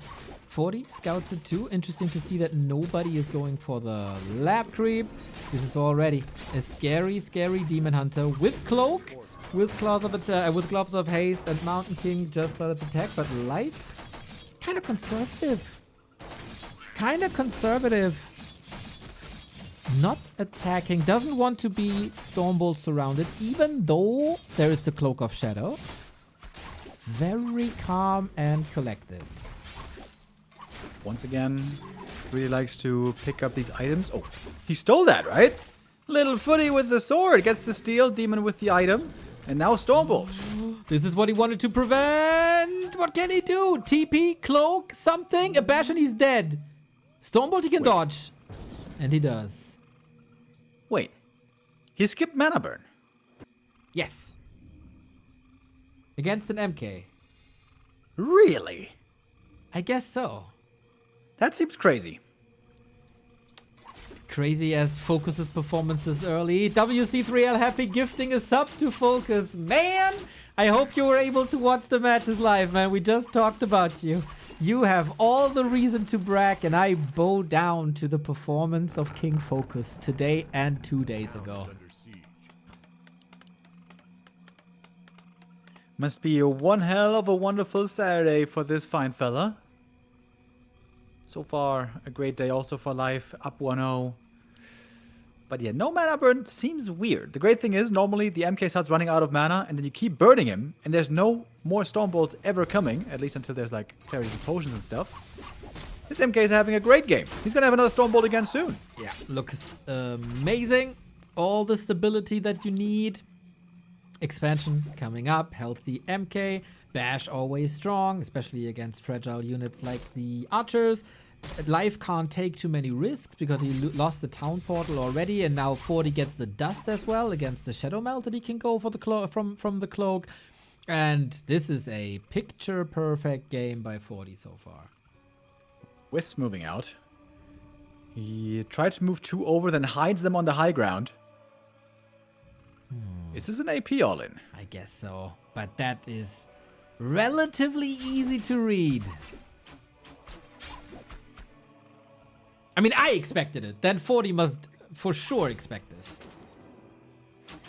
Yeah, he's checking with the peasant. Great scouting. It's not where 40 expects it. He might AP. Yeah. He's APing here next to the tavern. Okay. This is not going to be too long of a game. 40 seconds until the APs are up, and then we're going to go walk in. We're going to go on a little trip with Treebeard. With Treebeard, indeed. And I, again, love what Life is doing, bringing the Ancient of War. This is something, like, it's so fascinating how this was not a standard play for 20 years. If you do these AP pushes, yeah, bring the Ancient of War as a production building, maybe for glaives nowadays, or just as a fighter. It helps so much. Now, 40 again was expecting the APs. He's checking both positions and got all the necessary units here. What's up with the gold, by the way? Life has 400 gold and he's not spending it. Well, maybe he wanted to get some items, whatever it is. Might wait for a shop, for a staff. Moving forward now. We don't have lores, right? No, not at all. So it's just 3 archers. At least 1 lore? Some dryads? Some slow? No lumber for lores. He got one now. He still has 400 gold. This whole time, he's sitting on 400 gold. Well. He might save it for the next game. Mountain King 50%, Naga 50%, Stormbolt for the Wisp, but APs made their way forward. There's only 2 that made it. The one, of course, was cancelled. 3 would have been quite a bit scarier. 50% more scary, you could say. Militia here trying to take out another one. And the Footies ready to join. MK still fighting. 600 gold on Life. This is a weird game. Very much is. 1 AP down, but the Ancient of War made it. No town portal on that Mountain King, so he needs good positioning here. Immolation can still do wonders. Naga controls the rest quite nicely. But here it is. Ancient of War has arrived. And while you were able to deal with APs often, Ancient of War, different beast. Repair now needed to keep this tower standing. Arcane doing a good job here against the Naga. All the Knight of Heroes is going to be completely out of mana. Footy with defense still holding on. MK in the main base, ready to heal. The shop was ready. I feel like with some defense Footies and Militia, this should be a good hold as the Naga goes bye-bye. Footy has a bunch of units here and a lot of gold. Okay, then. Second AP up. Mining has been reduced quite a bit. I like this Ancient of War because there's defense now on the Footman, but that only works against APs, not against the Ancient of War. It's a bit unfortunate that the tree is not in range of the Town Hall. I think he wanted that a little different to blast out damage. More control is coming in for life, slowly but steady with the Dryads. But yeah, oh, with Militia. 40 is portaling in. That is good AoE. Naga still missing, though. Yeah, beautiful move that humans can go for. You call Militia in the main base, you TP to the expansion, you have tons of Militia uptime over at the Expo. This is an easy break. Actually, called the Militia poorly. Militia duration is short, so 40's missing this defense a little bit. But it's good enough to get rid of. And this is now a terrible spot for life. Let's see how long he stays in this. The Footman deal with the Ancient. Noise, more control is coming in with Naga and Dryads, but it's only piercing damage now. This poor Ancient of War gets no support here whatsoever. Down he goes, and life is also stuck at 40 food. With the Archmage second, that is even more mana. We got all the access to all the potions, and 40 has this game in the palm of his hands. Yeah, it's just gonna get better the longer we go here. I guess life is finally trying to get to bears, but it is way too late. Demon Immolation doing some good damage. Demon got up to 5,000 damage. That's pretty nice, but 40's got plenty of units to make, plenty of units to heal, and remake in case they die. Still sitting on a pretty little bank as we speak, and tier 2 about to fully come into effect for him. Thank you, Blau King, for the 7-month. Regen coming in, only 34 food, 43 food. Demon Hunter gets a Wind of Mana stealing. He didn't get the potion that he wanted, and 40 is back in this series. Man, it did not look good on map 1. It did look very terrifying on map 2. Yeah, that was a weird game as well. No mana burn, getting caught by Stormbolt. Creep Route doesn't seem to come in together. And then you're going all in, and you're sitting on 600 gold. Very strange. Kind of weird showings at times on both sides. Leads to both first maps being pretty one-sided. Good thing is, we're tied up, and we're down to a best of 3. Yeah, it was, as we said, probably going to be a very strategic setup here, this series. Live with the best answers possible on map 1. 40 played everything perfectly on map 2. And then there's no plan B for the one who's a bit outmaneuvered in the beginning of the series. Next up is Springtime. Hopefully, next up is also a possible Season 3 for the Super League. If you have an opinion on what went well and what can be improved for the Super League, we got a feedback survey up for the Super League Season 2, !feedback, where you can rate how you liked it and what you would like to see in a potential next season. Did you give your feedback yet, Rebo? Not yet. We're on it. I thought you were the one that says everything was great, but get rid of Neo as a caster. That was an action. You found my burner account. Dude, every single answer where you could type in freely, that dude dissed me. That was great dedication. Loved it. Yeah, I think I also feel similar to what a few people have been saying so far. It felt like the advantage from good placement in Season 1 in the Ascension was a bit too extreme. In Season 2, it seems like there was not enough of a impact, I'd say, where the seeding is pretty similar. But other than that, it has been wonderful for sure, as our top players always deliver. Exactly. Just like Michael Bradley is delivering once again with the $5 to Super Chat. Poor Remo yesterday playing Direct Strike finally got a dub. Did you lose all the time in that little fun game? Yesterday was a really painful day, dude. It was one loss after the next. It was, I was donating all my MMR away. You know, I was feeling very Christian yesterday. I said, you take it. I am selfless. I gave all my MMR away to those in need. Very, very nice of you. Sharing is caring. Social Remo, best Remo. Now, down to a best of 3. Both players know how to play long series and how to surprise their opponents in later stages of the series.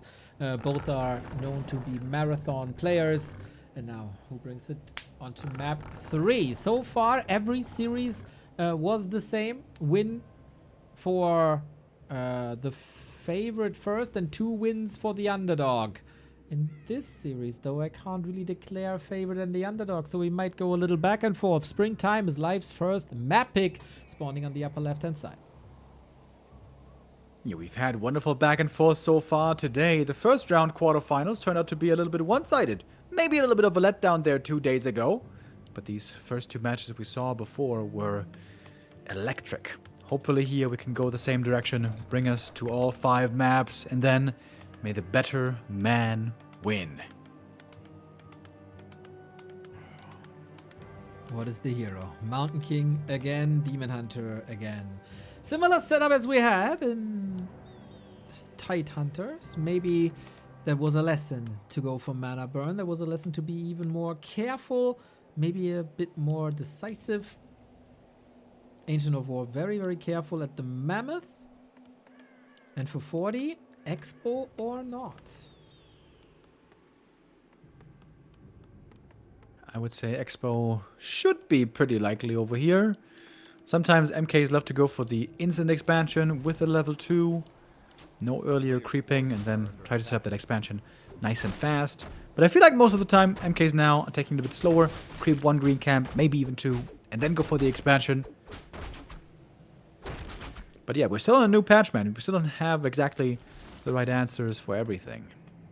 Yeah, I got no clue. Usually 40 is a bit slower in that regard, in, as you say, not just humans as a whole, but he specifically, no hurry comes to mind.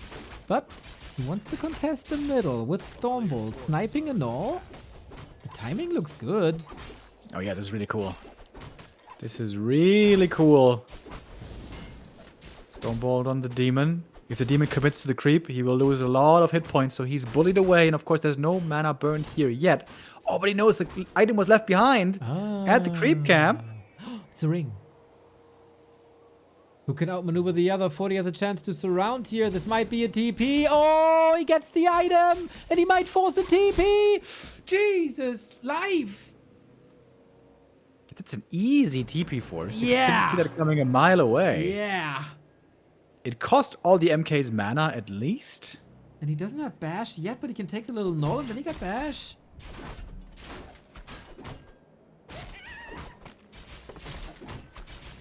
Oh, slippers would have been nice for the demon. Didn't quite get that present. Life is putting some good damage on the MK on the footies. Oh, he got the steal. Yes. Oh. Immolation Nice. right click. Very, very, very important to prevent level 2 and get closer to his own level 2. Man, that is might save him the early game a little bit. No Stormbolt, but just a few seconds. 10 more and we're gonna have another one. Life has to very much respect the danger of Stormbolts around as he doesn't have a TP anymore.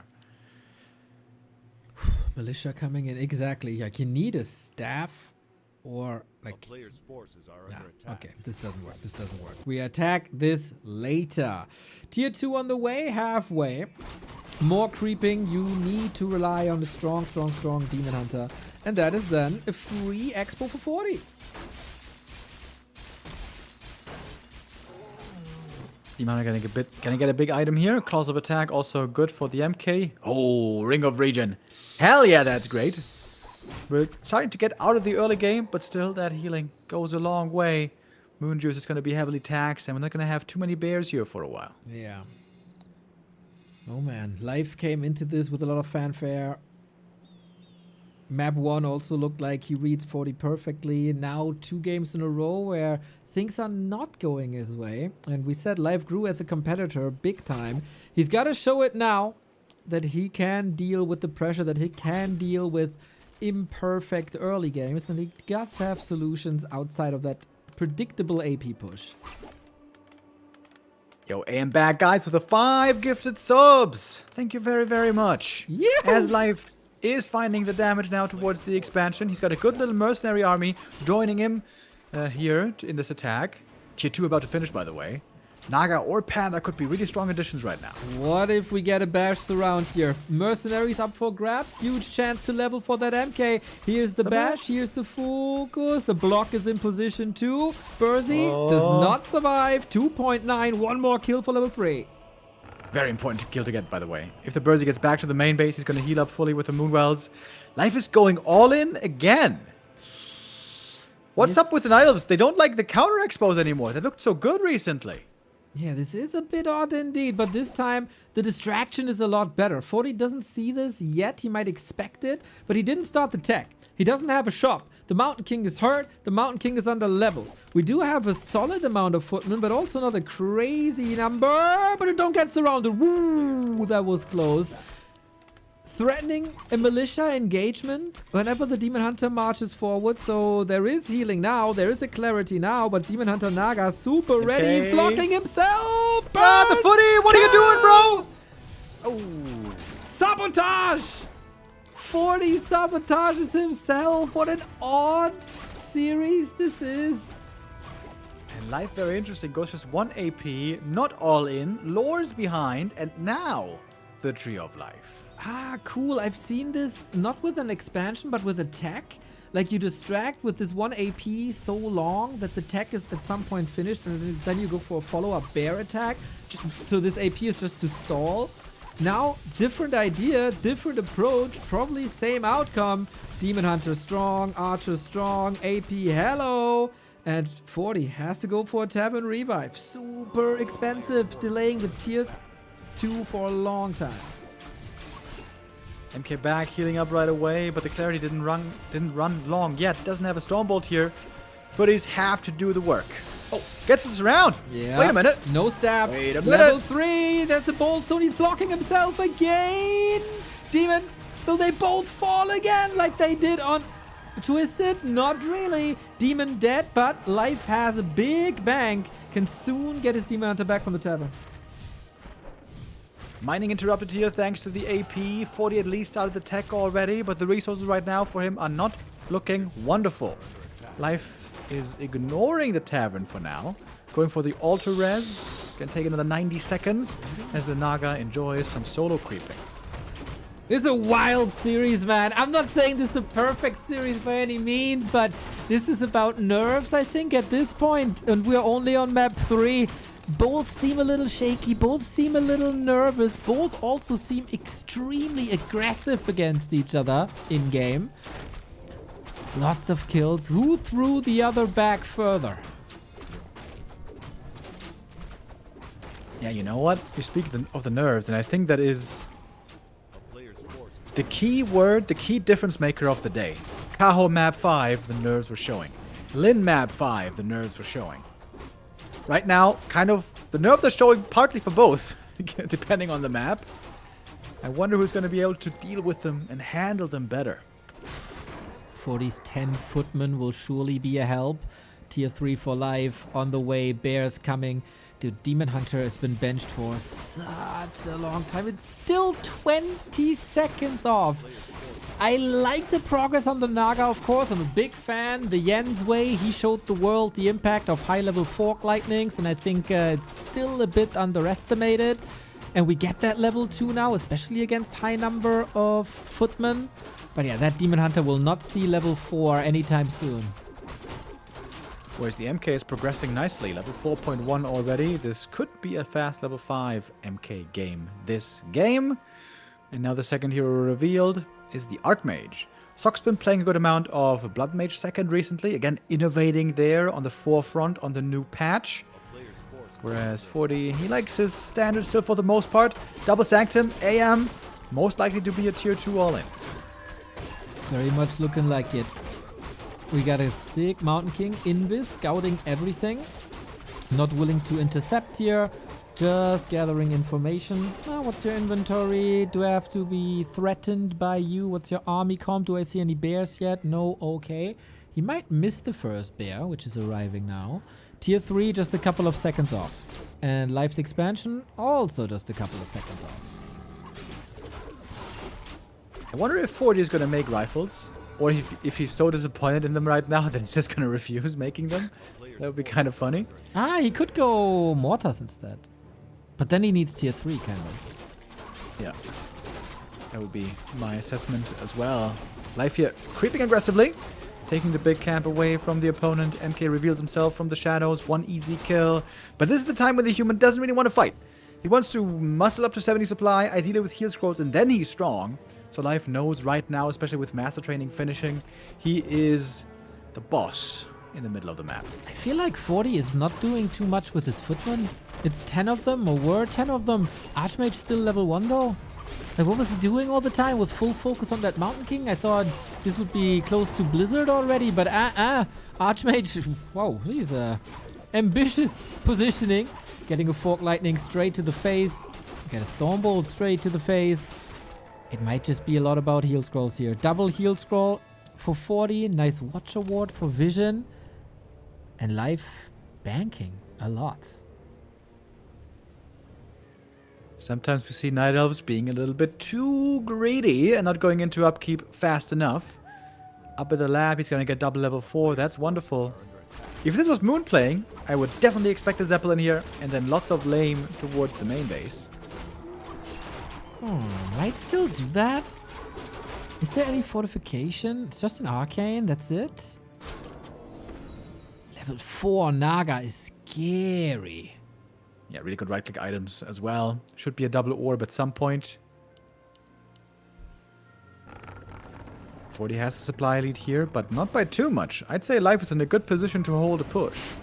Yeah, Life is 3 levels ahead on the second hero. It's a clear lack of Archmage progress, I feel, and we gotta take a look at the Naga once again when we see her. What are we at? Triple Claw Staff plus 18 damage. Put Roar on top. This is gonna be tons of damage. MK also has some nice items. But mainly the consumables here not going to be boosting his stats. Seems like 40 has no momentum right now. It's just, he's playing on the back foot. He has to take the camps that are given to him, that Life doesn't contest. Again, here we see the downside of fast expanding. You lose map control for a long time. Yeah, I don't think it was necessary. Really, the 10 footman that is really clocking up his supply as well. This would be the moment where Sok goes tier 3, by the way. Or is on the way to a tier 3. And then we get the mortar teams, the polymorph, inner fire, all the upgrades, third hero, orb, staff, all these amazing things. 40 just, no. He really doesn't like tier 3 against Night Elf. He very, very rarely plays it. Yeah, but if he doesn't go tier 3, then where's the tempo? Like, you have to go for one of each, no? Yeah, I guess he's hoping he's going to run out the 80 supply army. Bunch of heal scores on top, couple of upgrades, and then we hope for the best. Well, I didn't win tournaments by hoping, I can tell you that much. Maybe you didn't hope hard enough. He's hoping for a great item right here. MK's almost level 5. Kaga's pipe, well, that is a great item. Just not for this army. That is correct, you got that already. It is a lot of gold. Demon Hunter, can you steal heal scrolls? He's slot starved. Archmage, can the Triads reach? Very odd positioning now. Might be able to punish the Archmage for another mana burn. Not really. Stormbolt to the face. We do have a staff. Heal scrolls are still essential, and that's where 40's big advantage lies. Staff on cooldown at the moment. Bears might be in trouble here, but 40 regrouping, not engaging immediately. Double staff here would be sick for Life, by the way. Could get one on the Demon Hunter later on. Looking on upgrades. Here's the first Blizzard. Hitting pretty well, but it's only level 1. Yeah, the stack is blocking the way. This is not ideal for Life, I gotta say, but the positioning is still okay enough that Blizzard doesn't hit everything. Demon Hunter can't reach the backline. The Breaker line holds the Militia as well. There's so much meat shield in this army for 40. Some bears starting to fall. The mana burns are huge though. Human heroes completely out of mana at the moment, but some bears are still falling. Fortitude, by the way, behind this push has started tier 3. Not active, not useful yet, not for a while.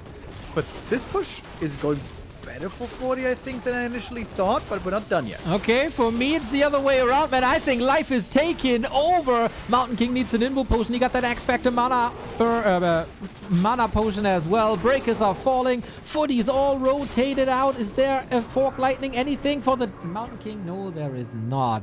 61 versus 56, but this was a fight with 3 heal scrolls. Now, getting them back is indeed going to be tough. Yeah, I thought he was getting a bunch of bear kills there, so that was quite neat. But there's still a big army left over for life. Got the level 5 Demon Hunter, can go for a second orb now. Naga also about to hit level 5. And 40 again has no wind in his sails. Has to stay back, has to heal up, has to wait for tier 3, has to go for the upgrades. This is going to be a long pit stop before the next move. It's going to be an interesting situation now, though. With 40 reaching tier 3, that will be the wind that you're talking about. On the other side, Life, what's your response? And did you see that? There is a lot of scouting usually. He's going Wellspring, nice. He's going Potom. I think we all like this as well. People in the chat are already screaming for fairy dragons. And I would say that's a very, very good question. Where are the fairy dragons? Some other adjustments here also by 40. Tome of Retraining to go into Clap. Clap is amazing against bears, but normally you don't have many against Mana Burn. And a Blood Mage third. Blood Mage third, though, has a very tough time winning the Mana War against level 3 Burn. We mentioned Sock a couple of times already. Sock started playing Blood Mage second to get him to 3 fast, and then AM third. I think that is the better late game setup, but very hard to make work as well. That means you're not going to have Brilliance Aura for a very, very long time. Yeah, and I think it wasn't 40's original idea to go for this tier 3 20-minute game. So for his idea of this matchup, for his vision, Archmage fits a lot better. We do have double heal scroll. We do get the Mortars. We do get the Knights. Life only got the second orb, the additional one. Could go for a third, maybe? No, just a clarity. I think it's still on cooldown for a little while, but it can go for that later. So many claws is great to have for these ranged heroes. At the moment, claws plus 12 still on the demon, in fact. Sorceress Master Training, Priest Master Training. It's a very high quality human army that is very, very hard to micro. I don't know anything about micro, so I just trust your judgment in that. Blizzard on the way. For me, the biggest positioning question is, will the Demon Hunter again be stuck behind his own line? It took a long time till he was in the front and able to deal damage. Took a long time till he got the right targets for mana burn. And it will take a long time to be able to compete with this. Lots and lots and lots of upgrades. Nature's Blessing as well. But how do you deal with this army? The Outscout is so sick, actually. Normally, Invis MK can try to outplay the Demon Hunter Mana Burn if the human does it amazing. But now we got the Outscout. Now all this Invis does nothing. Yeah, exactly. Humans were doing a lot better with these invisibility plays, so you don't see the Mountain King, you can't get burned preemptively like you also see in Night of First Undead. But if there's an Outscout, perfect vision all the time. Trying to fall back to the main base. That Siphon does little work so far.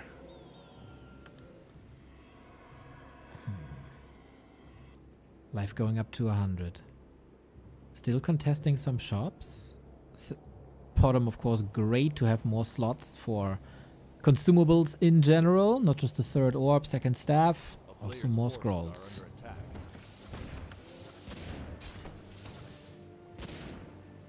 TP and Invuln for the Archmage. Both at 80, both with a little bit of a gold bank, both with good upgrades. Calm before the storm. Inner Fire preemptively cast. These positions on Springtime, they're so hard for the bears, man. They're all so choky. We got Blizzard, we got Frag Shots, we got a hurt Demon Hunter pretty much right away. Life is indeed playing it like he would play against an undead with this roaming Demon Hunter. Of course, this is his strongest matchup. I very much worry about this army composition, though. Bottom.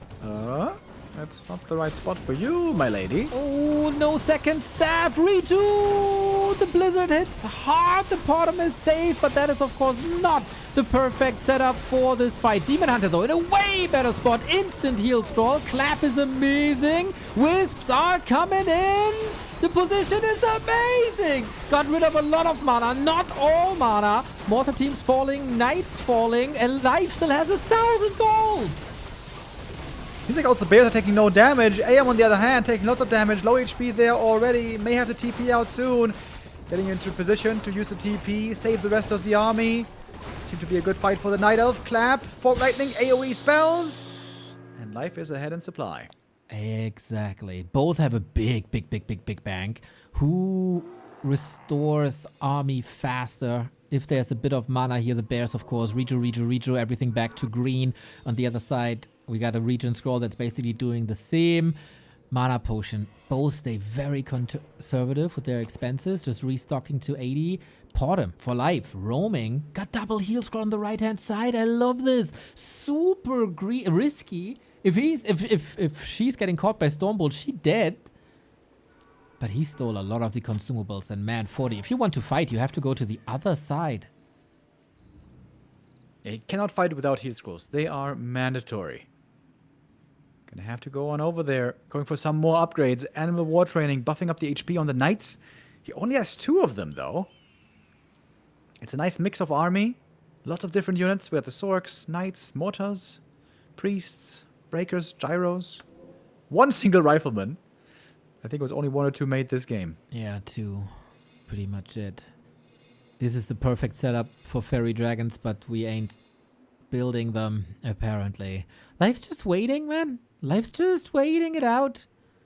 22 minutes. Main base has disappeared. Life's expansion will last longer than the human expansion by a lot. So for him, there's no real pressure on anything. He just has to make sure 40 is not expanding in the middle and he'll outlast him.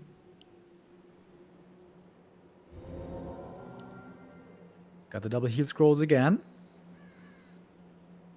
It is such a huge difference in permanent items, by the way. Only permanent items, stat items that 40 has, is 1 ring of protection and 1 ring of superiority. Hardly anything. On the other side, we got Slippers, Ring of the Archmagi, and 4 claws of attack. And 2 orbs, by the way. Devotion aura as well. More armor on everything. Can Life prep this fight as well? Demon Hunter breaking through with the mana burn right away. Oh, this looking so good. Wisp in a fantastic position as well. If the Breakers can't close this gap, I don't think he's able to. Mountain King in trouble. There's no TP, but a staff. Getting rid of lots of mana now. Slow Trap was in. Double-edged advantage, of course, with these Wisp. You can get rid of mana. You can also get rid of all that slow. Archmage level 4. 40 is kiting, but this Demon Hunter is so overwhelming. Yeah, this wave of attack of the bears is so terrifying. But when it gets in range, dude, so much damage from them. So the tankiest units, perhaps. Archmage, barely surviving. Not the greatest time to lag, Mr. Brown.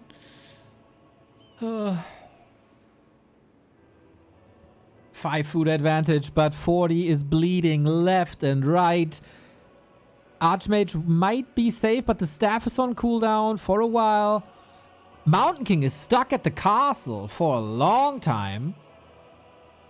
And there's still a heal scroll for life. Plus, he's with his back towards the shop. He can just send the Portem to the shop once again to get another heal scroll, another invuln. Demon Hunter Naga should clean this up.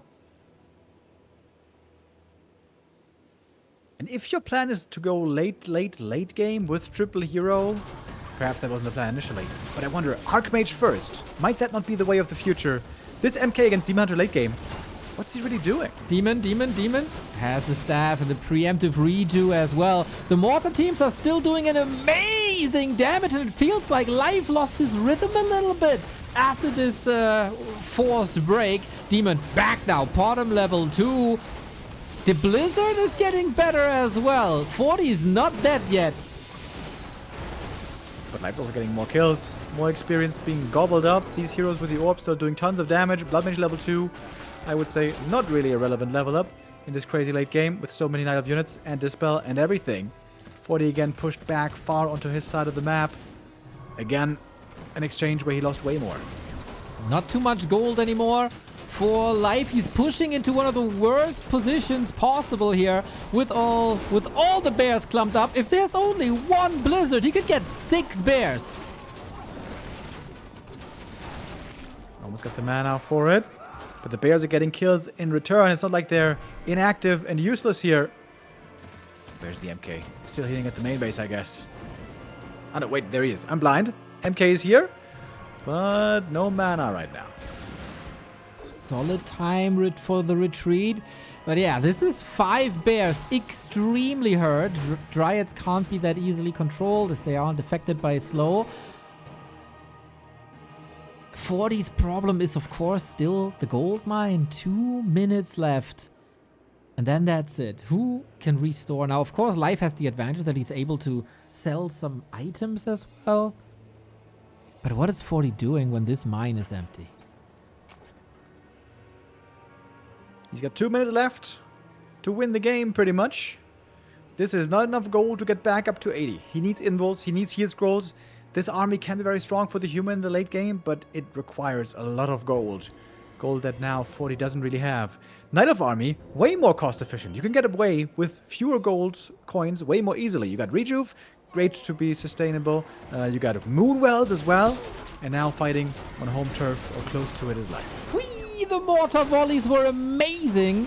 Maybe a little bit too greedy here. Knight being taken out. It's again the kiting game, but the kiting game only works with lots of slow, and there isn't much slow left. Clap comes in, Blizzard strong, Siphon mana goes through against the Demon Hunter pretty much perfectly. There was the last heal scroll for Life. 40, can you outfight 16 food? That was a good clap. We see how good it is against the Bears, but again, there's going to be hardly any mana left. More experience for the Night of Heroes. Bottom level 3. Level 6s are close around the corner. Interesting to not see many banishes. Mountain King in trouble. No consumable anymore. The Archmage is trying to do the heavy lifting, but Life's just marching forward. Demon Hunter looking hella strong, and 40 sees no way out. The big bout machine, the tier 1 tournament winner, the king of Dortmund and Dubai, is facing elimination. Life here dominating the game for the most part. Knowing exactly what to do, perfect timing on the counter expansion in the end. Of course, a big mistake there in the early game, the MK dying. Getting blocked by his own footy. Not getting away despite the boots of speed. Then benched for a long time. And since then, 40 seemed to be playing on the back foot. How different would that game have looked if it hadn't come to that?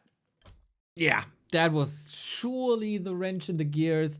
No real comeback afterwards anymore, not even with the 3 heal scrolls, and then Life with the amazing answer. Like, you want heal scrolls you like to read? You know what? I'm buying them all. I sent my kitty and collect them, and then I use them against it.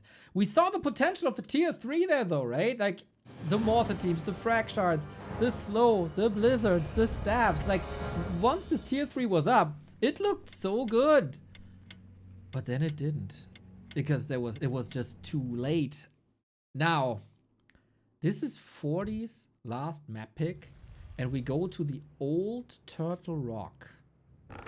Oh, that normally means short game, 1 base, rifle push.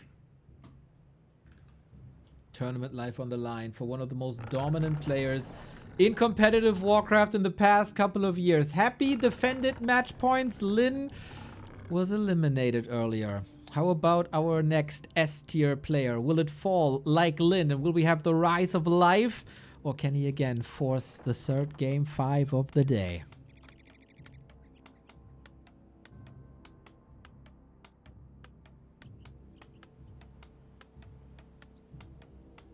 That is the question. So, is it the predictable 1 base? Is there a cheeky plan B?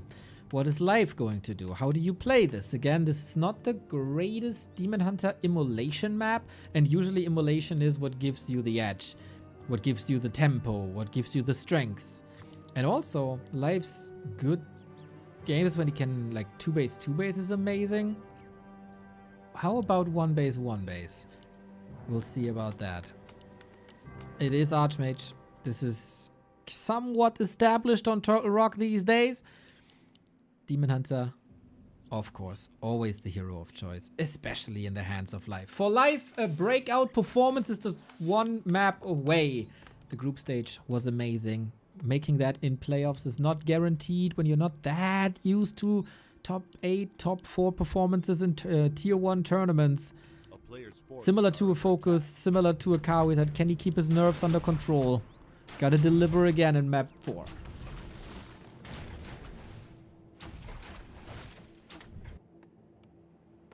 Turtle Rock, very special, very hard to expand. So far, Fortitude's success has been with expansions. The one base didn't look too great with the weaker rifles anymore. Again, you can try to go breakers rifles, but with an Archmage, probably not. Classic creeping with Water Elemental Militia.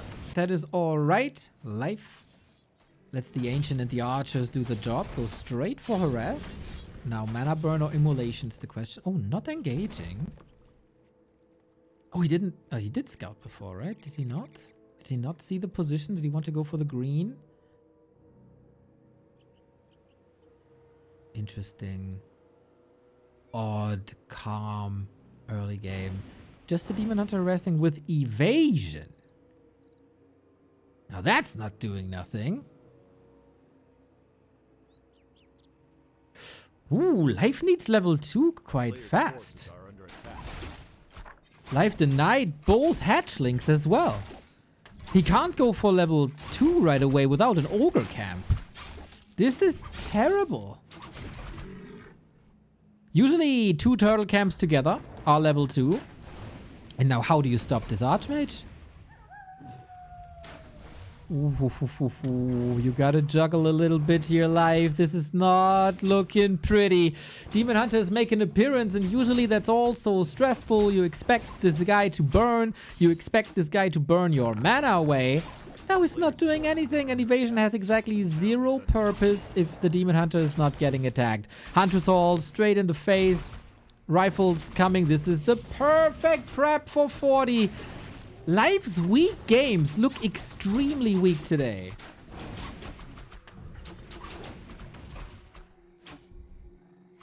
As I guess I am alone. Not fantastic. Hunter's Hall cancelled as well. Archmage did the job already. How do you want to power creep without Immolation? I don't know. It is a lot of archers. He has that Ancient, but he's got to get ready for a push, that's for sure. Hunter's Hall far in the back. Relatively simple to figure this one out, that this is going to be a one-base push. You got to go for the Ogre now. Also, that is easy to calculate for 40. He's not making an effort to go for his own level 3. Keeping the Demon Hunter low has way more merit. Nice block with the Water Elemental, but nice little Shadow Melt as well. Now we got Mana Burn.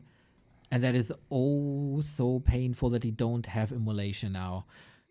40 with the one base rifle plus Fire Lord! Oh yeah! He is adjusting. He is taking place off of Sog. If it's no Paladin anymore, Discord is dead. For you or for me? Forces are under attack. Oh, for you apparently. Okay. Yeah, audio call can't connect. If you want to do like a Google Hangout or something, send me the link. Otherwise, me solo casting here. Firelord, extremely powerful. Usually with lava spawns. This is not the game for lava spawns. This is to control the almighty Demon Hunter with Soul Burn and get rid of 75% of the damage. Here we go. Soul Burn on the Demon is supposed to be the play. Gargantuan Sea Turtle coming in. Who's gonna get it though? This Firelord doesn't have much longevity, but neither does the rifle push in itself. Firelord doesn't get the kill. It's the Wand of Mana stealing for this Demon Hunter. He's being punished though. Good right clicks. Hurts, but nothing that threatens him too much. This Archmage took a freaking beating from the Ancient, from the Naga. And Demon Hunter's back for the Moonwells.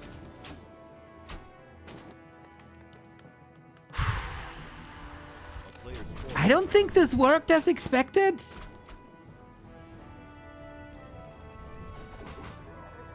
I think this was supposed to be more powerful. Oh, 40. Is the reign of 40, the reign of humans in Warcraft 3 over? It was 2.5 amazing years on the top of the scene alongside the undead. He's still got a good supply lead. Life is still trying to go for tier 3, and that will take a lot of time. Last hit, super important again. This time, Life couldn't get it. Demon Hunter, basically no damage. Now he does. But there's almost no way to get out. Once the Dryads are there, once the Dispel is there, it gets a lot easier. But, uh-oh, Lava... Firelord again, Soulburn again, Demon Hunter dead, and 40 finds the right answers. Contesting the spot after that Archmage was healthy again. Naga all by herself now. And Life needs tier 3, needs Bears, needs Reju, needs Orb, needs this Demon Hunter back, needs time.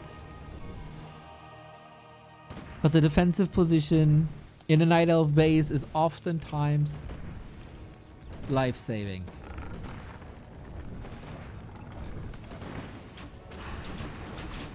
One heal scroll, 3 rifles, bunch of priests, now also sorcerers in the mix. And archers don't hold much value, to be honest. Not against rifles. The Ancient has big value. Maybe this Firelord a bit far forward. Aiming for yet another hero kill. I don't think he has the necessary punch.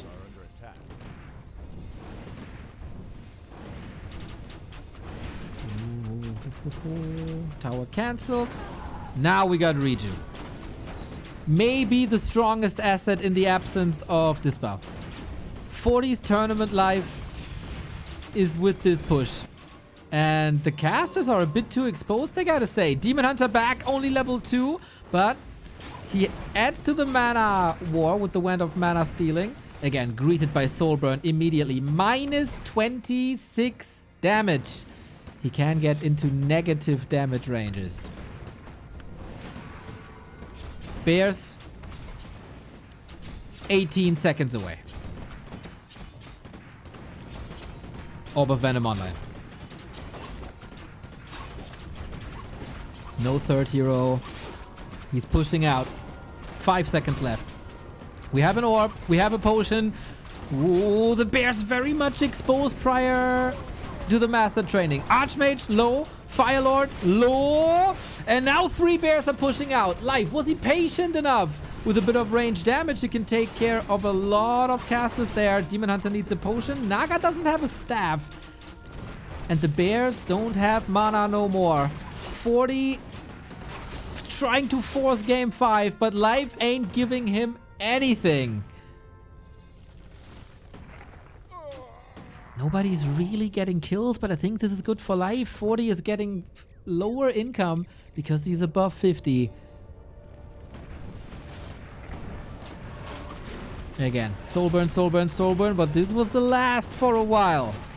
And then the Demon Hunter is free of the shackles of the Soulburn, and the real damage arises. Reju again. The longer the game goes, the better it is for Life. The more Bears, the more Reju. The higher the levels. He got him here. Needs a staff. Life needs a staff. But also we need reveal. Life saving Cloak of Shadows. And the Demon Hunter is trapped there indeed. When is he gonna reveal himself? Your damage output is necessary. He's eating into the trees. Maybe he can't root? Now the Demon Hunter is free. Didn't have time for Dryads. That would be so helpful against Water Elementals. Also against Soulburn. Does Life have the necessary nerves here? Does Life have the necessary forces here? Slowly but steady, 40 is getting ahead. The supply gap is rising. It's another nighttime. I don't think it's enough. Or is it? Love how defensively he keeps the Sorceress to always have a slow when he needs it. One well-timed focus fire on this Demon Hunter can decide the game. There is no staff. There is no potion. Artificial nighttime is over. This is the last bit of moon juice. 40 against all odds. Turtle Rock, one base, rifle push. Bears are so close to dying, and it's over. Third quarter final. Third game 5. Are you kidding me? Nerve-wracking playoffs here in the greatest Warcraft 3 tournament that we got in the scene. Third game 5, man. And now this is all about nerfs. It is the same setup that we had before. The loser of game 4, it has map pick. And that map pick is Autumn Leaves.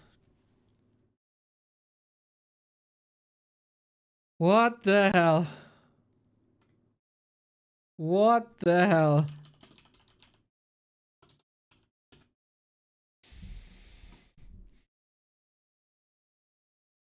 What a day. We're trying to establish a Google Link Meet thing to get Remo back on the line as Discord has forsaken us. But of course, you can't separate us for too long. I don't know. He said he's calling on Google Meet, but I have no clue how that even works. I need a link. I need a link.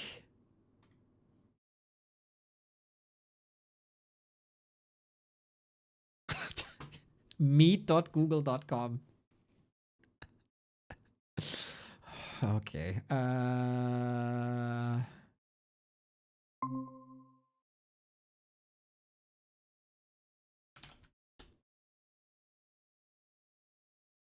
Gotta do it another way. Now, does Remo still see the picture in Discord, or is that dead too, is the question. That's dead too, it seems like. Then I have to stream my video too. Yeah. Ding dong. There we go. There we go. Hello? Hello. Hello. Oh, wait. My mic is muted? Hello. Hello. There we go. I was muted here in the meet. Yeah, wonderful. Okay. Couple of technical difficulties here. Wouldn't be a Super League day without them. Mr. Remo Demo, you were benched by goddamn Discord. Your opinion on the match? Yeah, very interesting. You know, many players have said that the rifle push doesn't work out anymore, but I think Fortitude was always the most amazing with the rifles. He's proving that here again. Absolutely great play by him. And Life, losing the Demon Hunter early there, not really allowed. Demon Hunter didn't get level 3. Garbage items this game did not come online in time. Turtle Rock, that's supposed to be the rifle map, and 40 makes it work. And brings us to another map 5 decider. Exactly the way we want to see it. There we go, boys. There we go. Now, we might have a little bit of a break here. 40 is not in the lobby just yet, so you can help us out as not only our gamers, freaking amazing. Apparently, we are solid at least too. We are nominated for the 3rd time as the best non-mainstream streamers at the Early Game Awards. We have a little bit of a title to defend here. 1 title. 2 titles actually, as we won that thing twice in a row. Now we want the 3-peat. Every single vote counts. We got some tough competition with some pretty famous people, I gotta say. So every single vote counts. You don't have to register. You don't have to sign up for a newsletter. You can win some stuff though.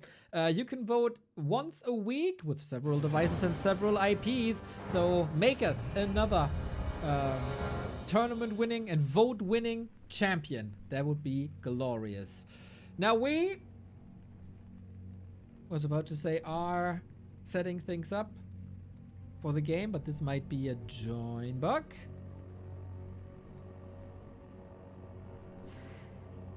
Thank you, Bane. 76 Conference. 76, not the other way around. Says, been watching 30 days of Dolphin Cup Super Cup.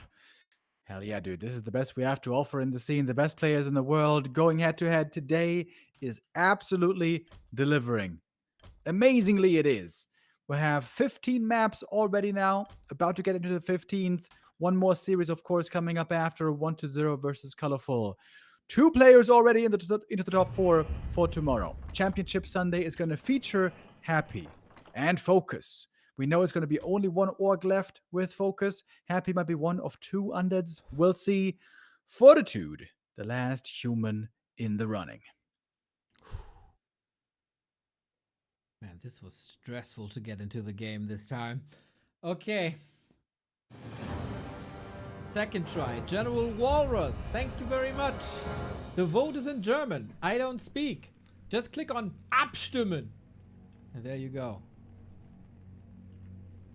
Still not getting the TikTok.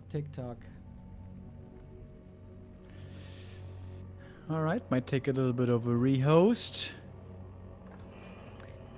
Autumn Leaves, gonna be our first map. This is the map, I think, where MK Fast expansion has been very, very popular and very successful over recent months. MK Fast expansion into a quick push. If the knife expands close to you in the middle, it's so easy to get over there fast. Very much unlike it would be on a map like Twisted. Will be very brawly.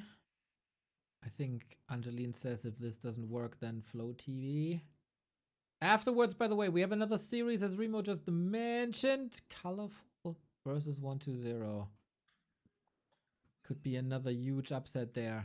And this is kind of like an epitome, a symptom of the Warcraft 3 scene, competitive scene these days. Nobody is like ultra consistent and ultra dominating as Happy was like 2 years ago. And then we had this rivalry with Happy 120 and Happy 40, and to a degree also Happy Lynn, but now a Life can eliminate everybody, a FoCuS can eliminate everybody. On a good day, a ColorFul can ruin brackets. Life is at the top spot. Kaho is in the top spot for a while, but it's just nice to have more tournament winning players here. That's I guess what I have to say. This was all stressful, but the tech difficulties seem to be gone. The deciding game. One of the S-tier tournament winners, the last remaining human, is facing elimination. So is the standout player of the Super League group stage. Life has cemented his status as the best Night Elf in the world, and the Night Elves are thirsting for a big tier 1 title win. He was the chosen one, but maybe the prophecy gets shattered once again. Ooh, once again, we see the tension. We feel the tension rising. Love games like these, dude. Love days like these where players are put to the test, brought to their limits. And you mentioned, I think, very poignantly earlier, the nerves, man. The nerves are a big factor here. Earlier, we saw Kaho's nerves failing in the end. Perhaps surprisingly, we saw Lynn's nerves failing in the end. Who's going to keep it together better on map number 5 between these 2 great Chinese players? That is indeed the question. It's very likely that a Chinese will be in the grand final, as we have 4 Chinese in that part of the bracket. This quarterfinal, all Chinese. The other part of the quarterfinal, all Chinese. We have... okay, a break, but now it's over. But who's it gonna be? Who is currently the best Chinese gamer? Is it 40? Is it Life? Is it 120? Is it maybe ColorFul? Whatever it is, man, it will go via Archmage. It will go via Demon Hunter. Once more, this is Life's map choice, as he claimed the lead before 40 was able to strike back. Can Life go all the way? Archmage indeed. This used to be the MK Fast expansion map. Really good for Fast Expo, really easy to set that up normally. Really good start for the MK, keeping the Demon Hunter controlled. But no MK now. Is it then one base? We can't say for sure yet. This is super hard to read. And once again, scouting is more important in Warcraft than ever, with tactics being more diversified than ever, openings being more diversified than ever. You gotta have your eyes on the map at all times, everywhere. You can't just play one build blind the entire time. That doesn't help you on this level anymore. It would be a classic if 40 has the nerves of steel and goes through and Maybe life crumbling under pressure and one big mistake costs him another big tournament run. That would be the regular story. But sometimes you got these curveballs. Sometimes you flip the script. And sometimes you eliminate a tournament winner in the quarterfinal. A player's force is Super fast tech. Two Two farm farm tech. tech. Yep, 2 farm tech. Fast level 2 AM, 3 footies only. This quarterfinal will be decided by another all-in rifle play. Yeah, it's not gonna be tier 3, expo, big units. Gotta be sharp and precise. But on Autumn Leaves, I think creeping alone is better for life. What a disaster Turtle Rock was. No immolation, evasion first, no items. And now, we're level 2 already. We're at home right when the Archmage is coming. But we don't have mana burn. At some point, 40 is going to figure this out. That is no mana burn. Maybe an invitation to an MK second again. The second hero is going to be hard to predict. Could be MK, could be Blood Mage, could be Firelord, could maybe even be a Naga. Although I guess that's not really so favored right now. Could be. And yeah, has to be figured Firelord. out soon. I think Firelord is a good idea. Rifles confirmed, of course. Archmage trying to boost himself a little bit. Maybe selling the TP, boot, circlet, both. A player's forces And are Footies under are attack. contesting the archers here to slow down the Demon Hunter. It will be a little bit of a slow build with one big explosive push.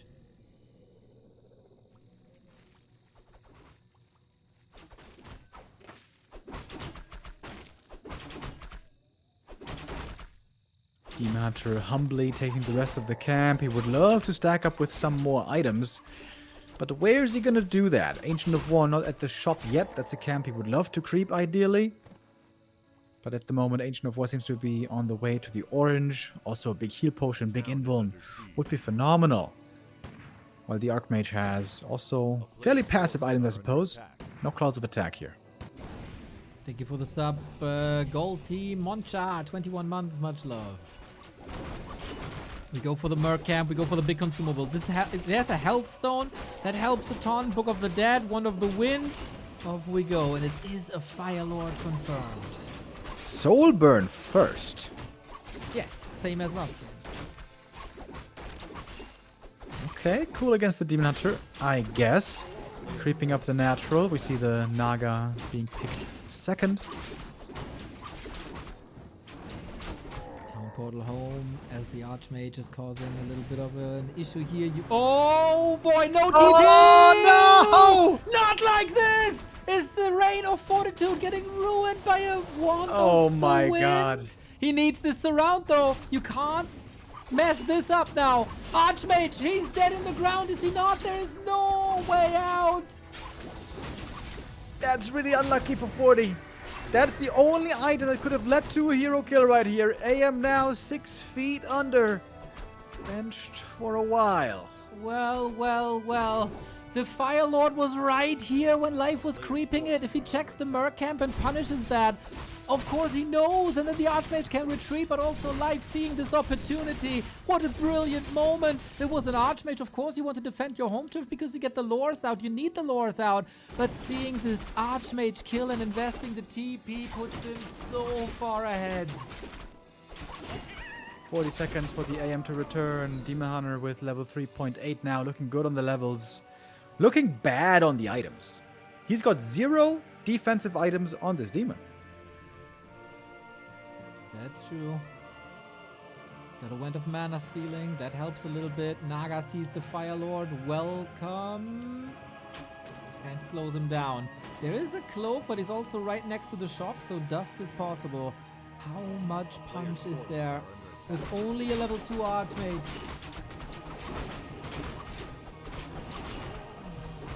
There's the ring for the demon. Oh man, that goes a long way. How wonderful that one is to find. He's about to hit the level up as well. There we got the level 4. 40 is on a timing push and currently creeping. This Demon Hunter indeed, level 4. What a beast. More damage, more armor. 40 was a guarantee in every single semi-final and most of the grand finals. in the past 2.5 years. The stage was set for another Happy versus Fortitude match, but maybe not today. eer0 has the tele staff, by the way. He can go harass the main base now, and there's nothing that can be done about it.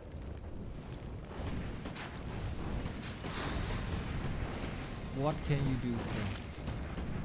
What can you possibly do to stop Life from advancing into the semi? Level 3 Firelord got prioritization.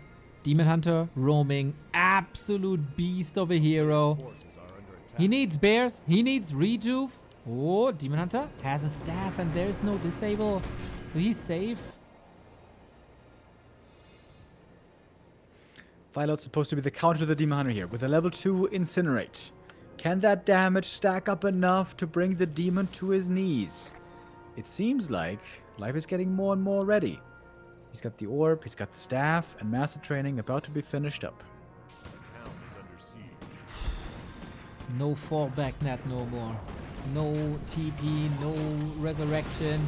He needs to break Life now, and Life can rely on the strong Demon Hunter. Staff on the Bursey to heal him up. Demon Hunter in the middle of it all. Immolation not stopped by Soulburn. Interesting.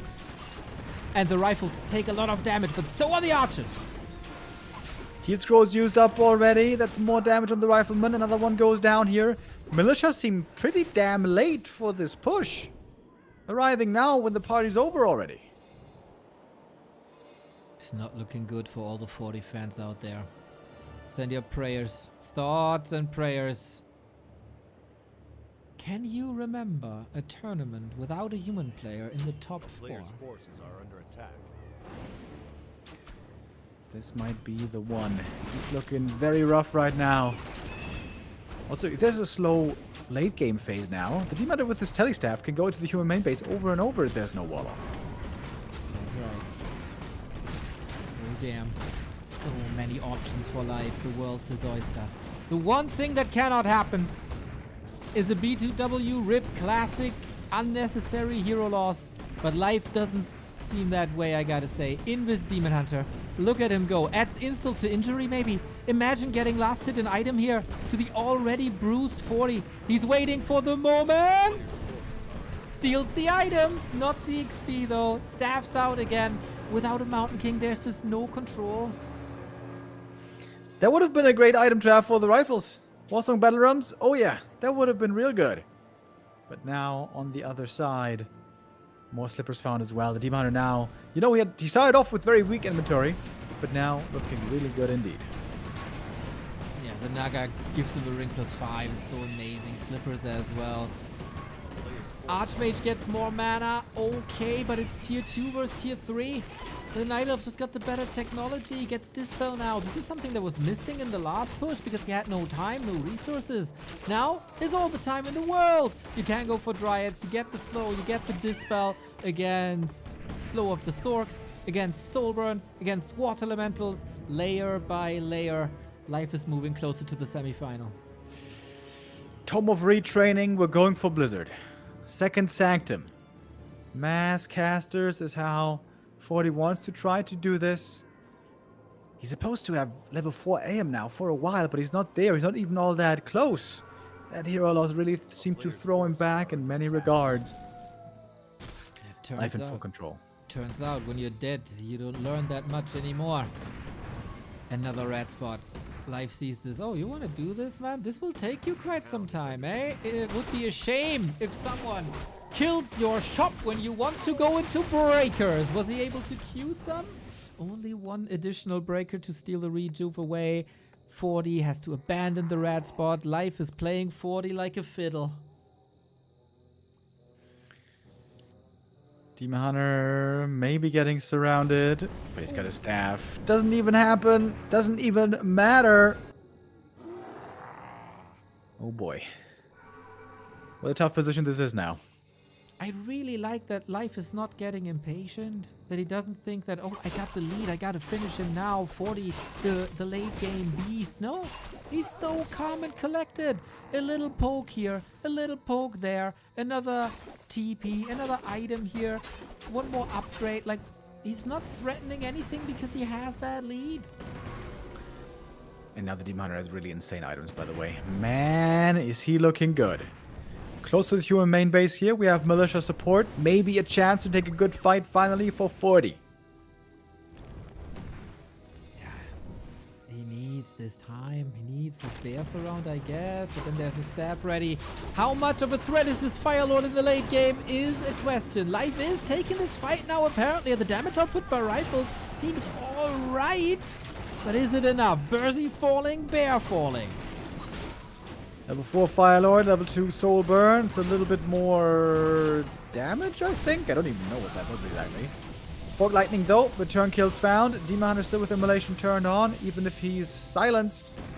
Steph on cooldown for 3, but not enough damage here. Demon Hunter's running the show once again. Rifle slowly falling. Heal potion.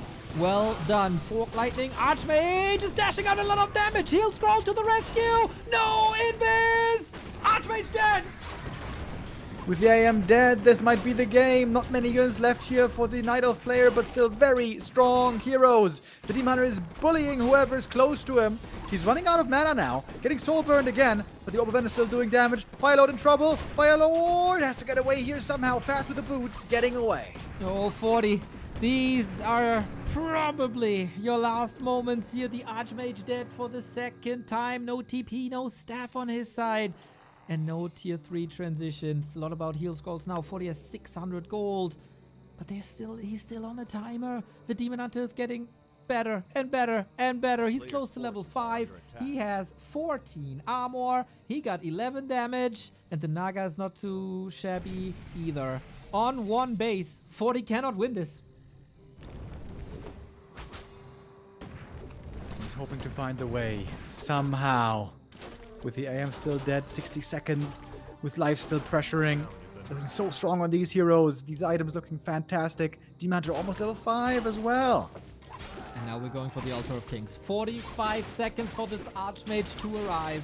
40 has the resources. He can go for an Altar revive if he wants to. But of course he would love to use these resources for a big army. Archmage, you will not see the light of day via Altar. And now the production is falling as well. No Archmage, no second Sanctum, and not too many workers to call to arms either. Options quickly dwindling. What can 40 possibly do here?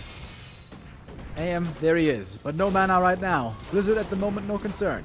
When your tournament life depends on a Fire Lord, you're not in a great spot. Bears marching forward, so many Dryads, level 5 on the Demon.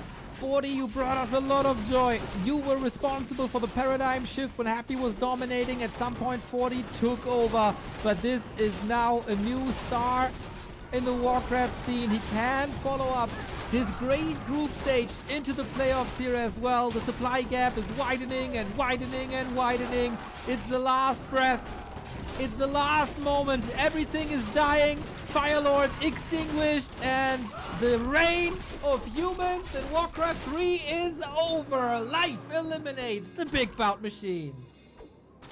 Life continues on through, I think very deservingly so, looking absolutely amazing in recent weeks. Best Night Elf in the world, trying to become the best player in the world.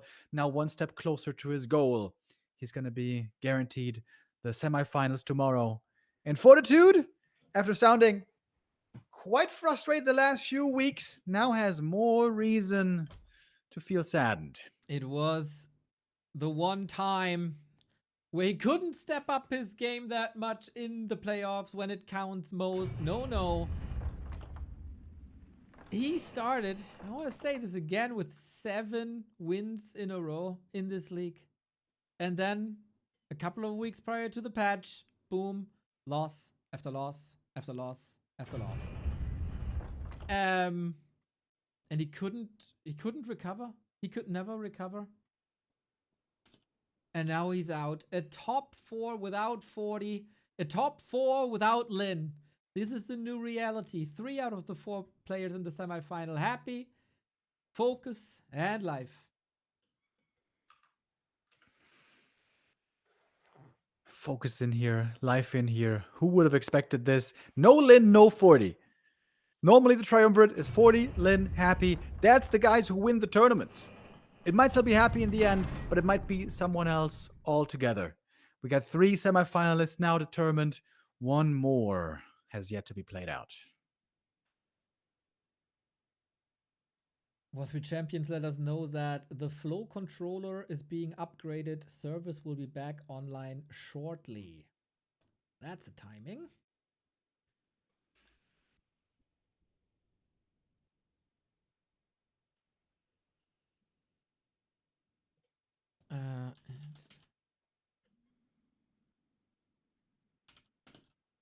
Yeah, I also got an error message here. Not able to connect.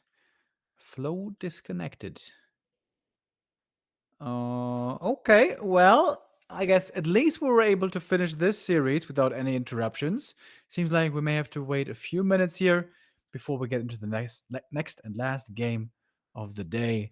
Another Night Elf gonna be fighting against another Undead. ColorFul versus 1-0 coming up next. This is gonna be the same matchup that ColorFul had already 2 days ago, where he had an amazing comeback. The first 2 maps against Labby looked a bit disappointing. Things didn't come together at all for ColorFul right there. But then the 3 follow-up maps, he did tremendous work. Looked absolutely fantastic in the standard game where we know him to be so strong.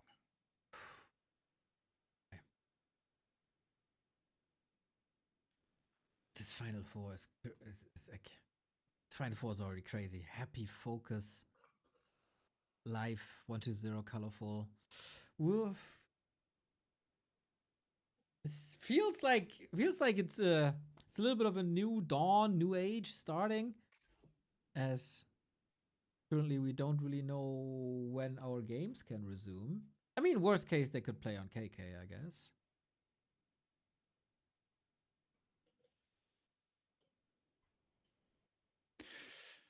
I guess it's a matter of how long it's going to take for the update to take effect.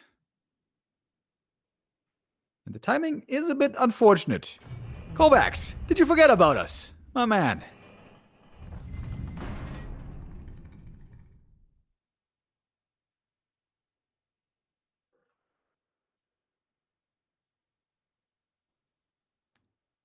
FoCuS vs Live final, imagine. That's a possibility, man. It is a possibility.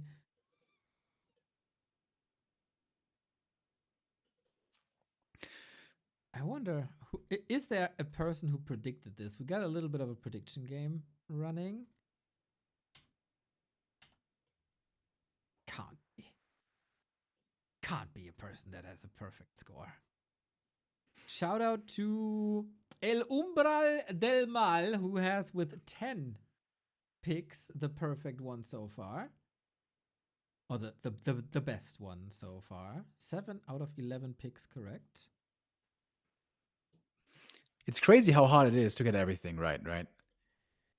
With there being quite a few matches here.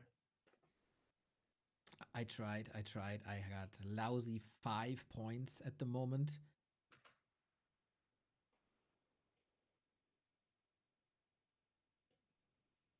Yeah, we're a little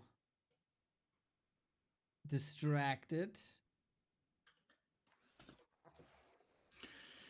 Okay, the admins, of course, talking about how to best resolve the situation. Yeah, we all got the same issue at the moment. If this persists, KK may have to be the switch up.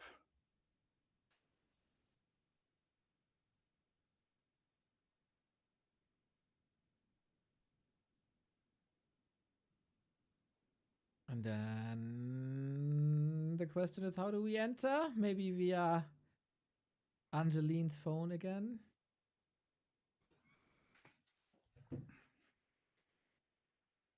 Not sure how to proceed. I guess players are doing map picks and bans. Yeah, all 3 champions offline. Hmm.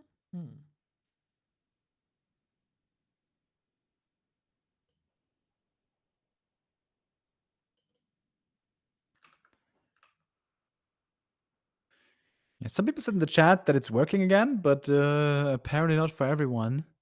Apparently not for us. Flow servers are requesting authentication. Go KK. All right. Let me try if it works today.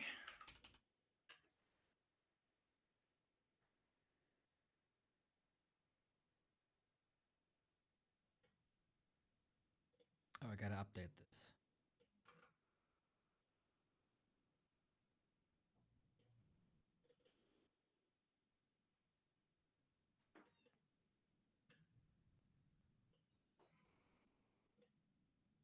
Yes, Warcraft Champions is doing maintenance right now. That is correct.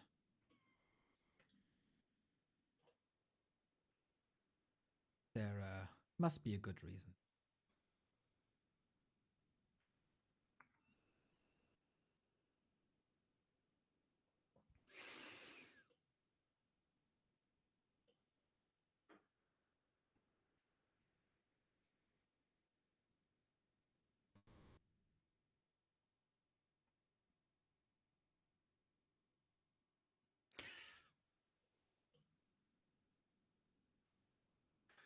I got no luck logging in right now. Oh, I'm in. Hold on. With Angeline's account.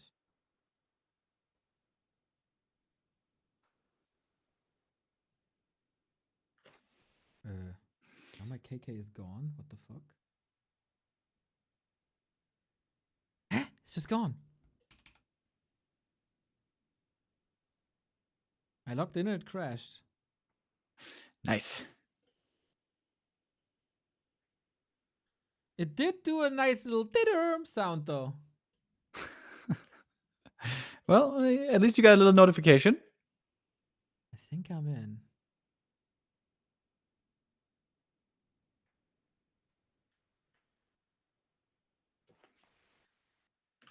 Okay, I'm using your account again, same as last time.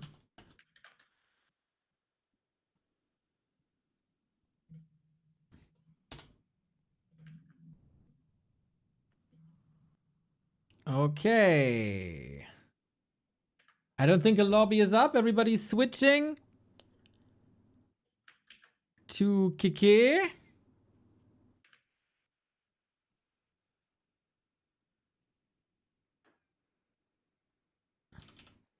Oh, shit. I got in. Nice. Nice.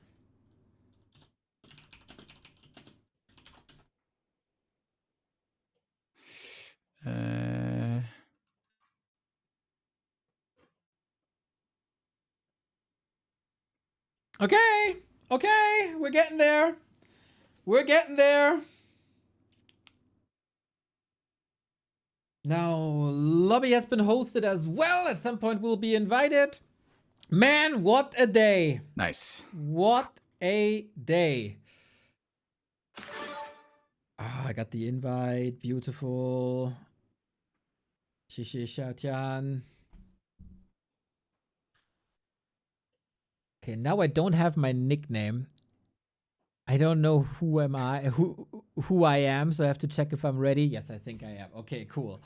Man, Kaho bringing happy to the verge of a defeat. FoCuS eliminates Lynn and Life eliminates Fortitude.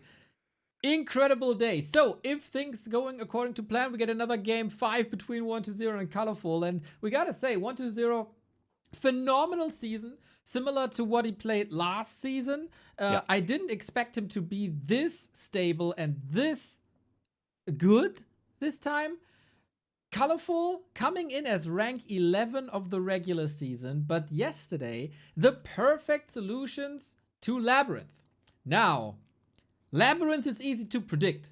Coming up with solutions against that works. You can't do it against 1-2-0 though. Yep. It's so hard to predict what to do. Yeah, exactly. It could be fast expansion, it could be tier 2 expansion, it could be one base play, it could be tier 3 expansion. This always has been, in multiple matchups, one of 1-2-0's biggest strength. He is so hard to nail down. You never know what strat he's going to play. He's capable of so many different ones. A real strategy player. Super cool. And the past couple of weeks, it was indeed super unpredictable, as you say, like all the different expansion timings. The past couple of show matches, though, every single game was one base worm. One base worm, one base worm, one base worm, the entire time. So was that just a fake? To display ColorFul, this what I'm doing, counter me? Or is there something else cooking? Yeah, I think for sure he's going to do more than just the one thing. The timing there of the show match you mentioned was quite suspicious.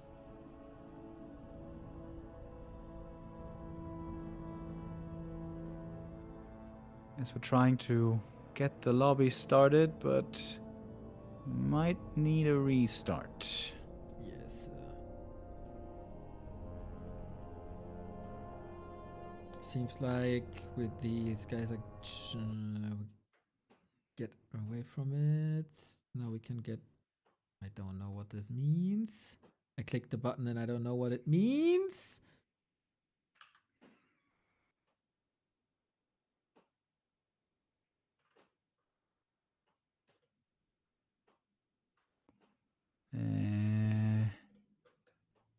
Huh.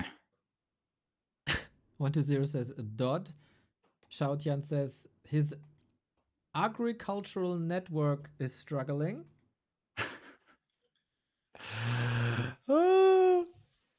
On this Saturday, guys, come on. Okay, now we can click the button again in the lobby. Yep. I think we're good. I think we're on the way. Okay, I find myself.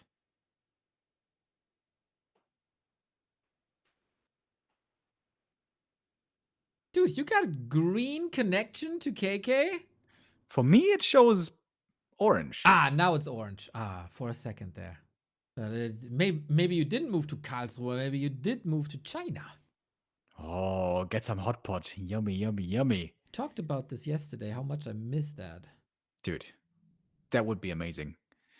I think there's no place around. Yeah, I've got a 210 ping.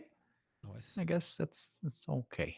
You know, it's been more common now in Germany. Yeah, hot I heard. pot. Yeah. I tried it.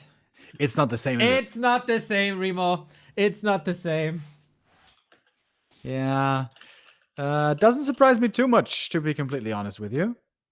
Looks like we got a rehost new lobby. Wait, or did it disconnect from the lobby? Well, I'm in. Good. We're good. You're ready. We're good. 120 plays rock, paper, scissor with an emoji.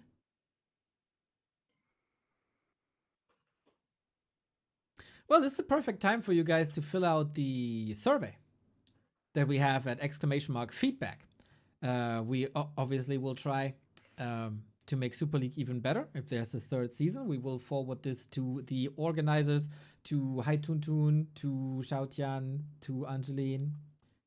And then if there's a third season, we're going to try to bring an even better product. The people listen to your feedback prior to this league from season 1 to season 2. Many people didn't like the Ascension. Many people didn't like that a 3-0 is rewarded so much, etc., etc. So adjustments were made. And now we try to fill this lobby again, but I got kicked.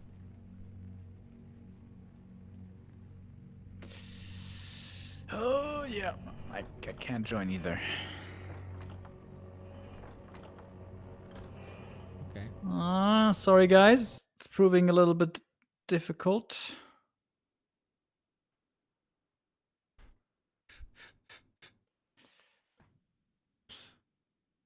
If you guys could highlight us when War 3 Champions is working again, that'd be beautiful.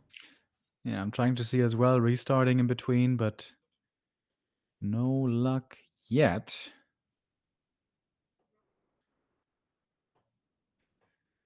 Sometimes situations like these, also, the tournament organizers will be like, oh, okay, let's start a little bit earlier tomorrow and then play the game there. Then issues should be resolved. But that would not be very good or very fair today, because it's going to be a long day tomorrow. and having less time to prepare for the one player in this semifinal spot would not be very cool. Also, 11:30 is in the middle of the night for a real gamer already. How much earlier do you want us to start? I mean, for the Chinese, it's in the evening. I mean, for Infi, it's still the middle of the night. That's true.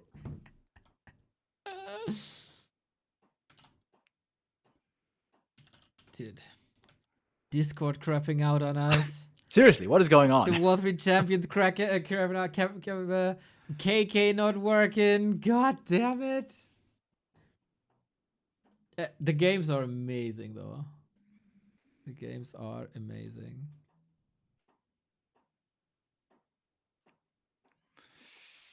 Yeah, we got unlucky today with our technical setup, but we got very lucky with the games. So I think that's the luck you would rather want to have. Hopefully some luck can return to us as well in the other domain. Maybe that's also the chance for you at home to check if your Prime sub is available. Like, you can use that every month, and maybe you did it last month and you want to do it again, but you just forgot. Then we, of course, gladly take that burden off of you. Great support for the channel. No ads for you. Win-win. Win-win-win. And a nice filler. Oh, you're not ready, I think? Oh, wait. Yeah. No, I'm leaving the lobby. I'm worried that I'm holding up the game. Okay. Let's see.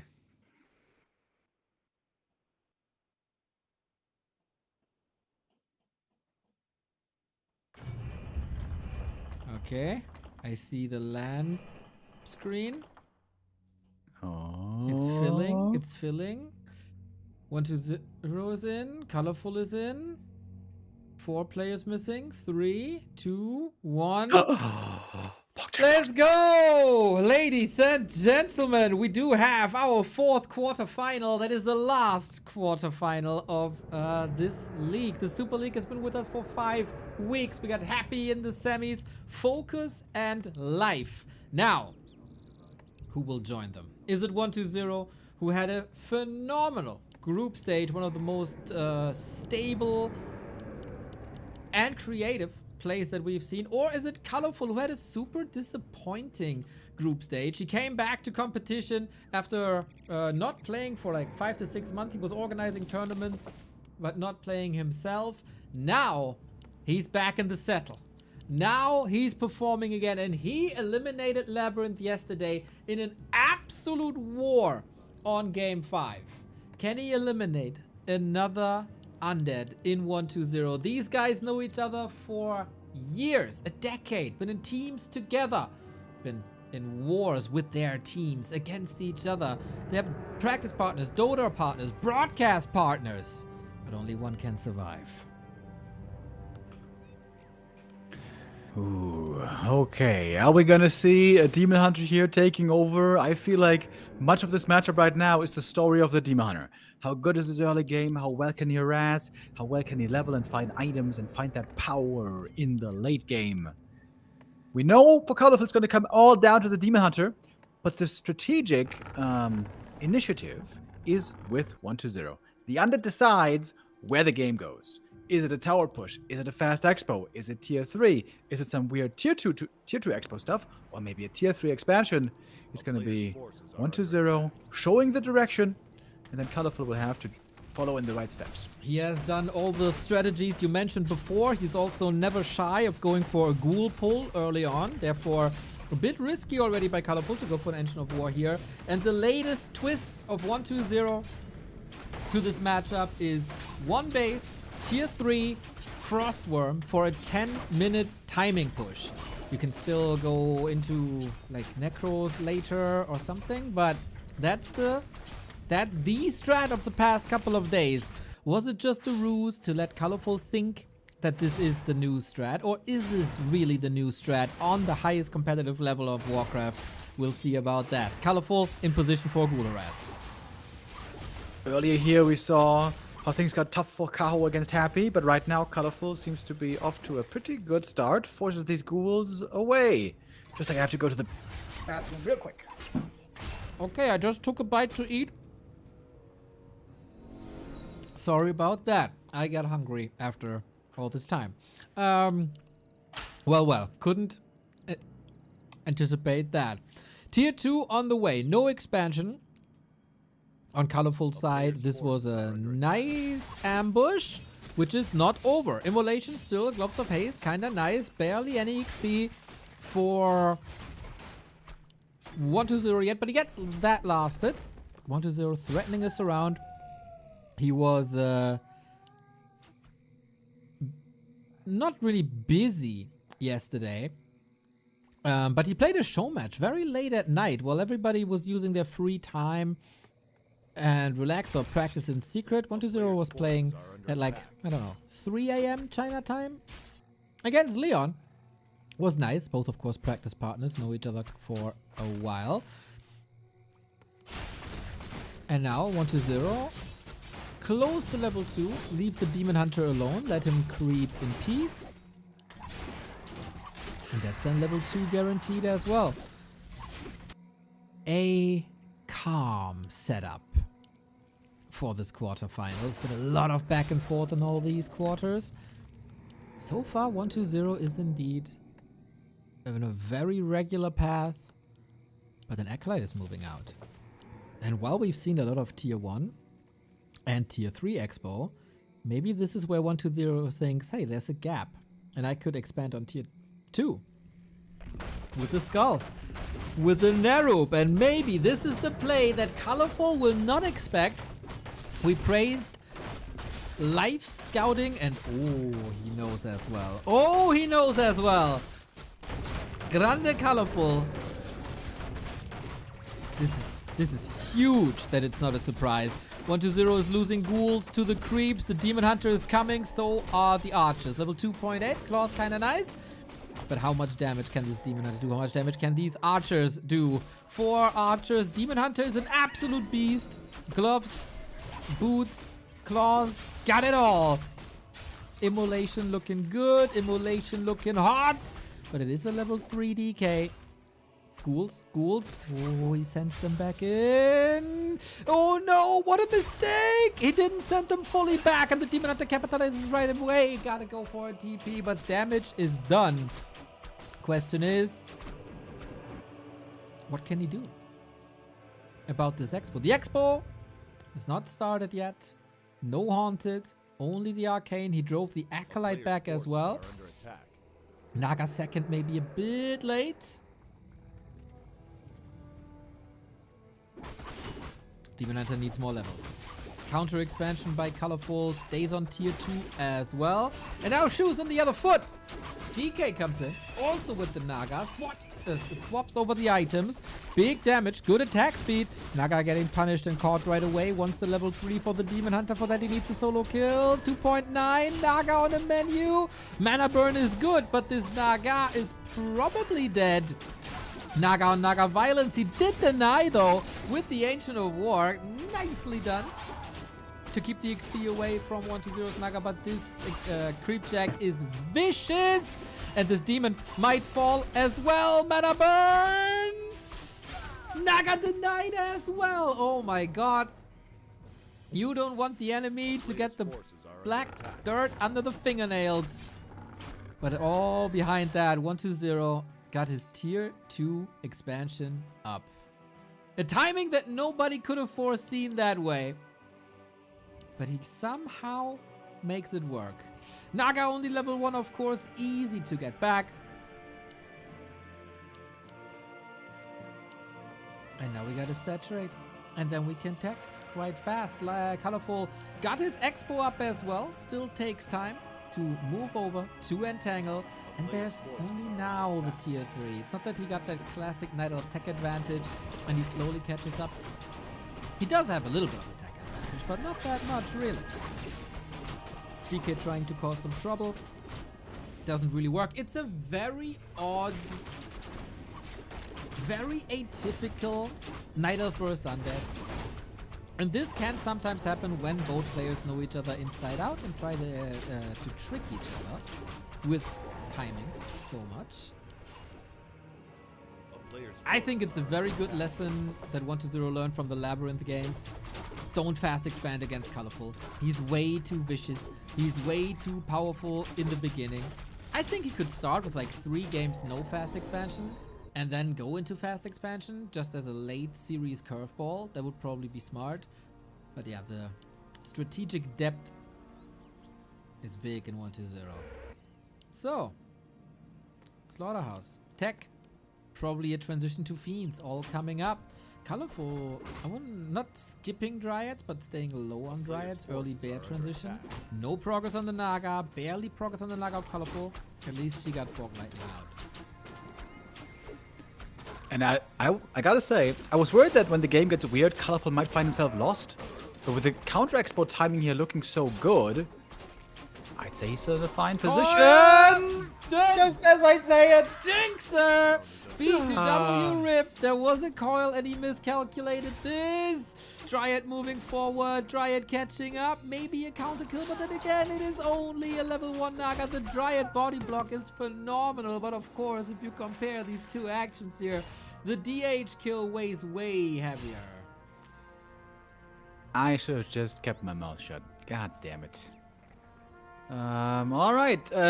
There's the B2W rip. The TP was gone. The staff wasn't there yet. But still, ColorFul is getting stronger by the minute here. Tier 3 is finishing up. Master training gonna be done soon. And now 2 Naga losses also significantly slowing down what she has been able to do so far. 75 seconds on the carry. At least Fog Lightning 2 can be established soon. Bears will be there soon. Now, what's the strat for 1-2-0? Currently building bigger bases. Necropolis, tech, no second crypt, only second slaughterhouse. He got a lot of resources that he might put into a boneyard soon. Have we seen games before where Undead expands and then builds a big Fiend army and then goes Worms? I feel like I haven't seen the Worms play quite like that. Or did we? Not really, but I've also not seen tier 2 Undead expansion in the past couple of weeks. So with 1-2-0, he's like playing a random generator Undead Night Elf sometimes. Yeah, indeed, very hard to predict that way. I felt like ColorFul was keeping up very nicely, like I said, with that expo timing. Of course, then the Demon Hunter dying wasn't ideal. Now he's back. Has been a little bit out-leveled by his good friend the Naga. She hits hard, preparing a little gift with a health stone that might be necessary down the road. We have a very quick Abomination transition after Ghoul Frenzy and Destroyers. He might still be able to go for an 11-minute timing. Numbers are good. Demon Hunter levels are not overwhelming. We got a mana potion for the Naga. 2 Fiends only, but also 2 Dryads. That's really not too much. 1 A-Bomb and Disease Cloud being added in early, still waiting for the Destroyers. Oh, there's the first one, alright. Morphed already. Looks like 1-2-0 is getting serious about this push. Heal Scroll, Heal Potion, very nice. Naga 3 and Death Knight almost 4, very nice. Alright, the first real test for ColorFul right here. Interesting that the timing is exactly the same for tier 1 and tier 2 expansion. Fascinating. We got the Demon Hunter staffed out this time. Shop is up. Same for the Moonwell. This Ancient of War is buying a little bit of time, but man, do these ghouls and abominations and 3 destroyers look terrifying.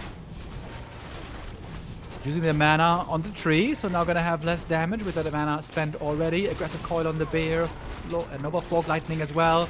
Dispel a little bit late, maybe. Good mana burn. There's a kill. There's level 4 on the Death Knight. Heal Scroll on the ghouls, healing them up again. Now the bear's finally on the front line to do the damage. Demon in trouble again. Demon in trouble with the Hellstone. He survives.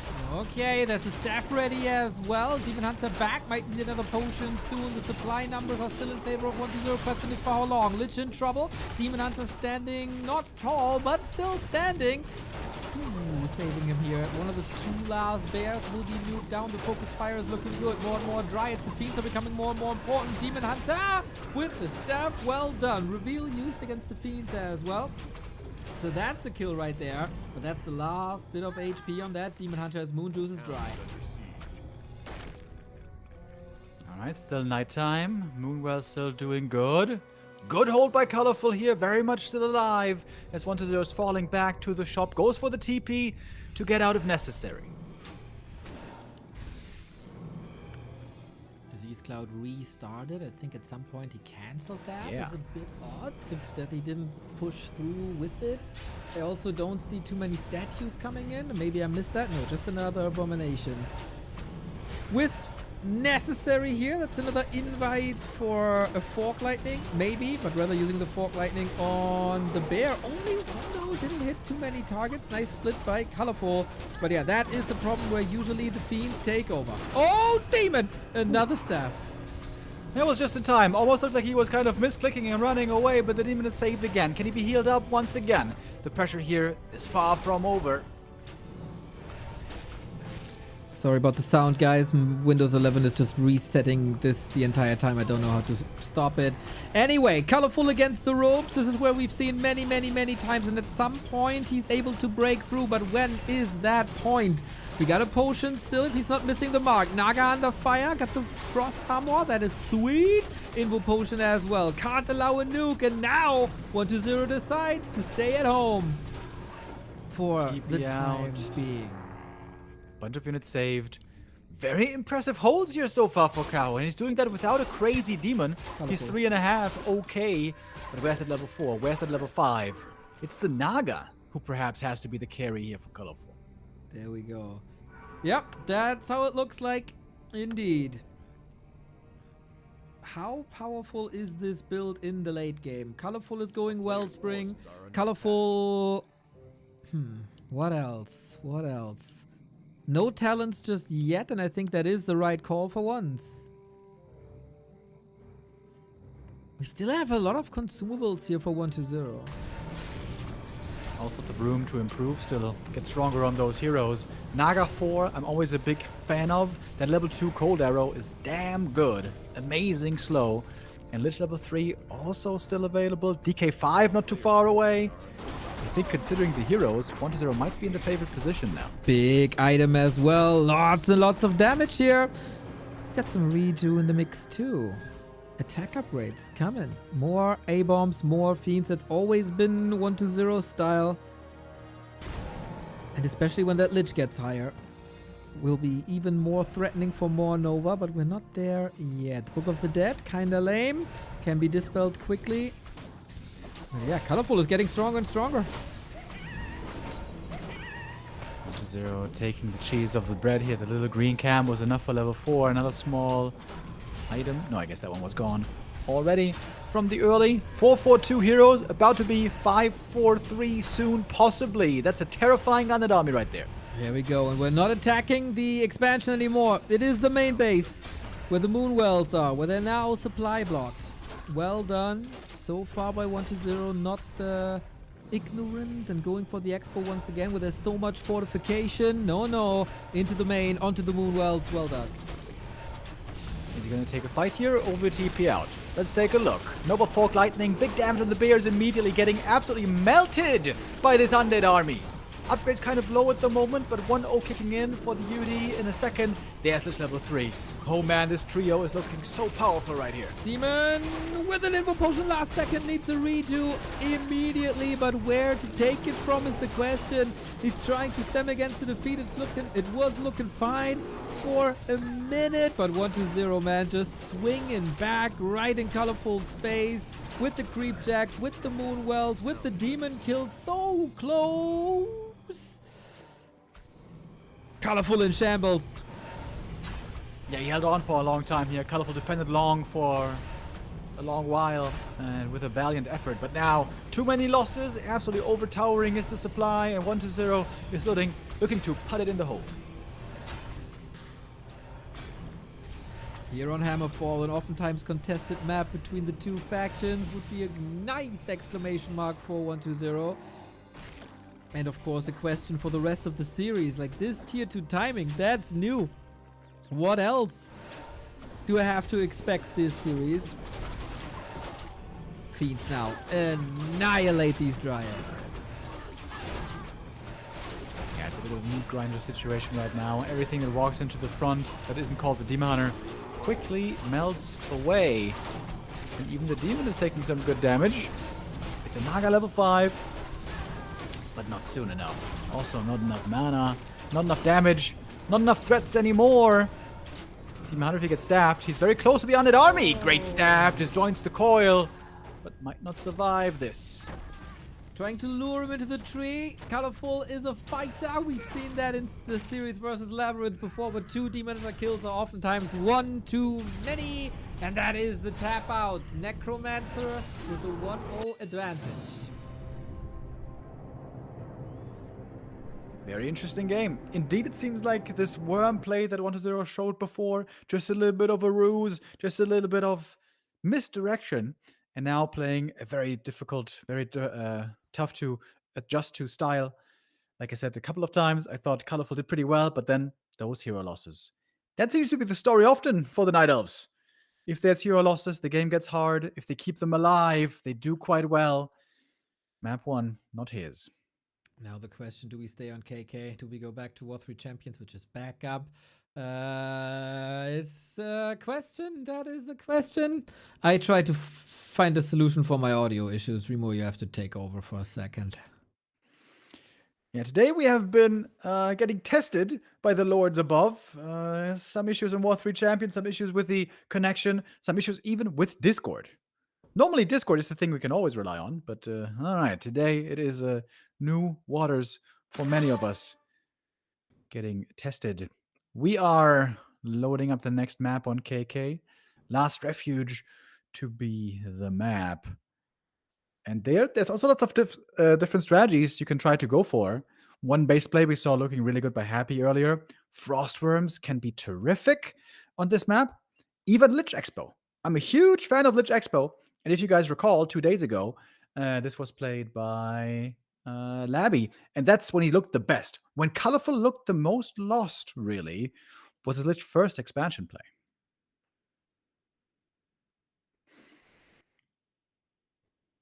All right, I'm gonna have to decline the invitation. Oh, no, I'm back in.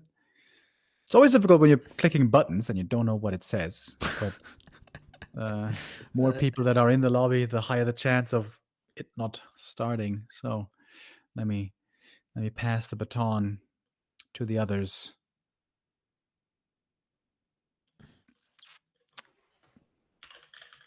In the moment, our next map. Hopefully ColorFul can bring it back again. It's been a wonderful game, a wonderful day of back and forth games. But 1-0 there looked very convincing. As always, the second map in the series, really, really important to keep your win chances high. Going down 0-2 very rarely allows for the comeback. But we saw it by ColorFul already. We touched on it earlier.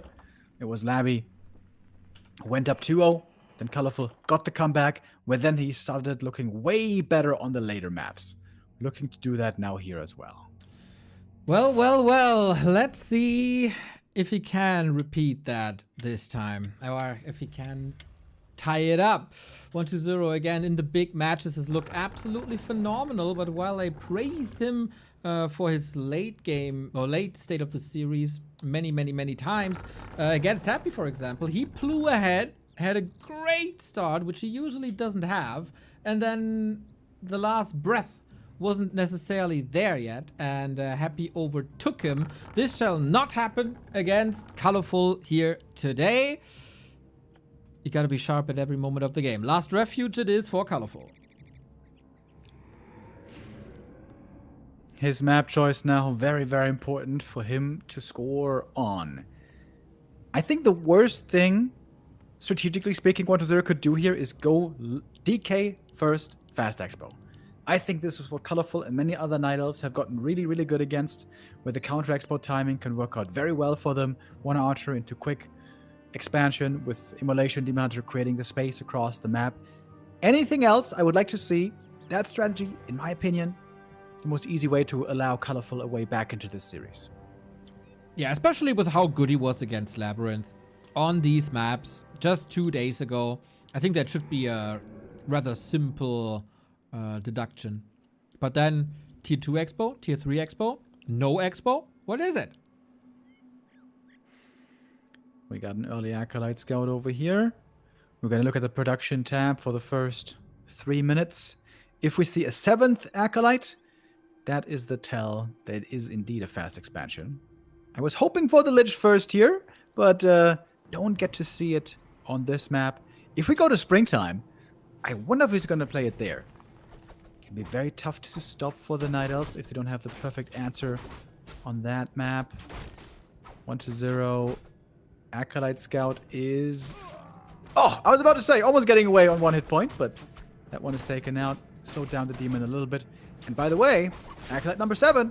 Here it is, fast expo time. Ooh, really? I don't know, man. You're skeptical. I'm skeptical. Probably ColorFul was skeptical about this as well, but no, he's really trying. And now he knows. It's like an invite. He got the double wisp ready. Waiting for the blight. Waiting for the blight. And the Demon Hunter is almost there with Claws of Attack. Alright, Blight comes after the first wisp. 1-0 is trying to take out the trappers first. Ideally wants to take him out before the Demon Hunter arrives. Huge last hits here, of course. Demon last hit will be enormous.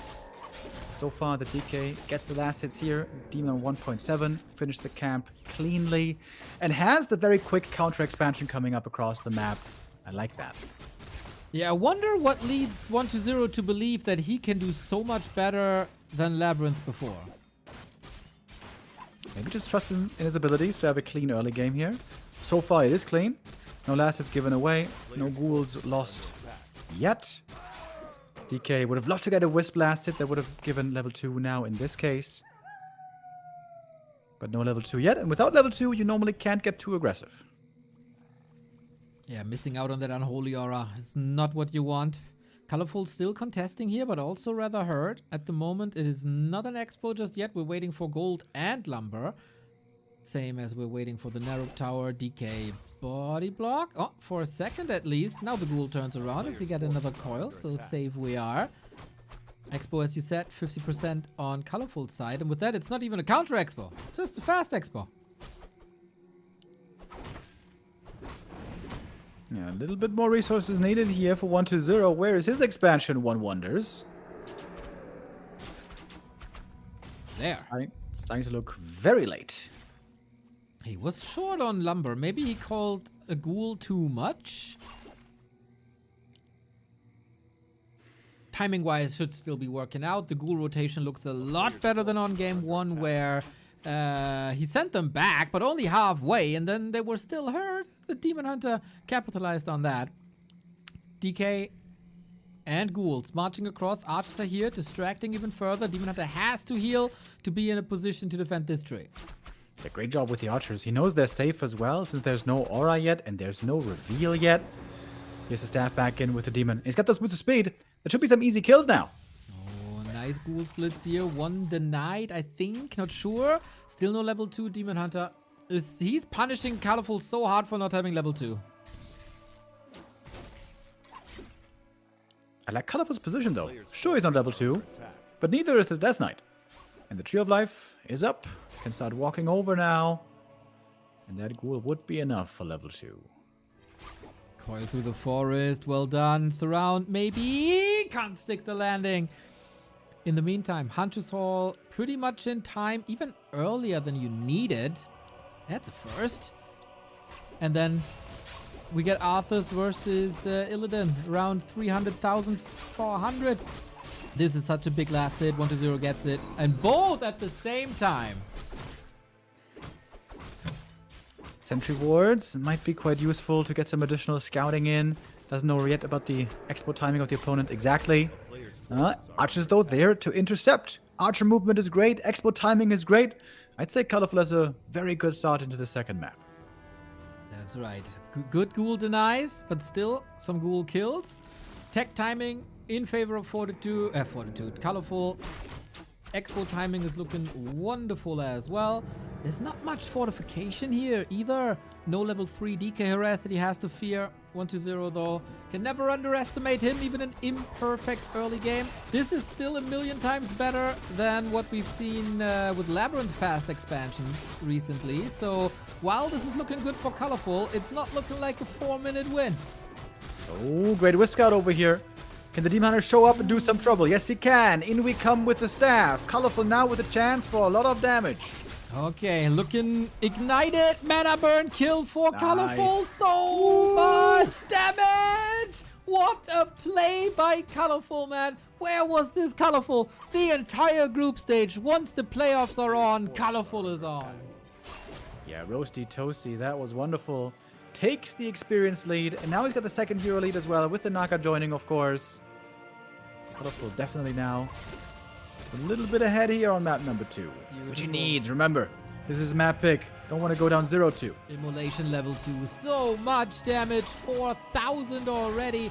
And these ghouls, of course, necessary for lumber, for pushes. And he's losing one after the next. ColorFul storms 1-0 on the ground. Wait. No, he's not dead. Is he dead here? No. Oh, No, my God. No. Turn around and kill him. That'd be so boss. He shouldn't, but it would be cool. Heavy punish right there on the fact that there was no Narrow Tower. If there was a Narrow in the main, this would have been a way easier defense. This made a good early game into a great early game for ColorFul. We got 4 ghouls left. That is pathetic. Lich on the way, tier 3 on the way. All right. But ColorFul, oh, he wasn't mining at his expo for a while. Whoops. A little bit of an oversight, but Player's apart from forces are that, under attack. tier 3 on the way, low on the way. It feels like ColorFul was very, very busy and very focused on this harass, and he forgot a couple of other things. Maybe a little way back for 1-0. It kind of feels like it's going to take forever for 1-0 to go for a big serious push, though. Might this be one of those games where you don't go for a tier 3 timing? We saw that earlier by Happy, for example, in the Echo Isles game, going for late game. Necromancers taking really slow. Of course, didn't end up working, but it was very close in the end. Demon Hunter making levels now. We got a flute, we got claws, not too bad. Not amazing either. It's not ruined bracers, of course. 1-0 is making his way across with DK Lich only. Can't. Oh, getting punished right away, man. ColorFul's map presence is beautiful. Yeah, utilizing the map control here very well. ColorFul knows he's stronger right now. He wants to take the prizes off the creep camps as much as he can. Especially now with Bear Rejuve coming in. Looking good. Sentry wards position so there can't be any shadow melt. Nova's hitting hard as you want to rotate out of archers into dryads, but ideally you kill them yourself at some point. Now, tier 3 a couple of seconds away for both players. The Rejuve is coming in, the Destroyer form is coming in, and shops are coming in rather on the later side. But he didn't need them earlier, so it's always a good sign.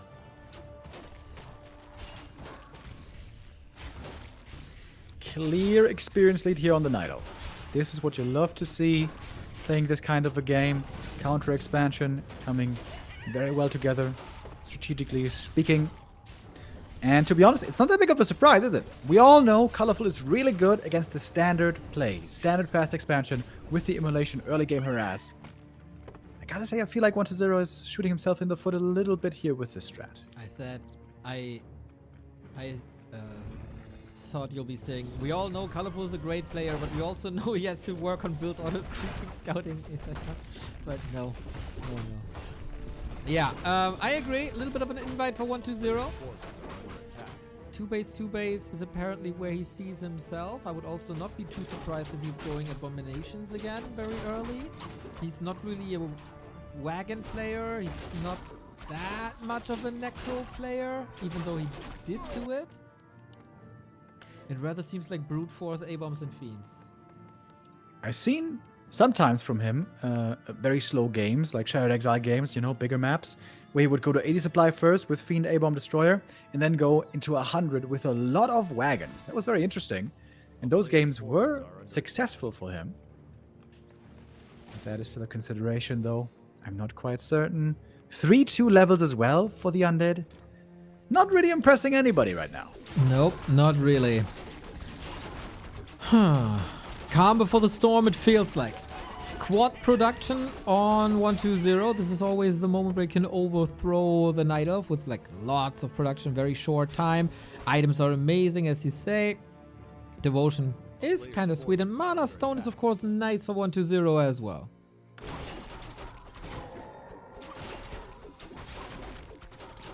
Gonna pick that up gladly. But the Demon Hunter has found really good progress this game, man. 4.5 before the first real fight of the game. That's pretty wild.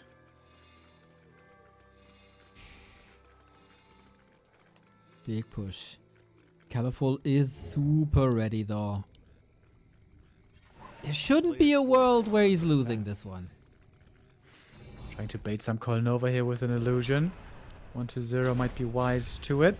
Okay, now he knows who the real one is. Is the real Slim Shady? Please stand up. Can he hold one more time? Seems like ColorFul's got a good setup here. Yeah, seems like that's all he needs.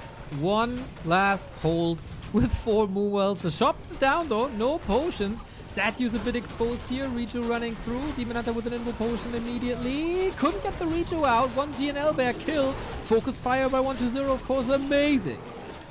Destroyer magic damage is carving through these bears right now. Jesus Christ, almost every single one is dead. Lots of destroyers in the air. With the bears now gone, destroyers less useful, but the front line has disappeared. I guess you could say for both players, only ranged units left. Needs these reinforcements quickly for ColorFul. The bears are coming with new Riju, which he kinda needs soon. Destroyer, dispel, dispel, dispel. Lich in trouble, soaking up damage. There's an invo potion though, so he can do it. Dryads are falling quickly now as well. Demon Hunter takes a bath, and that looks so good. DK has a lot of mana after that stone, but can't coil the Naga. Quiet and sweet execution. ColorFul seems like he is weathering the storm. Alright, time to regroup, I guess. ColorFul can lick his wounds, rebuild, heal up. Moon Juice still nicely kicking in at night. 120 though, double A-bomb production right now. Starting to pivot into the beefy boys. Okay, okay. A player's What's forces are next? under attack. Is it enough, I wonder, to deal with the Dryads and the Bears? He's not spreading that much of a disease. There's no Dark Ritual. Kepler Dispel wants to use his home turf now. Privilege that the Night Elves enjoyed so far. Now 120. Faster reinforcements, Blight. No shop though. One wagon will be pretty sick here. There was a few weeks as well where 120 tried to fit wagons into his 60-70 supply army. I guess not any longer. Still relying on Fiends, and now also A-Bomb's third attack upgrade coming quite early for these Fiends.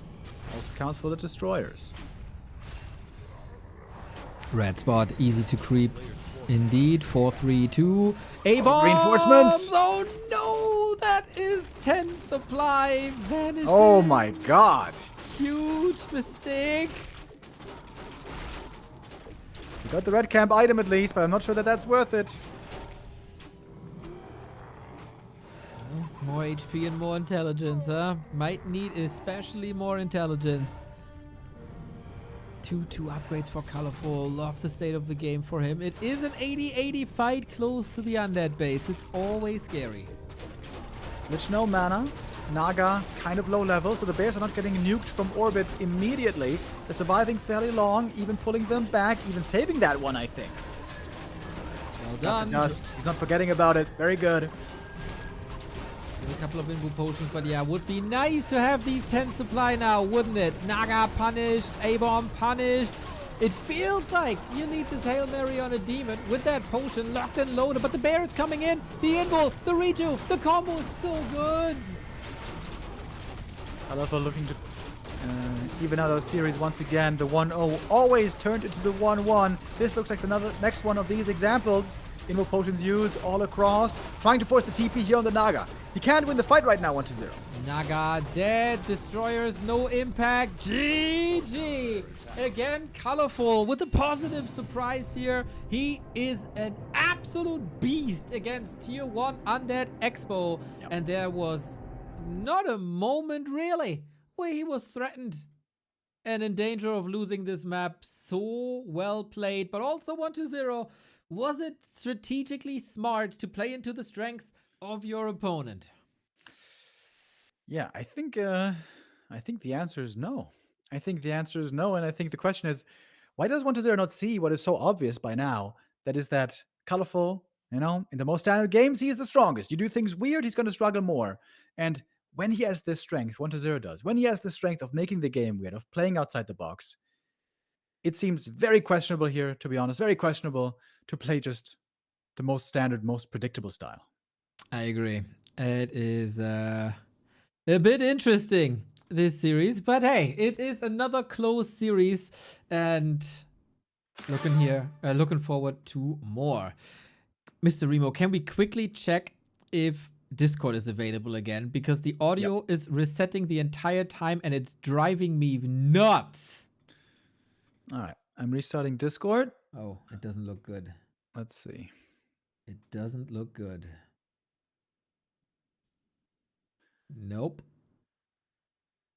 No chance. It seems like I'm connected, but Okay. you Oh, maybe don't I seem have to to be. restart too then. If you're connected, that's good news.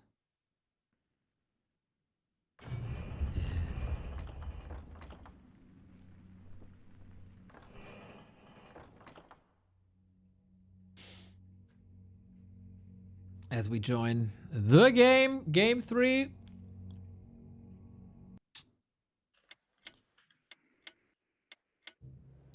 Ah, Discord is back. Ah, beautiful. Okay, hopefully sound issues are gone now. Yeah, should be better. Didn't say anything there because of the double echo. Alrighty. Ah, yeah, that seems quite a bit better. As we are heading towards map number 3, Autumn Leaves for our next map. That is one of those maps where perhaps a Lich First is a possibility. Haven't seen 1-0 do that in a long time. It would be one of these moments and one of these plays where you can surprise your opponent with. ColorFul, will he surprise us with a hero? Nope, he definitely will not. It's going to be Demoner, 100%. If we go to Twisted Meadows, then, hey, maybe I can see a Warden. Oh, after that disaster 2 days ago. Yeah, disaster is only a disaster until it gets turned into a miracle. Okay. We'll see then. 1-1, two players that know each other inside out. Of course, try to find ways to outmaneuver each other. It is a DK once again. It is a Demon Hunter once again. I think this is the setup for this series. Another series here today that at least is down to a best of 3 with a 1-1 score. Every single series worked that way so far. And it's about adjusting to your opponent. It's about disabling mistakes. And both players have a little room to grow still.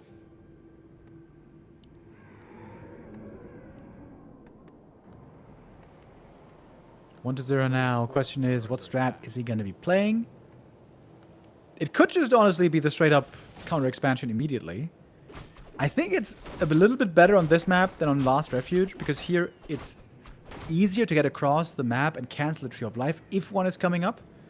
I still think it wouldn't be the best strat though. I think a faster tech and expand on tier 2 or expand somewhere else. Alright, we see an adjustment already.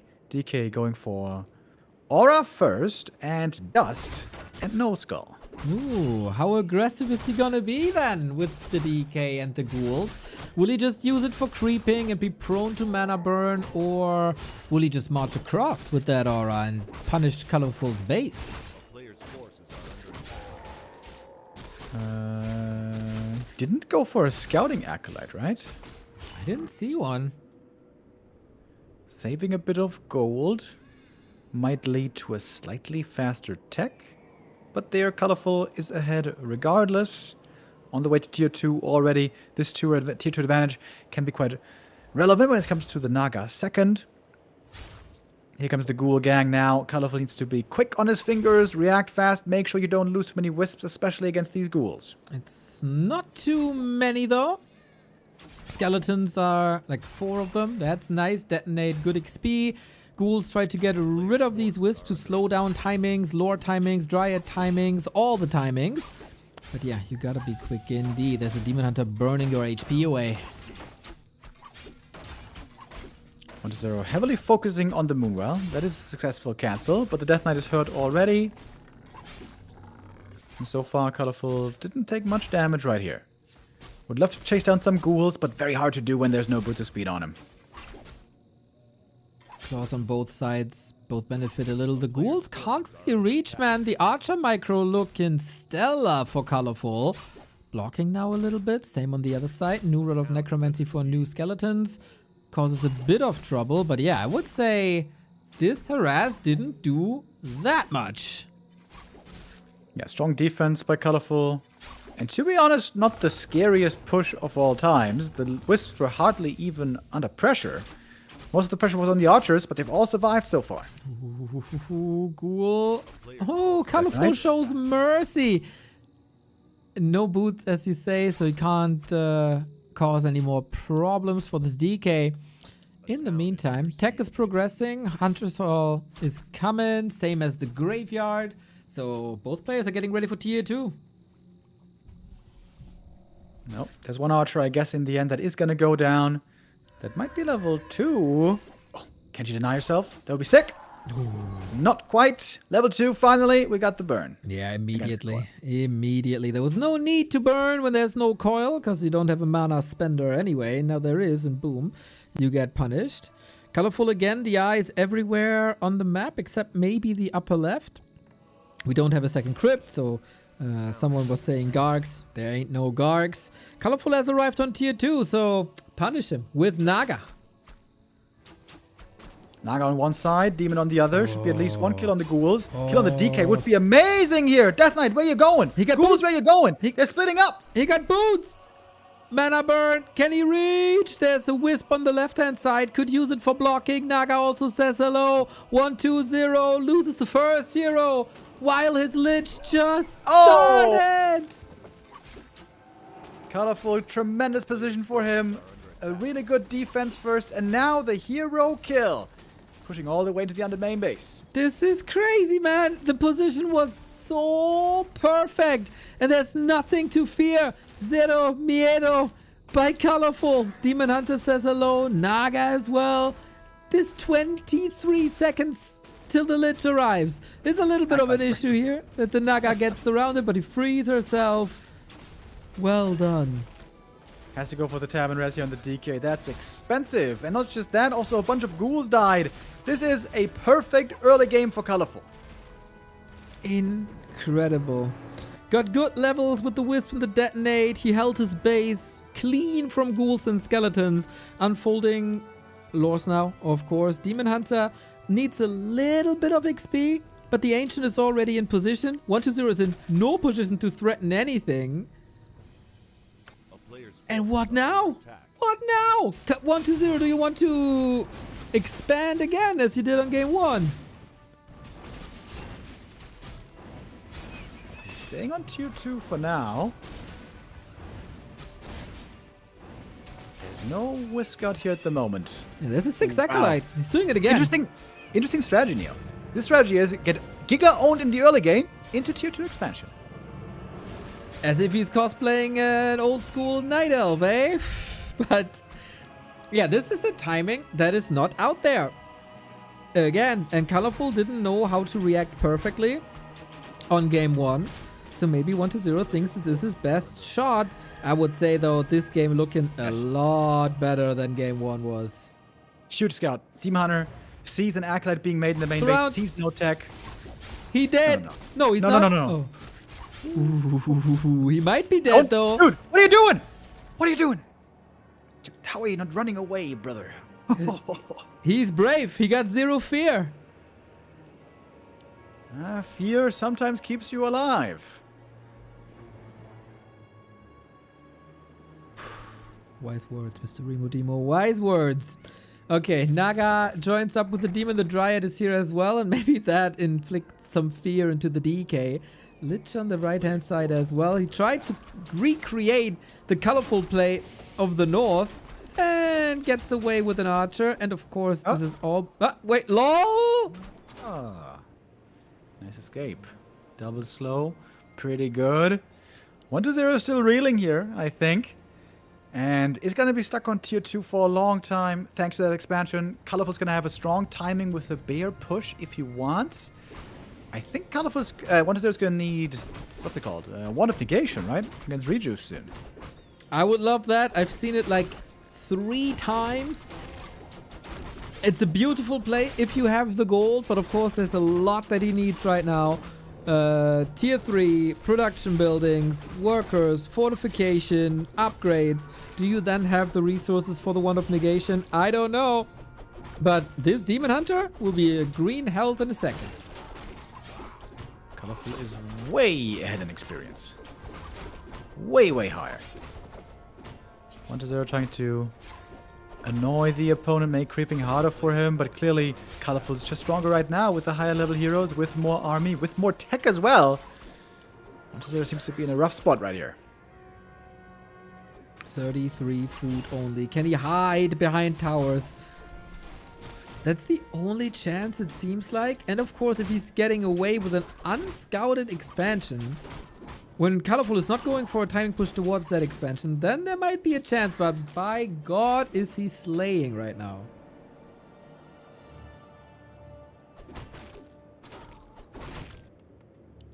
Mana potion for the DK. No Wand of Negation yet. Still sticking around. Is 1-0 trying to be annoying. Oh, Lich might be dead though.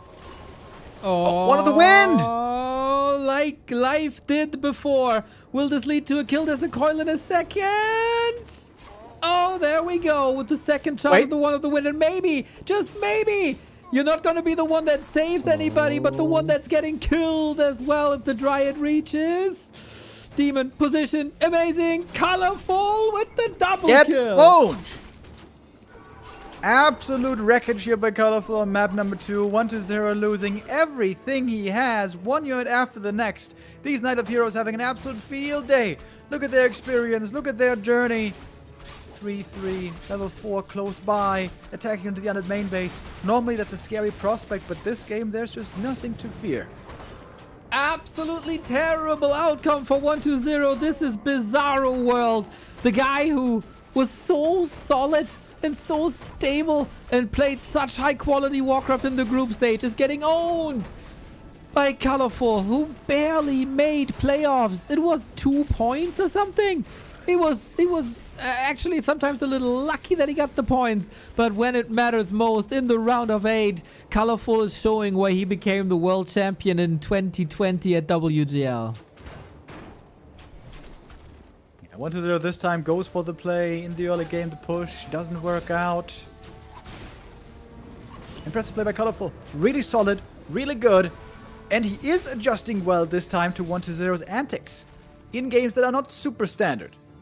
ColorFul here showing an evolution, I think, that we're not always seeing from him. I love, especially, like, since the beginning of the league, I said, man, ColorFul, you only have an issue with results. You're playing so well. Like, he got 0-3'd by Happy, but he was far ahead in every single game. And then he kind of threw a wrench into his own gears and got punished hard for it. But the gameplay was great after 5 weeks of not playing tournaments.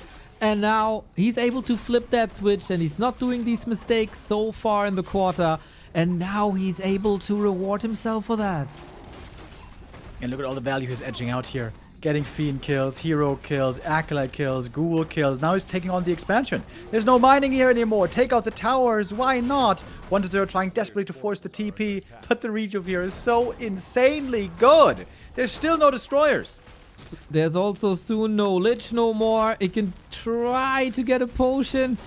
DK bites the dust for the 3rd time. Level 4 on the Naga. How absurd. This game looks very over. The Lich had to get the hero kill on the Demon Hunter. Couldn't kill him. He bought heal pot, mana pot, but couldn't kill him off. The demon is away. The demon is fine. The Expo is not. This is looking beyond impossible now. And I love how this tier 2 expansion was rather rough on ColorFul on map 1. He finds the perfect answer to it. by playing very aggressive in the mid-game stages. Yo, that's a bear for free then. Okay, switching to hard mode now with some freebies. Little bit of XP for that Lich, but by God, does he need that. No DK revive just yet. Maybe waiting for a Tavern revive. Look at these hero levels. 4-4 against 2-1. Yeah, the stage is set for an epic comeback. I wonder how confident ColorFul is feeling right now. Does he know exactly how far ahead he is? For us, it's very easy to tell. We got all the numbers. We got all the overlays. In the game itself, it's always a little bit more difficult. But when you keep owning and keep killing over and over without hardly losing anything, then normally that does instill you with some confidence. Oh man, 1-0 is rebuilding an altar. But if he rebuilds the altar and then gets the DK back, that's another 2 minutes. There's no way. You have to go for a Tavern revive. ColorFul in the meantime got that advantage, catching up on economy, stays at 50, farms more. But we have to say, silver lining and all, ColorFul did a lot of damage and he broke a lot of heroes. He got a huge advantage, but he wasn't able to kill the expansion.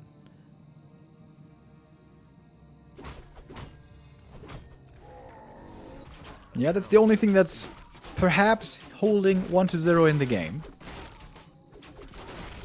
But these heroes are nuts. Naga's about to be level 5.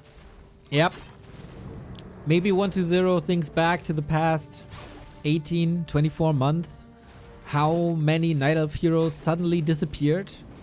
And maybe he sees a chance in that regard. But even there, man, ColorFul, very good control. Always the staffs. Always potions. Again, double invo potion here. And not playing this super risky high wire style. But rather calm and collected. And that works out beautiful. Yeah, he's been collecting items like a stamp collector. Can never be enough. Fully slotted already. Going for the next big creep camp here. It's the red now. Death Knight about to return. Okay, he's back at 15 minutes 40 with level 2. We call that a lull. Yeah, that's like having to repeat 3 times in elementary school. You know, you're already 13 years old, 3rd grade. Slowly but steady, the beard is growing. His name was Pascal, I remember. Oh, man. Is ColorFul really going to give the red camp to 1-0 here? Seems like that's not an opening he should give him. ColorFul is so strong right now. Yeah, I don't know, man. It has to be a hero focus. There is no staff on the Demon Hunter, but there is an invo potion on the Naga. Dryads marching forward, Bears marching forward. He's pummeling that poor Lich and the poor Fiends as well. A-bombs. Nice position on the Destros, but this is no damage whatsoever. I respect to 1-0 trying to turn this around, but ColorFul, everything I see is just very good craft. Yeah, serious lack of damage here. 1-0 is just getting absolutely bullied. Giga slow on the Lich as well. Naga level 5. We just saw it being leveled up. Lich, oh, barely surviving. Heal potions there for him. But down by 20 supply. Down by so much experience. This game can only have one winner. Now brave enough to go into the towers, Fork Lightning, and maybe no mana for a mana burn, but the Dryads are marching forward. A town portal, more and more expenses. This would be a prime moment for like mana pot into coil, but no chance for that. Shredder is up. 2 bears, even not part of the fight, but they can join up now. Go for the rejuve. Oh my god, statue punished as well.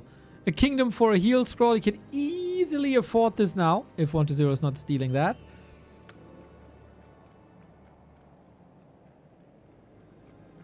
1-0 going for plan B. Or is it perhaps plan C or D? Double temples now. Getting ready for banshees. Maybe necros, but I doubt that's going to be impactful enough. Banshee steals, perhaps the last chance. Okay, do we have anything to do about the heroes? Frost Armor, here's the mana pot coil combo in 3, 2, but he's forced into another TP. He's supposed to catch up. The damage is nuts! And ColorFul takes back-to-back wins. Every quarterfinal, the same story. The favorite blows ahead, and then it's back-to-back wins of the one who didn't get the first map. And now it's ColorFul on match points, not only eliminating LabyRinth, but maybe also 1-2-0.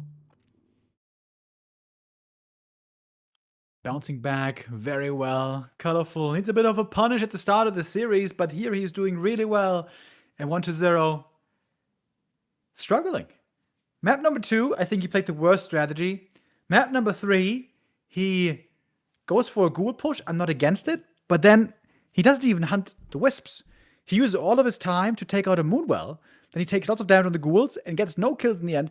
Okay, you cancel the Moonwell, but if you reduce his healing by canceling the Moonwell, what does it matter if you did no damage on anything? Yeah. Very weird choices. This is 1-0 going for wrong moves, I think, in this hugely important game. Not looking great, man. The top 3 player of the group stage is facing elimination after 10 years. Wasn't it time for him to resettle the throne after his first World Championships back-to-back at WGL? Yeah, it has been a decade, and it looked so good. I also think in a possible match against Life, he wouldn't be without chances at all, as 1-0 is matching way better with Life than, for example, a Happy does. But all out of nowhere, there is a ColorFul who's tearing Undeads apart. Yeah, nobody had this on their bingo card. Rank 11 in the regular season. He was only 5.5 points away from being eliminated, forced into relegation. And now might make the top 4. One single map away. Now it's really down to 1-0 to show his mettle. Is he that championship player that we once knew him to be? It has been a long time since 1-0 won those world championships. But we know he was able to do it in the past. Now he has to rally. Now he has to gather himself, play his best again, and show the world that he is still the guy that can make this happen. Match points for ColorFul. Unbelievable. Unbelievable. Nothing really indicated this at the start of the playoffs. If he goes down 1-3 against Labby, I think a lot of people would say, yeah, nice effort, bro. Thanks for playing. You did fine. But no, when it matters, man. When it matters. 1-0 struggling. We got Springtime as our map. Okay. And if this was a regular game, if 1-0 was confident now, I could certainly see a Lich first, Fast Expo in the middle. This is the kind of weird game that ColorFul would usually struggle with. But right now, with the flow of this series, with how it's been going, I think it's rather 1-0 right now, struggling in the weirdness. Struggling maybe right now with confidence. And ColorFul we see flaring up, showing his best, exactly at the perfect moment. Yeah, I think one indicator of that, this little mid-game attack where you got the DK from, where the Naga was coming from the left-hand side, Demon Hunter from the right-hand side, something 1-0 totally did not expect. And ColorFul is a very much by the flow chart player. Not here. Showing incredible Warcraft. No flaws, really. We got a DK again. We got a DH again. Winner of the series, as everybody who makes the top 4, $2,800 guaranteed. Not too bad, not too bad. And of course, the chance for the big 7K. Not a single ghoul pull this season, this playoffs. Nobody did it. Might be something for a potential game 5. Both 1-0 and Happy would sometimes pull this off, but we haven't seen it here yet. In our final days. Pretty crazy that this long Super League season, which has brought us so many amazing games, is going to come to an end tomorrow. By the end of tomorrow, we're going to crown a champion. Is it going to be one of these two players right here? And you seriously have to ask the question, is it going to be ColorFul? And ColorFul versus FoCuS Grand Final. Can you imagine? Bro, banger of a game, dude. Banger of best of 7 Night Elf Orc. Cannot wait. You know what would have been sick as well? Imagine if Happy had lost. I would have actually loved that. 40 and Happy and Lynn all out of the top 4. That would have been so wild. Dude, Night Elf Mirror in the final? Give me that. Hell yeah. Good chance now for us to see a Night of Mirror tomorrow. If ColorFul wins this, he's going to face live tomorrow in the first game. There's going to be 2 matches tomorrow for the top 4 players. Either you make it to the grand final, or you're going to play out for the 3rd place decider. We contest each other for the little green in the middle, which is level 2. Coil saves the ghoul. This trapper goes to 1-2-0. So no level 2 Demon Hunter if he's not getting this last hit. Hero Archer looking for her chance, but can't quite get it. Oh, Ghoul baiting the Demon Hunter into a possible surround. Gotta respect it. Yeah, not falling for it. ColorFul too smart. There's another coil. 2 more hits maybe. 70 HP is the threshold. Forces are under attack. But again, a DK without aura is not too powerful. In the meantime, we can creep. This looks like one of the better 4 minutes. First 4 minutes for 1-2-0 in this series.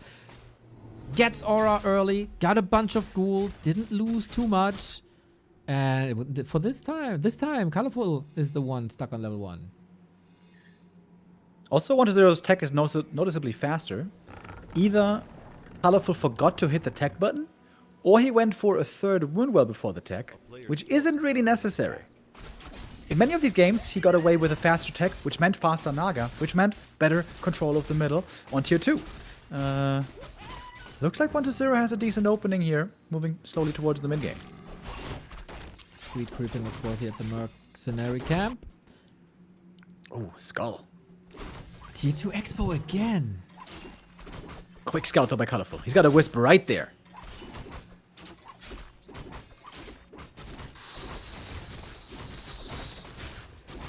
I mean, it has a 50% ratio of working. That's okay for a strategy, I guess. It's certainly a better position than it was on Autumn Leaves. Yes. That was a bit of a disaster game. Players' forces are under attack. Oh, Ring of Fine Region creep out here. Is he going to get him to level... Wait, is that a level 3? Oh yeah. Perfect level 3. Okay, this game looking good for 1-2-0 so far. But as we've seen throughout the entire series, things can change and things can flip on its head in the blink of an eye. Naga out for pressure, but can't deal with this camp. Demon Hunter also level 3. 1-2-0 is looking for the enemy. Finds him here.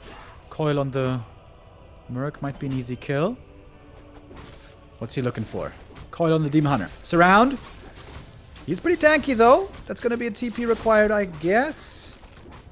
Only 1 ghoul kill. 1-0 will be very happy with that. 1 more, almost falling. Nicely saved. TP gone. Ancient of War gone. Looks like a successful little first attack here by 1-2-0.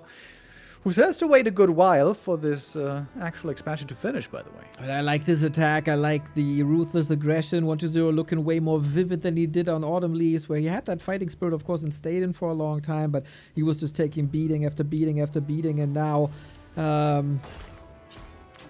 this is different. He got this foam in front of his mouth, bit by the rabies, going for the lures, canceling at least 1. This is such a big win.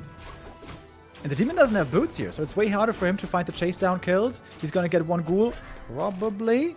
Almost safe there as well. And he can't kill the Naga, I think, because he doesn't have boots. We're trying to intercept. But yeah, not fast enough. It seems like Critters in the mix as well. DK up front. He's holding him back. He's holding him back the entire time. And that is an Expo safe. Needs to wait 30 seconds more, but ColorFul is in no position to march across the map. And then double income versus 1 base Night Elf. Tier 3 on the way, but Dryads and upgrades slow.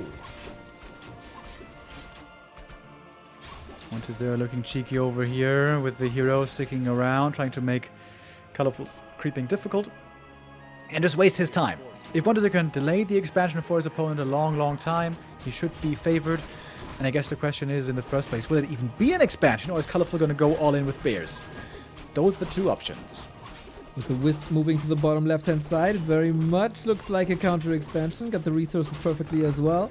Heal pod on the DK. That's about it. No real big threatening levels on ColorFul. It's not the 4-4 that we've seen before. We fortify that Expo. 1-0 is teching up as well. Needs a little bit of help on that Naga, I reckon. But yeah, counter expansion it is. It is a significant lead on gold. 3 minutes ahead, roughly, is the undead expansion. A big gold bank is going to be getting built. But once again, the player who expands earlier loses map control. Right now, ColorFul can claim these camps for himself. Especially when there's no mana and no potions. Might buy seconds here. And it is all about buying time for 1-2-0. Yeah, ColorFul get the counter expansion up, but ColorFul is still the one who's going for the timing push then towards that Expo. And the tech is still lasting a long time. Oh, statue. A little bit misrallied. Maybe. Oh, almost cut the seal there with the Naga right click, but it goes to ColorFul.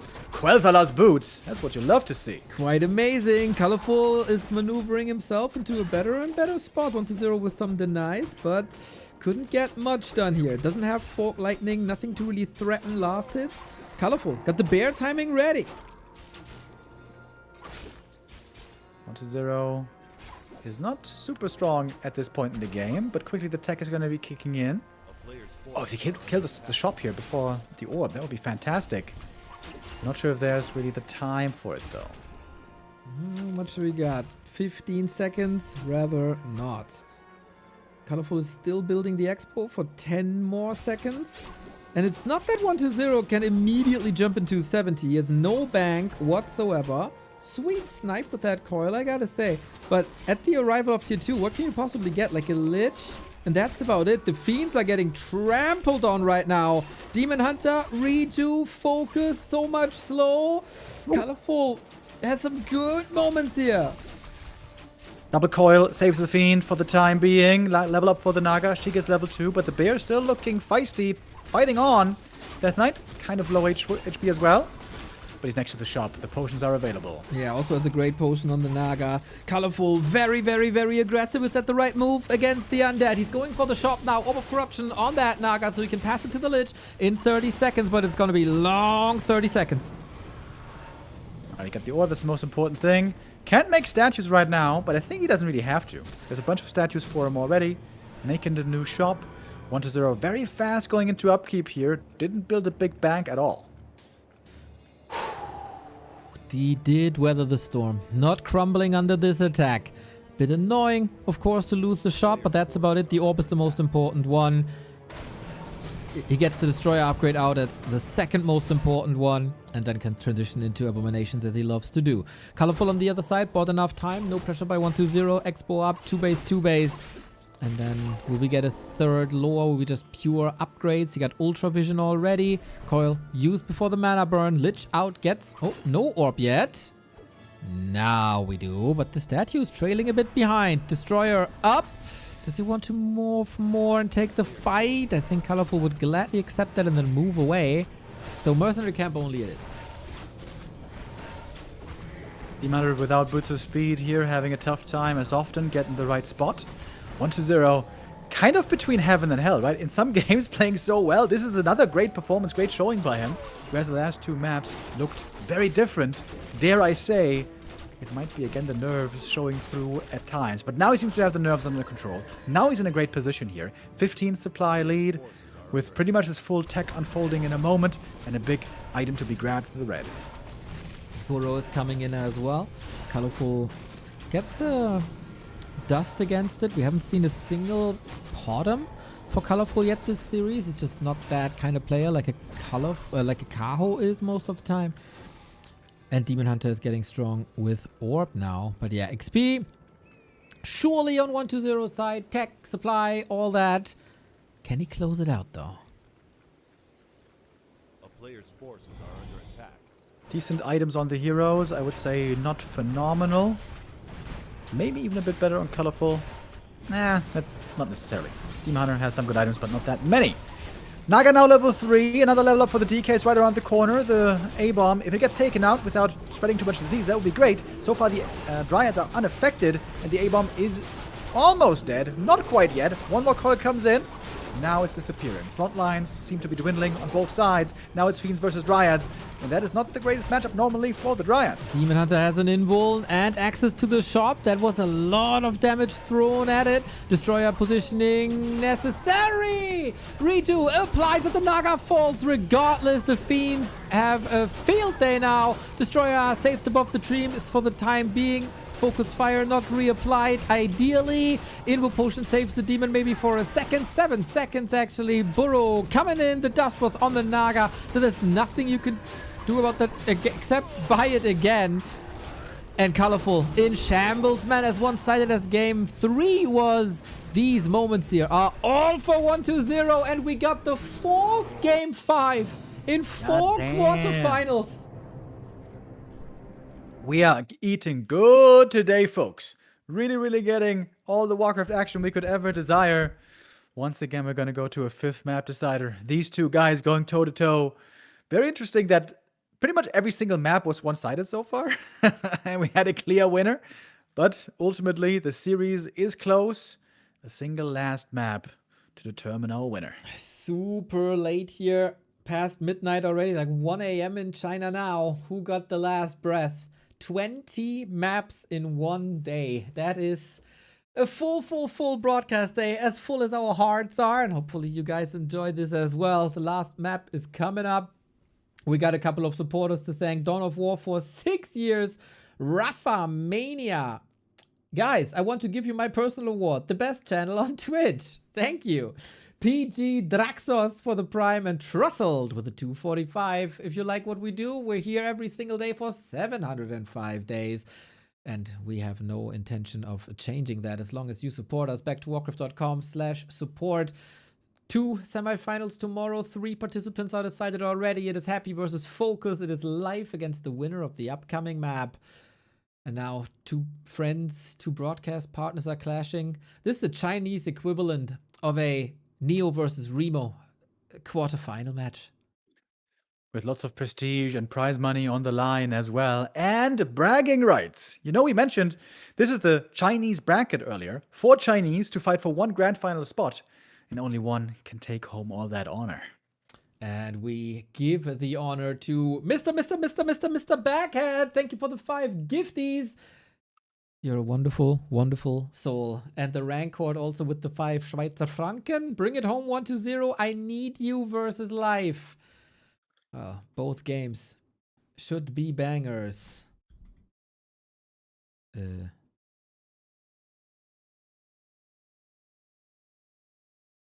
think they didn't start the lobby yet, right? There's a lot of chatter going on. Oh, okay. Admins saying something. Issues with customized rooms. It shows that the lobby explodes. Oh, okay.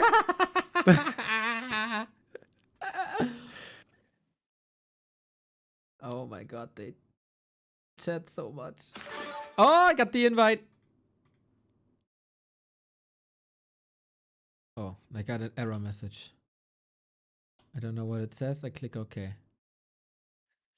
Okay. The room is crowded. War 3 champions should be working again, so maybe a return there would make sense. Admin's now weighing the options.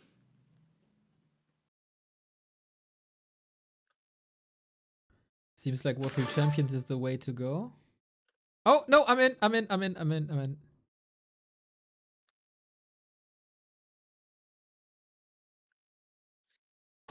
All right, we're going to finish the day on KK. 1 last map, fellas. We got the Gamba up already. Who's going to win map number 5? 1-0 or ColorFul? A top 4 finish is going to guarantee a prize money purse of $2,800 already, by the way. That's pretty good. You can get a lot of hot pot for that. That's right. Okay. Maybe they hosted version 1.29.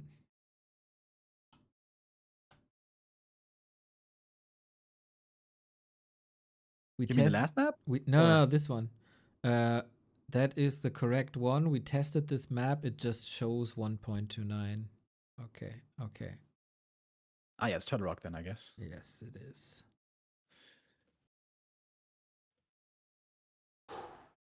Oh man, the pressure. Oh, the pressure. Both players have been on top of the world before. One of them remains the chance to return to that throne. Life is waiting in the semi-final. Who's it gonna be? ColorFul or 1-0? You know, I feel like this is actually a good map for 1-0, despite it being ColorFul's pick. Simply because you can't really fast expand there. You can try. You shouldn't. Let's get it on, everybody. The last map of the day, the last map of the quarterfinals. 1-0 for the Undead starting on the left-hand side and ColorFul on the same lane for the Night Elves on the right-hand side.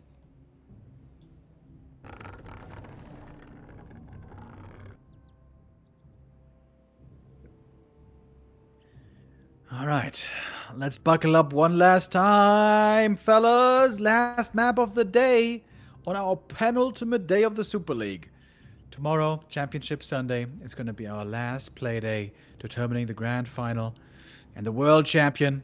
We're going to have 4 more matches tomorrow, including a 3rd place match. By the way, this is our last map for this day.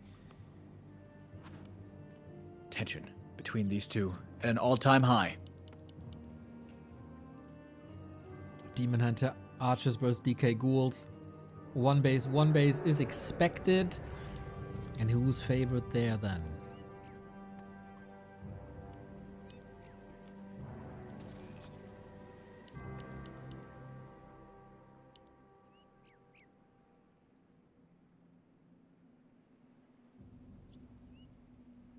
Both will probably contest the Merchant after a little start at the green. This is the map where we have critters already, I assume. But I'm not entirely sure, to be honest. That would, of course, be a little slap in the face for 1-0 if there's no critters at all. A player's But forces are you under never know.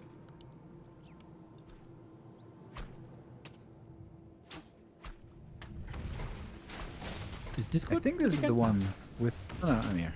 I think this is the one with critters. At least I think it should be. It should be the one with critters, but without the good creeping for Night Elf at all ogres.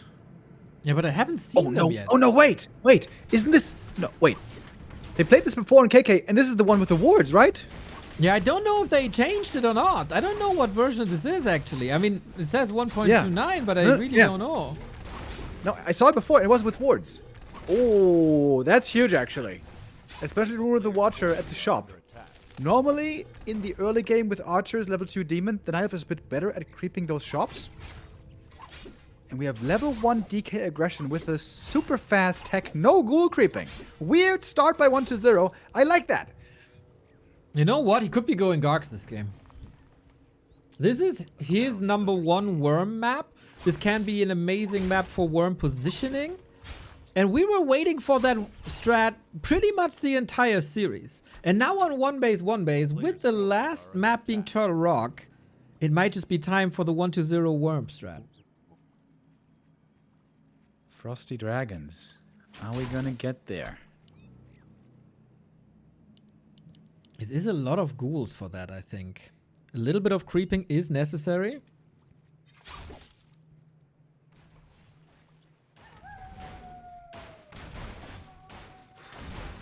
Demon hoping that the ghouls creeping this camp should give him the space to creep the orange and get his level 2. The DK is going to use coils here if he can utilize them to get the last hits.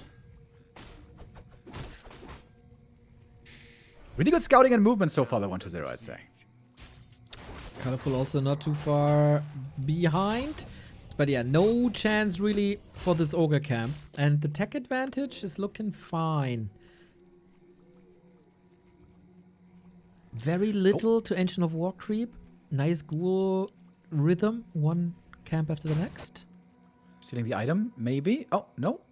Oh, the ghouls destroyed the item. Yes. 1-0 knew the demon was showing up there. Yes. Really on point play here by 1-0. This is a strong showing on map 5 so far. Coil ready. There's a Wisp ready for the detonator as well if you want to. But so far, nothing. Demon Hunter only level 1.5 is pretty bad, I'd say. And yeah, no immolation also against ghouls.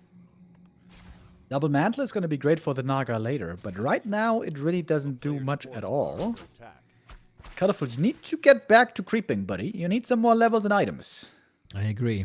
That was contested very, very early on. He moved away from it into harass. Now Ancient is in position.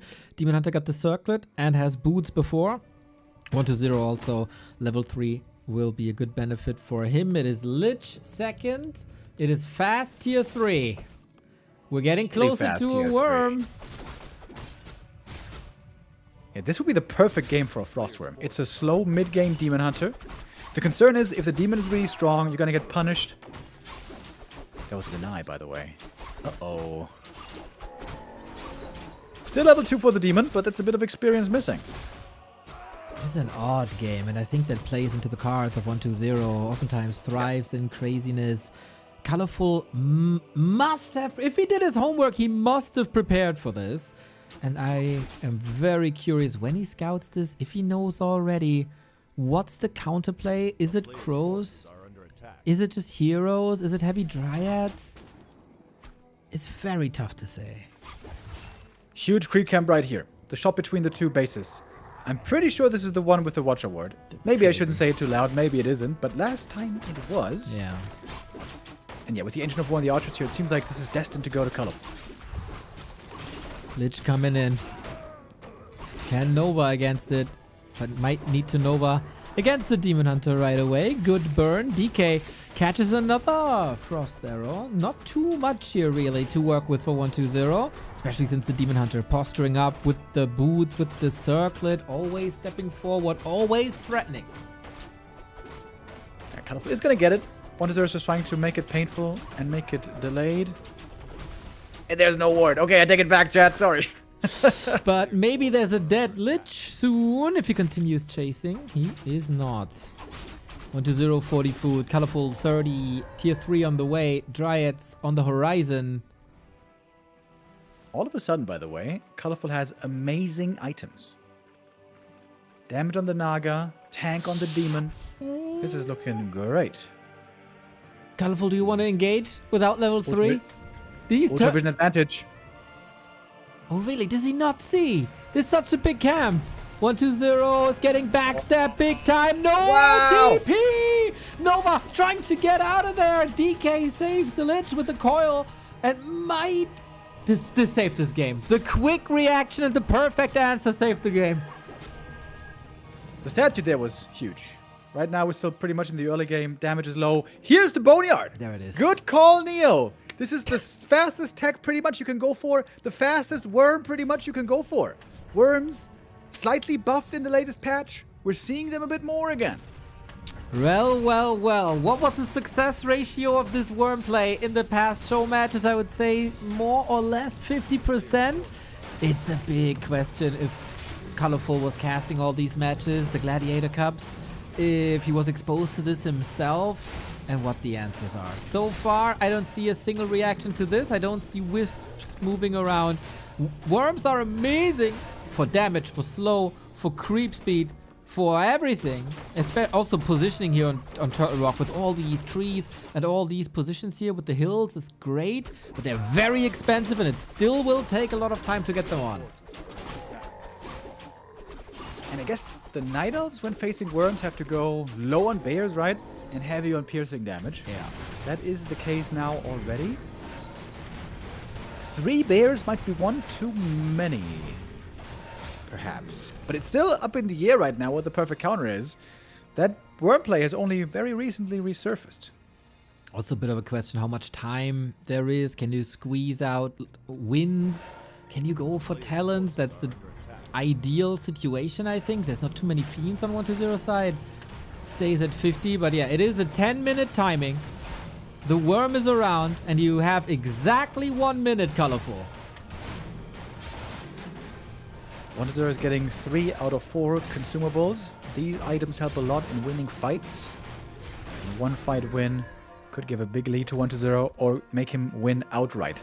Amazing consumables, double healing and big mana. Yeah, that is pretty much perfect. Especially in the absence of Dark Ritual. You need some mana. The statues are doing a fine job. One ghoul. Oh, you don't want to lose that one. There we go. ColorFul has an idea of what's happening. There's a staff lying around. We get a Lich level 3. We get a DK level 4. No TP, no worm yet. 7 supply on the way, flying over at the moment. 1-0 falling back. Doesn't want to be fighting here just yet. Coil on the ghoul even. Now we're going in. Waiting for the Nova. The archer's looking exposed. Here comes half a hero. These bears will not have a good time. Deleted. 4 seconds of a slow against heroes. 10 seconds of a slow against units. Running away from a worm is basically impossible. Ooh, the bears. Dispel against the rejuve. Everything slowed down. Fortnite against the ghouls. They're quickly getting taken out, but the archer seems to be standing no chance. Demon Hunter is fighting against the eer units with the Orb of Venom, doing some decent damage here. DK low on mana, but that's the big mana potion. That is a coil whenever he needs it. ColorFul against the ropes. 38 food. He was able to take out LabyRinth yesterday in a crazy game 5. Here, he might be overwhelmed by 1-2-0's new worm push, but he's fighting. Mana potions there. Mana burn, though, right after. So only 1 coil comes from the big mana. This is pretty low efficiency. Who is going better in this fight so far? The supply tells us it is the undead. Oh, and the worm is still there. So much uptime. Demon Hunter marching forward. The staff is not ready. There's an invo potion, though. More and more and more slow, and also more burrows. 1-2-0 all of a sudden looking amazing. Aiming for that Demon Hunter once again. 1 coil, 1 Nova would be so good, but he can't afford that. There's still the big potions. Can he reach the Naga? Ooh, that would have forced the town portal for sure. Not that ColorFul didn't get any kills. There's so many corpses here. There was a lot of fiends. There was some ghouls as well. But in the end, 14 food advantage, ColorFul. The heavy magic damage is also very good for creeping. So 1-2 should be able to get 2 red caps, while ColorFul probably only gets 1. I also love, like 1-2-0 is rarely going 2 worms. This 1 worm seems to be enough. The rest is to be stocked up by fiends, ghouls, statues. And a destroyer for the dispel, especially when you want to stay below 50. 1 worm gives you exactly what you need. And now everything is just a bit faster and attacks a little bit faster because he got the endurance aura. Yeah, wonderful aura to have indeed. Very quick army now. DK is about to hit 5, Demon close to 4, but we see a clear lead there experience-wise on the undead. Quarterfinals boots, really good for the Demon. He's got amazing items, actually. Will this help him against Coil Nova? No parry apt, no rune bracers. A lot of damage and a lot of armor, but armor doesn't help against spells. Close to level 5 DK. 10 food lead only. We got the Ultravision advantage right now for ColorFul. He saw this attack coming before 1-2-0 saw it. Ooh, is he really going to go for this turtle camp? Would be begging for a creep jack. Maybe he is. He's pulling it out. We're very close to the Knight of main base here. Yeah, we have this little pond here that makes it really weird to engage for ColorFul. And again, the positioning here of Worms and Destroyer should be perfect.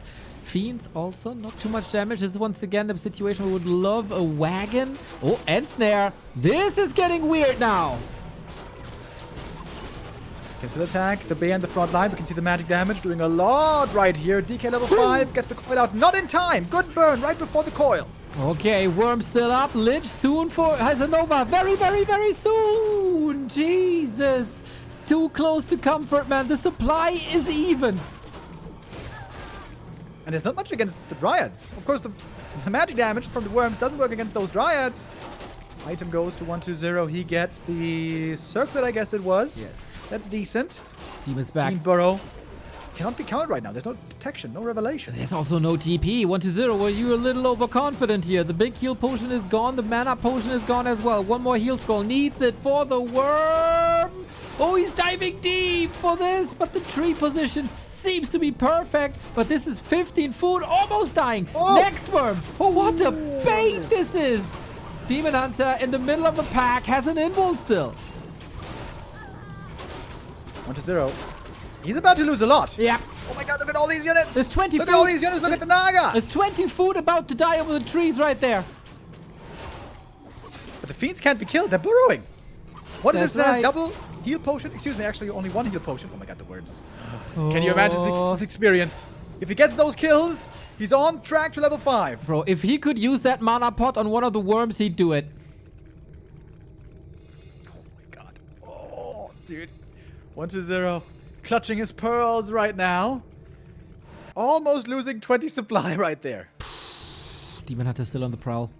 He can intercept. He has an invuln. And now is open battleground.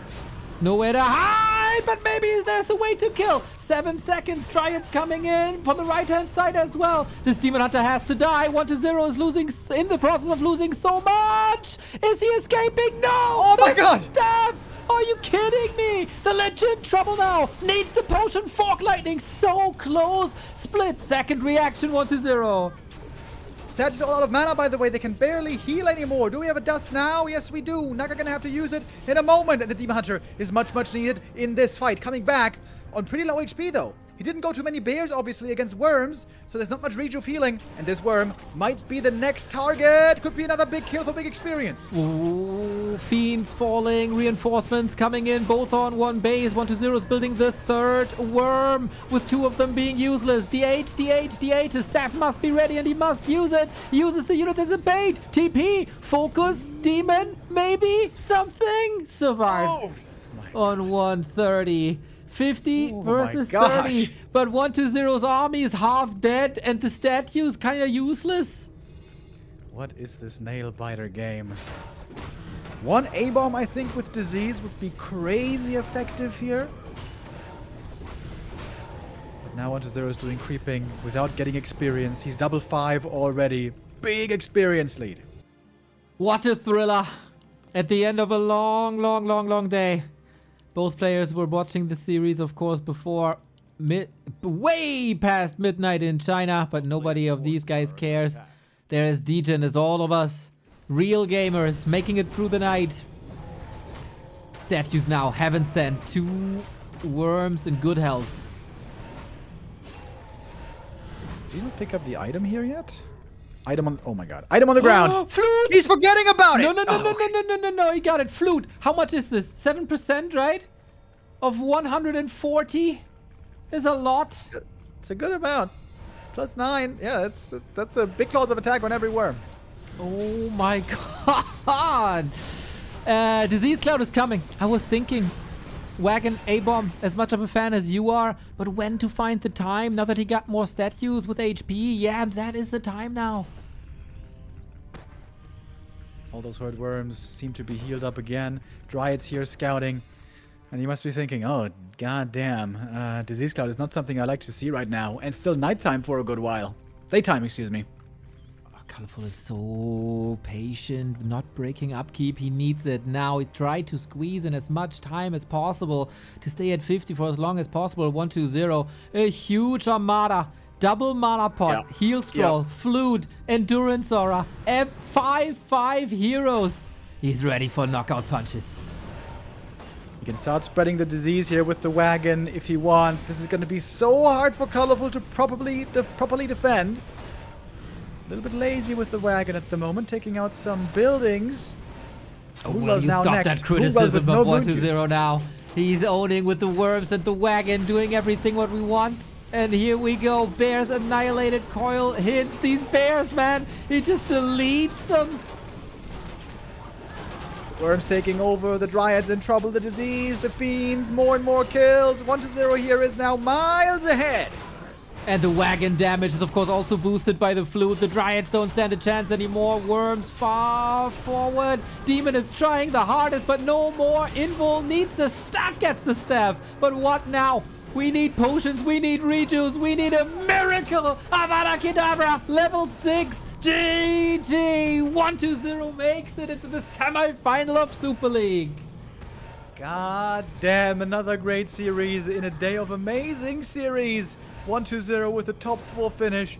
The miracle run for ColorFul almost continued, but didn't have the answer there on the final stretch. The early worm catches the bird.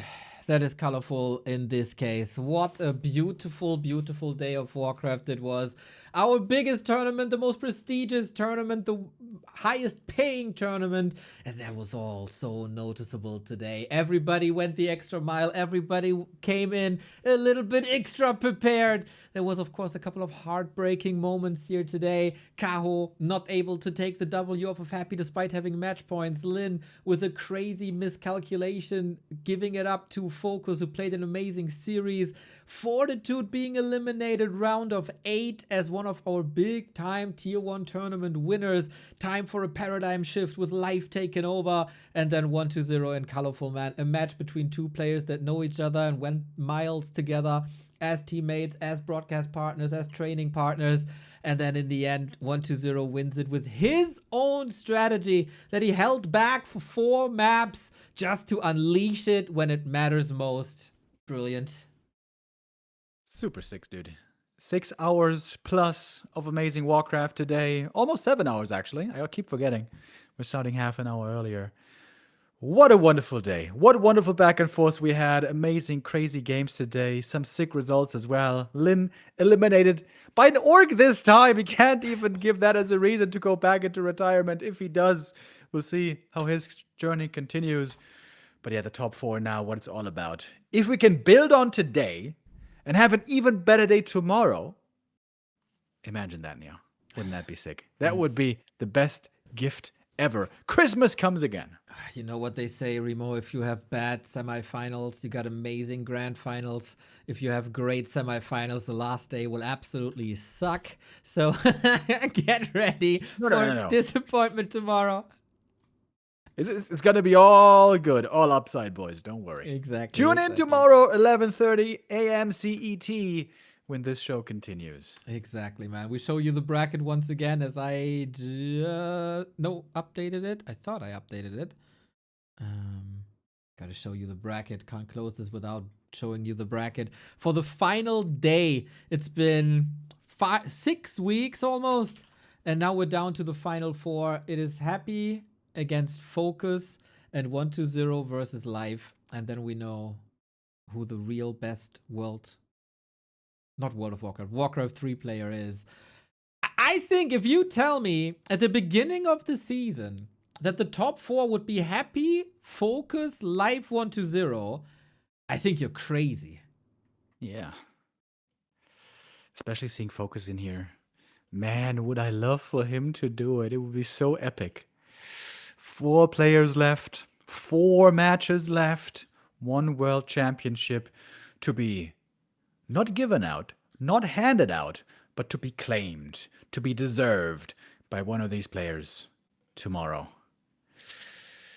So many great matchups that could be coming our way. Even the Undead Mirror, by the way, lately between these two was sick. Of course, that's the one that people are worrying about seeing tomorrow. What's your dream grand final for tomorrow, Neo? I would love for FoCuS to beat Happy. I mean, we talked about it. We know FoCuS for a very, very, very long time, and he's incredibly likable. I think tomorrow is the day where we see playoff FoCuS. I continue to doubt him. Come on. I continue to doubt. I'm not changing this up right now, Remo. This has to go on. I continue to doubt him. I say, okay, he had the success in the group stage, but tomorrow will be a different game. Tomorrow we have the old FoCuS back against the Happy, and the champion will make it to the final. FoCuS can then slay in the 3rd place match. I think that would be awesome for him as well. And then I have seen enough Happy vs 1-0 tier 1 tournaments. It's time for Life to claim his rightful place in competitive Warcraft. The man who plays the most ladder games of them all. The man who improved the most of them all. The man who is not going into the Night Elf cliche, but to elevate Night Elf to the next level. Life for the throne. It seems like he kind of would deserve it with how hard he's been practicing, with how much he's been playing, and with how damn good he's become. That would be, I think, justice served. However, how about a sick story? How about FoCuS beats Lynn, beats Happy, and then beats 1-0 in the grand final. That would be my dream outcome. And that would be surely the outcome that nobody would have predicted in the prediction game. Yeah, if you tell me FoCuS makes a top 4, I would have just kicked you off the screen, of the stream. Incredible, man. Incredible to have Life in 1-0 so consistent and just kick into overdrive. Did Happy look unbeatable to you? I would say Happy is facing FoCuS, who beat him in the group stage, Life, who beat him in the group stage, and a 1-0 who almost beat him in the group stage. If 1-0 puts the Sobi mask on the away from the Naga onto the DK, he wins Happy in the group stage. So everything's possible tomorrow, I feel. Yeah, and that is very exciting. It was not long ago when Happy entered a tournament. We knew Happy would win. We knew he would not lose them more than one map. Those days are far behind us. DreamHack has come and gone. We are still here. The top players are still here. And Happy has really fierce competition. Starting with FoCuS tomorrow. There's going to be a second game.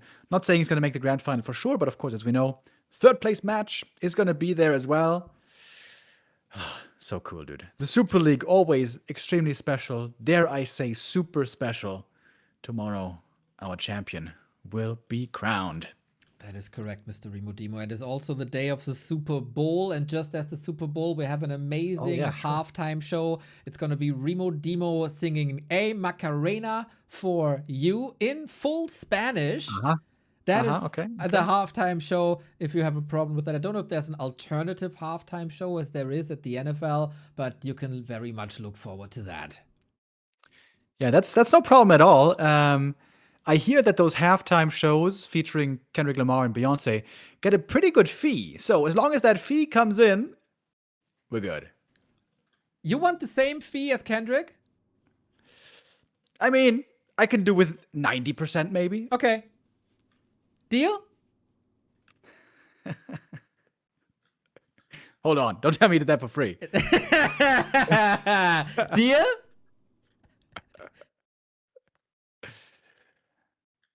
Why are you sounding so enthusiastic now? I don't know. Just say yes. Just say yes. You know what? You can get double of Kendrick. That's worth it to me.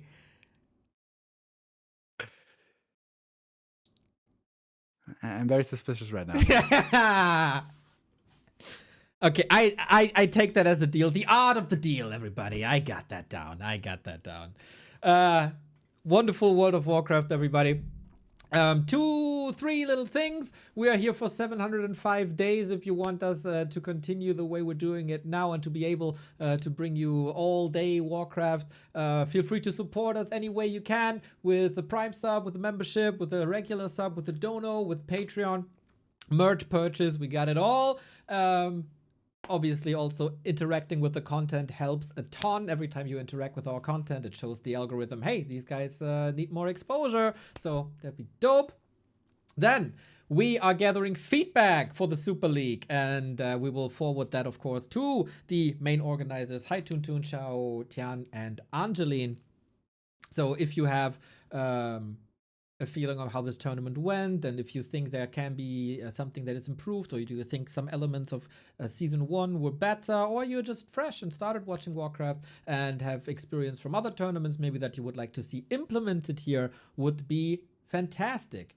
And then, of course, the most important, we are currently nominated as the best non-mainstream streamers of the year for the 3rd time in a row, and we annihilated the competition just like Happy annihilated competition at in the 2020s. Now we got fierce competition this time, just like Happy got fierce competition. So we need your help, just as Happy got help with the ghoul buff. We need you to click on us, put the check mark in, put your name in, and then click Abstimmen. You can do that once a week, or with every device, with every IAP that you got. We got the worldwide Warcraft audience, and this is a German championship, so it would be a damn shame if the world of competitive Warcraft 3 couldn't bring this title home again. Do us a little favor here, or just express your convictions, which is obviously that this is the greatest channel there is basically on Twitch. Is that the truth? I think that's the truth. With Warcraft players performing the way they are, was today not a wonderful day of Warcraft, guys? I am feeling overjoyed. I am feeling happy as a clam. And the great thing is, tomorrow is going to be even bigger. Alrighty, I see there is I think some Warcraft show matches going on. And who is casting that? This is a show match evening organized by Sunshine, who hopefully is doing more than that. So since we met the guy at Raraland and he is indeed a Sunshine person, very cool initiative to give more opportunities for Western Warcraft as well. Raid goes to Sunshine. You set your alarms. Tomorrow, 11:30, last day of Super League. We're gonna crown a world champion. Take care.